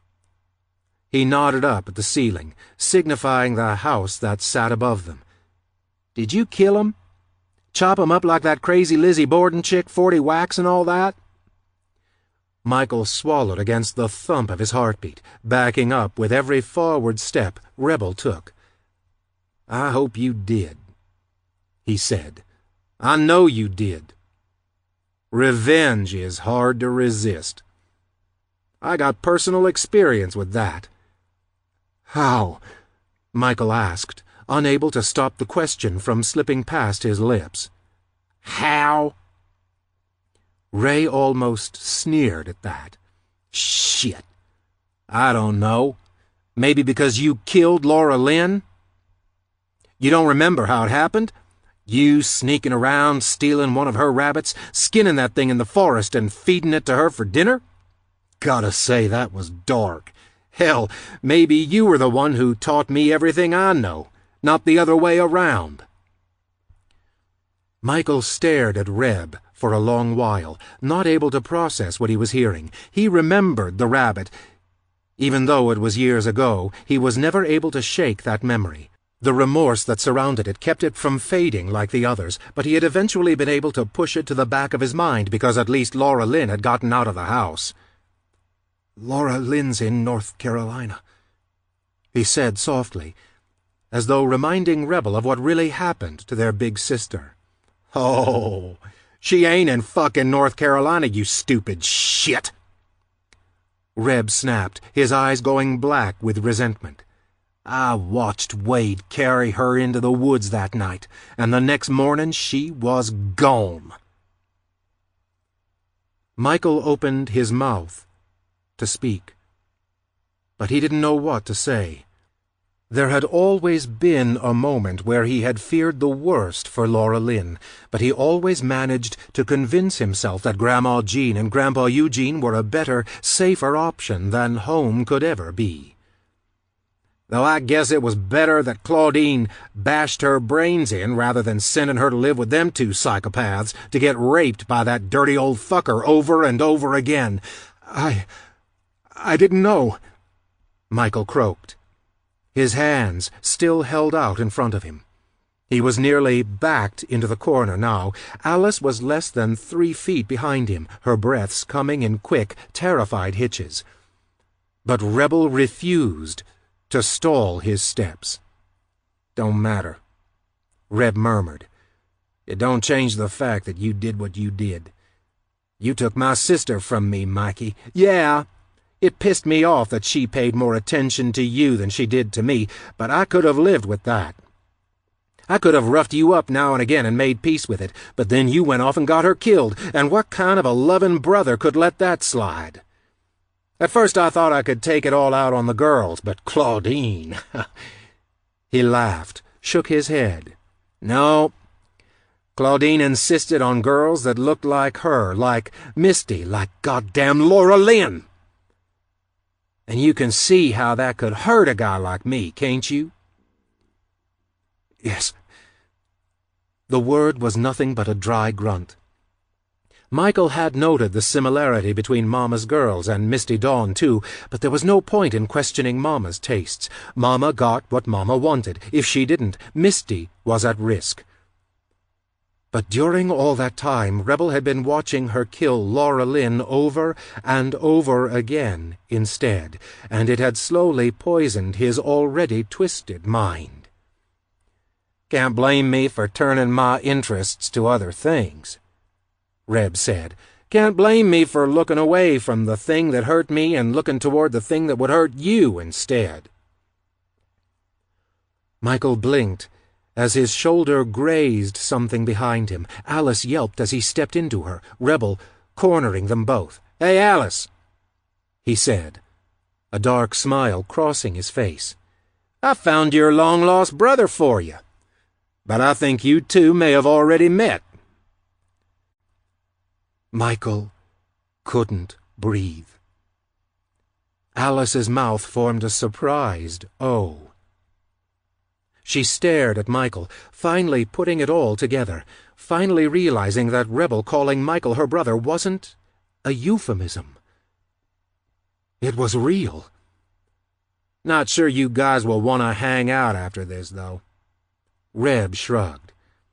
"He helped me drag your mama out of the house a few nights ago. You know, out of that cute little place in the hills with the green shutters around the windows. He hung her right here." Reb caught the chain hanging from the ceiling directly above the drain in the floor, cut her throat, drained her blood, gutted her. He did that. Alice's face twisted with a kind of anguish Michael had never seen before. It was all-encompassing, so consuming that it seemed as though it would swallow her whole, tear her open, from the inside out. "And then we had her for dinner," Reb added casually. "Probably still have leftovers if you're hungry." His jackal smile curled up at the corners, forming a devil's grin. Michael's chest heaved. Rage. It burned his stomach like battery acid. He knew he should have been devastated, but those emotions had hit him earlier. All he wanted now was to shut Reb up, to never hear his voice or see that hideous expression again. So, you see, that's the beauty of all this, brother. I tricked you into killing your own family, and then I tricked you into killing your adoptive family, too. Way better than leaving you in the woods to die, don't you think? You just abandoned yourself. A low moan drifted up from behind Michael. It was ugly, mingling with a ravaged sob.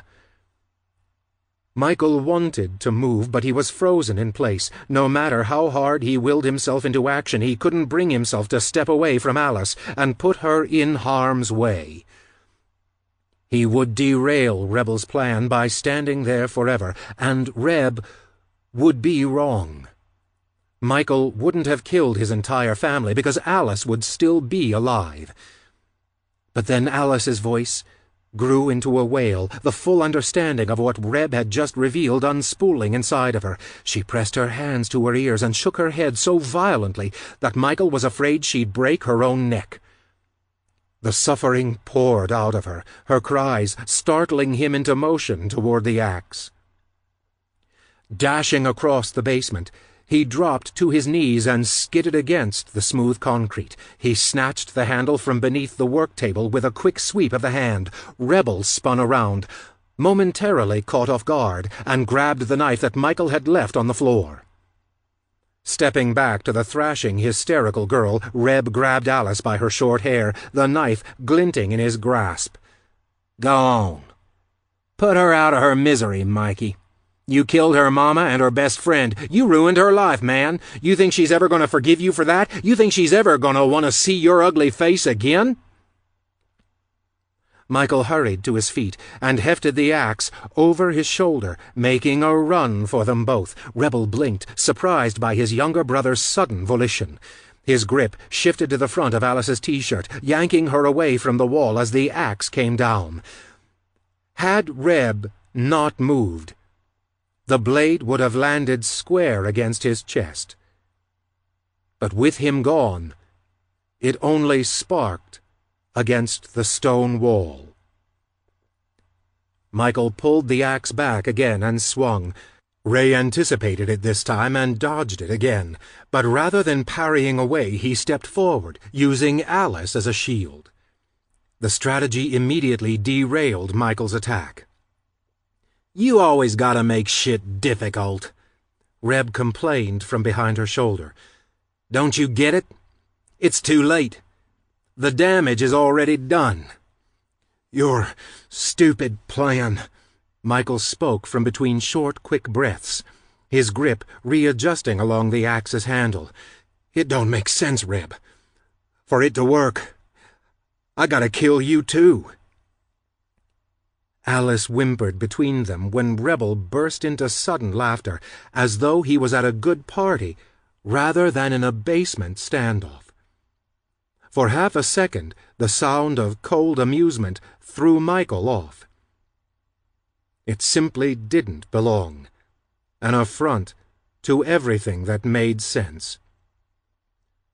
"I guess that would be true if I wanted you to win," he said. "Except that would be stupid. Me thinking a loser like you could win anything. You think a sorry sack like you could do something right for once?" Reb's right arm jerked forward as if punching Alice in the kidney. Alice's whimpers went quiet. Michael took a single step backward, and though he couldn't see it, he imagined his own expression matched hers, shocked, terrified. Her black t-shirt didn't offer any clues, but the blood that pooled around the sole of one of her boots was proof that Rebel had just elevated the nightmare to another level. If Michael refused to finish the game, Reb would finish it for him. Reb's lips pulled away from his teeth. He shoved Alice toward Michael, and she stumbled forward, her face in agony, her hands pressed to her abdomen in bewildered horror. The knife in Reb's hand was stained red nearly up to the hilt, the wet blade winking in the sickly yellow light. Michael's heart threatened to fail as Alice crumpled to the ground at his feet. "Should 'a known you'd be too yellow to take care of business," Reb said. "But this'll work just as well. After she dies," he nodded toward Alice with a smirk, "you won't want to live anyway. Dig a hole big enough for the both of you, brother. Dump her in first, kill yourself after. A regular Romeo and Juliet. It's so fucking poetic Misty would have loved it if she wasn't already dead." Rebel expected Michael to drop the axe and help her. And Michael wanted to. Alice's cries were tearing him apart, but he fought the urge harder than anything in his life, and instead of collapsing next to her, a roar ripped from his chest. He fell into a run, the axe cutting an arc through the air. Rebel ducked to make himself smaller and rushed forward as well, slamming his shoulder into Michael's stomach, knocking him off balance. The knife slid across the meat of Michael's thigh, cutting deep through denim and flesh. But Michael swung again. He ignored the searing heat of his wound, pushed past the river of hot blood that pumped down the length of his leg and pooled into his boot. The axe made contact this time, catching Rebel on the shoulder. The knife tumbled from Reb's hand, and he would have easily retrieved it had he not spun away to avoid another one of Michael's attacks. And yet, despite the red that soaked into his shirt, he was grinning, as if savoring the pain. "It should have been like this from the beginning, you know," Reb said, winded. "The night I saw what you did out there, stealing that rabbit, you and me, to the death. An eye for an eye." That was when he pulled something from his back pocket. His switchblade. It slid into place with a smooth click. Rebel lunged, the switchblade held at arm's length. The knife caught Michael across the middle, but before Reb could hammer it home, his eyes went wide with surprise.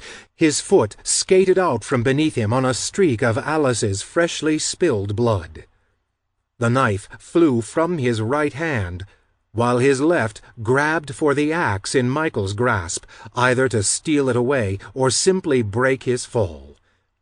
The handle slid from Michael's hand, the blade hitting the floor next to Reb's prostrate frame. Michael moved fast. He dropped to his knees, shoved the switchblade away, and grabbed the kitchen knife Reb had previously dropped with both hands. He whipped around so quickly that he didn't know whether Reb would still be lying there or not, and brought the blade down with such force that he felt the tip of the knife crack hard against concrete. Reb stared up at Michael with a look of surprise, as if stunned that the coward before him had enough guts to go through with one last kill. When Michael finally looked away from his face, he found his hands cupped against his brother's chest. The knife was buried far enough into Rebel's flesh that it was hardly visible from beneath Michael's hands. Rebel coughed. A faraway grin pulled his face taut. The fingers of his left hand spider-walked across the concrete, searching for the handle of his switchblade, or the axe he knew had to be somewhere close. Michael pulled the knife from Reb's chest, ready to stab him again. But there was no need.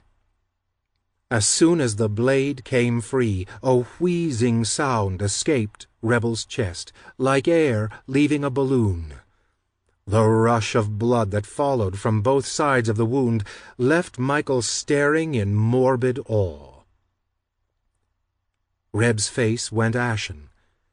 He looked at Michael with a strange sort of confusion, as if bewildered by the fact that their battle had come to such a quick end. Baffled that Michael had actually won. He opened his mouth to say something, but he coughed again instead. Blood erupted from between his lips and stained his chin. His head dropped to the ground a moment later, his skull thumping against the bare basement floor. Michael backed away from the body. He swallowed hard. The knife still held fast in his trembling hands. For a moment he couldn't look away. He couldn't tear his eyes from the man who had been difficult and cruel, but who had been one of his only friends in life.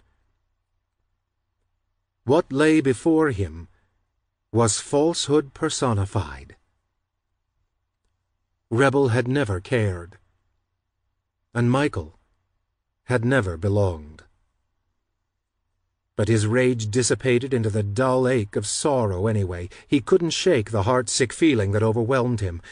Regardless of how he had come to be a Morrow, it was impossible to forget his life with them, despite their insanity. They had still been his family. Michael crouched down, Reb's blood pooling around his shoes. He reached out to brush his hand across his brother's open eyes. He abandoned the kitchen knife, replacing it with Reb's switchblade. For as long as Michael could remember, that knife was probably the only thing Rebel ever really cared about.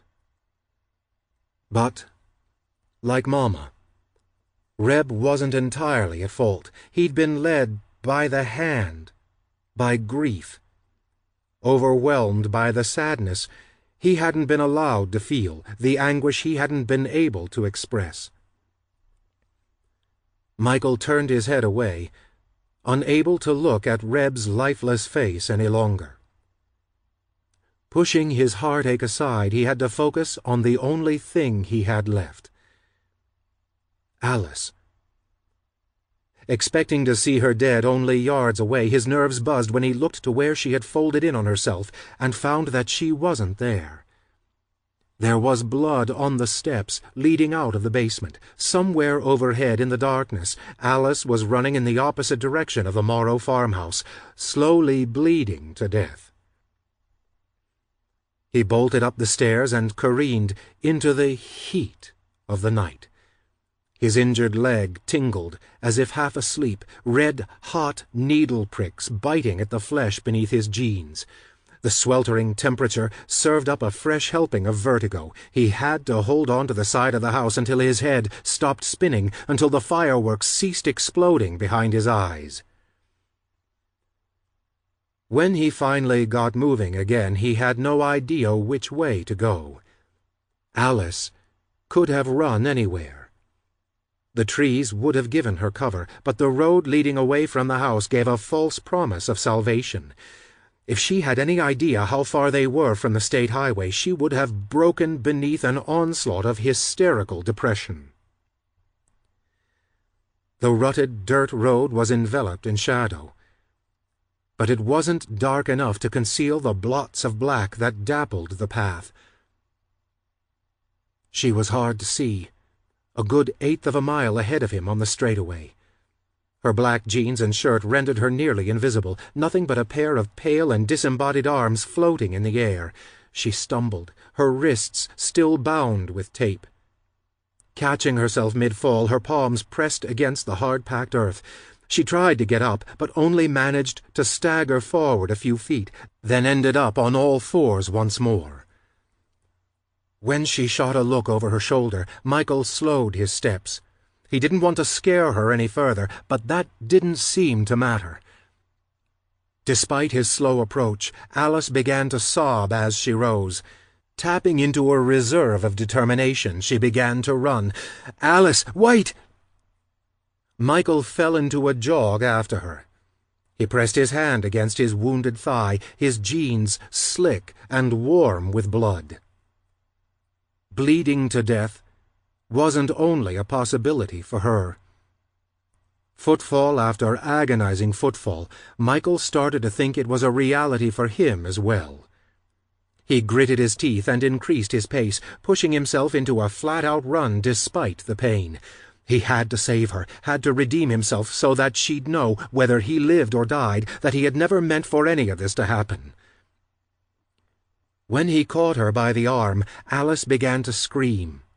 She tore out of his grip, her face a mask of frenzied indignation. "Wait," he said, his words nearly swallowed whole by her cries. "Alice, please!" But she wasn't listening. She turned around and around, her eyes impossibly wide, searching the night for some form of defense. Startled by the pool of blood that was gathering at her feet, Michael made another grab for her, but she ran on, her boots clamping against the dirt. She tripped, crashed to the ground. He dropped to his knees beside her as her arms flailed above her head, warbled yelps of refusal tearing from her throat. That was when he realized he was still holding Rebel's switchblade. The knife glistened dark and wet in the moonlight. Seizing her wrists, he caught the edge of the tape with the tip of the blade and cut through her bonds. Then he dropped his weapon to the road, ashamed that he had been chasing her, with a knife in his hand, all while expecting her to not be afraid. Her hands flew apart, the strip of tape still clinging to her right wrist, but the fact that he had freed her failed to give her pause. Her hysteria overpowered reason. She continued to fight him off. "I'm sorry," he said, struggling to catch her flailing hands. "I'm sorry, Alice, I'm sorry." He wanted her to understand, was desperate for her to say something, anything that would assure him that she understood. This wasn't his plan, it never had been. But she continued to shriek, her hands fluttering above her head in a tangle. "Please, stop," he begged. "Just listen to me. I just want to tell you, you killed Lucy." "I had to," he insisted. "I swear I never would have if—" "You killed my mother!" she screamed up to the sky. "You killed her! And you killed my best friend! And now I have no one!" Her frantic despair shifted in a way Michael had seen before. Her own words sank in deep. And suddenly she was drowning in an ocean of self-realization and defeat. All the fight drained out of her as she crouched in the middle of the road. She pressed her hands to her stomach and wept. Michael wanted to believe that she was different from the rest. But she looked just like the other girls as she gave up hope. "I trusted you," she sobbed. "I thought you were special." He winced at her words. No amount of explanation would ever come close to describing how he felt. He wanted to sweep her up into his arms and hold her for the rest of her life, wanted to apologize 1,000,000 times in 1,000,000 different languages to hopefully strike a chord. And at the same time, he wanted to grab her by the shoulders and shake her until she went quiet, because why couldn't she understand? Why did she refuse to listen, to see that he wasn't hacking her to pieces, but releasing her back into the world? He had killed for her. He had destroyed his own life to make up for annihilating hers. He stepped away from her to make it clear that he wouldn't touch her, that he meant no harm. Turning his back to her, Michael lowered himself to the ground and stared at the bank of trees lining the side of the road. His mind drifted a mile away to misty dawn. If he was going to die, he wanted it to be on that hilltop next to her, watching the sun rise over the vista of endless tree-covered hills. Of all the people in his life he had meant to hurt, Misty and Alice least, and yet he had done them the most harm. "I never meant any of this," he said softly. "I didn't know." If, on the day he had walked into the dervish, he had been aware that this was his future, Michael would have let Rebel kill him before he had ever learned Alice's name. He would have killed himself before he would have helped Reb drag Alice's mom, his mom, out of her home like a sacrificial lamb. He would have killed Reb long ago if he had seen this coming, be it in a dream or a nightmare or a flash of divine telepathy. Sitting in the middle of the road, he twisted to look back at Alice. 3 words balanced upon the tip of his tongue, but he faltered when she came into view. Having gathered herself off the ground, she held the switchblade in her shaking, bloodied hands. He pulled in a shallow breath, his gaze flitting between the blade and her eyes. "I'm your brother," he whispered. Something about saying that aloud made him feel at peace. He hoped it would bring her some comfort, some assurance that he was on her side.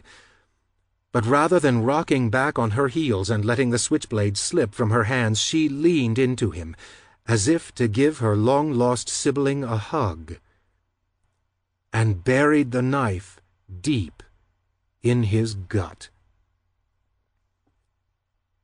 He gave a quiet grunt as a searing pain spread just beneath his ribs, but he didn't jerk away. Rather, he eased into Alice's arms, his own blood-sticky fingers drifting across the slope of her milk-white cheek. Gazing up at her, he admired her beauty, so strong it refused to wither beneath a veil of horror and pain.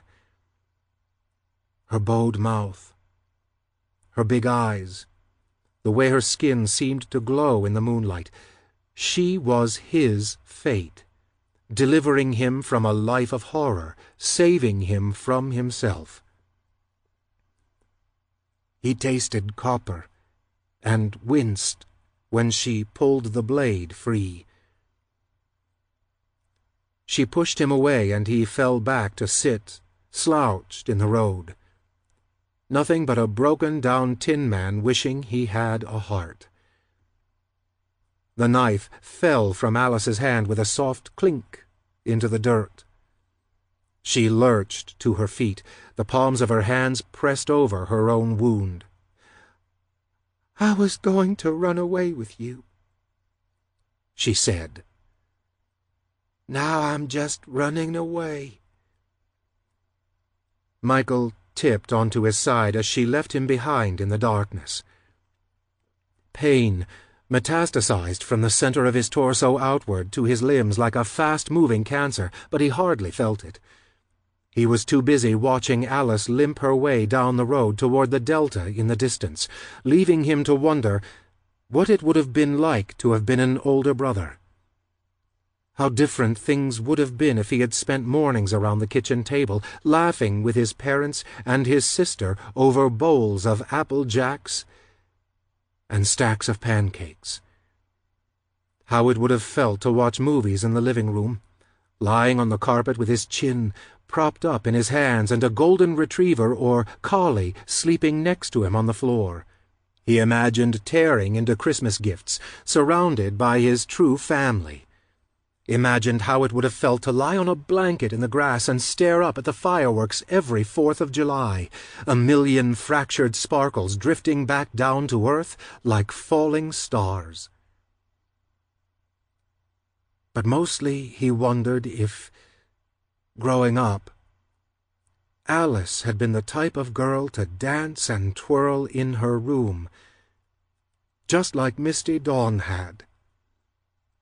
Dancing and twirling despite the madness, despite the darkness, despite it all.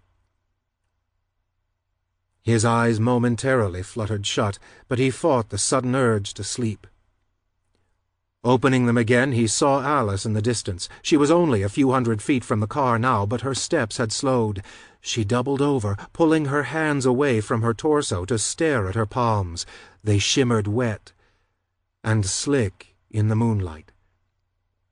Michael willed her to keep going, to not give up, to fight. She had to make it, or it was all for nothing. She had to get to the car, or Rebel would win, even in death. The world began to go dark and soft around the edges. For a moment he was sure that the shadows around the trees had come to life, slithering outward to consume them both. The night blossomed into grays and whites like an overexposed photograph. The trees glowed, niveous and pale. Alice's ghostly skin shone ethereal as she desperately lumbered on toward the Oldsmobile, her arms wrapped tight around her waist. He could hear her distant, muffled sobs. He closed his eyes and imagined it was joy instead of sorrow, him and her, hand in hand, laughing like kids.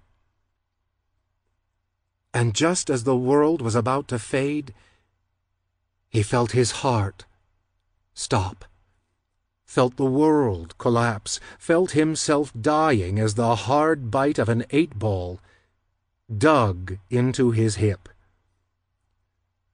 Because the keys to the Olds were still in his pocket. They were still in his fucking pocket as Alice's fingers drifted across the handle of the Delta's driver's side door. This concludes Brother by Ania Ahlborn, narrated by Paul Bamer. Copyright 2015 by Ania Ahlborn. This unabridged audiobook is published by arrangement with Gallery Books, a division of Simon & Schuster, Inc., and was produced in the year 2015 by Tantor Media, Incorporated, a division of Recorded Books, which holds the copyright thereto. Please visit tantor.com for more information on our growing library of unabridged audiobooks and to take advantage of special offers. Audible hopes you have enjoyed this program.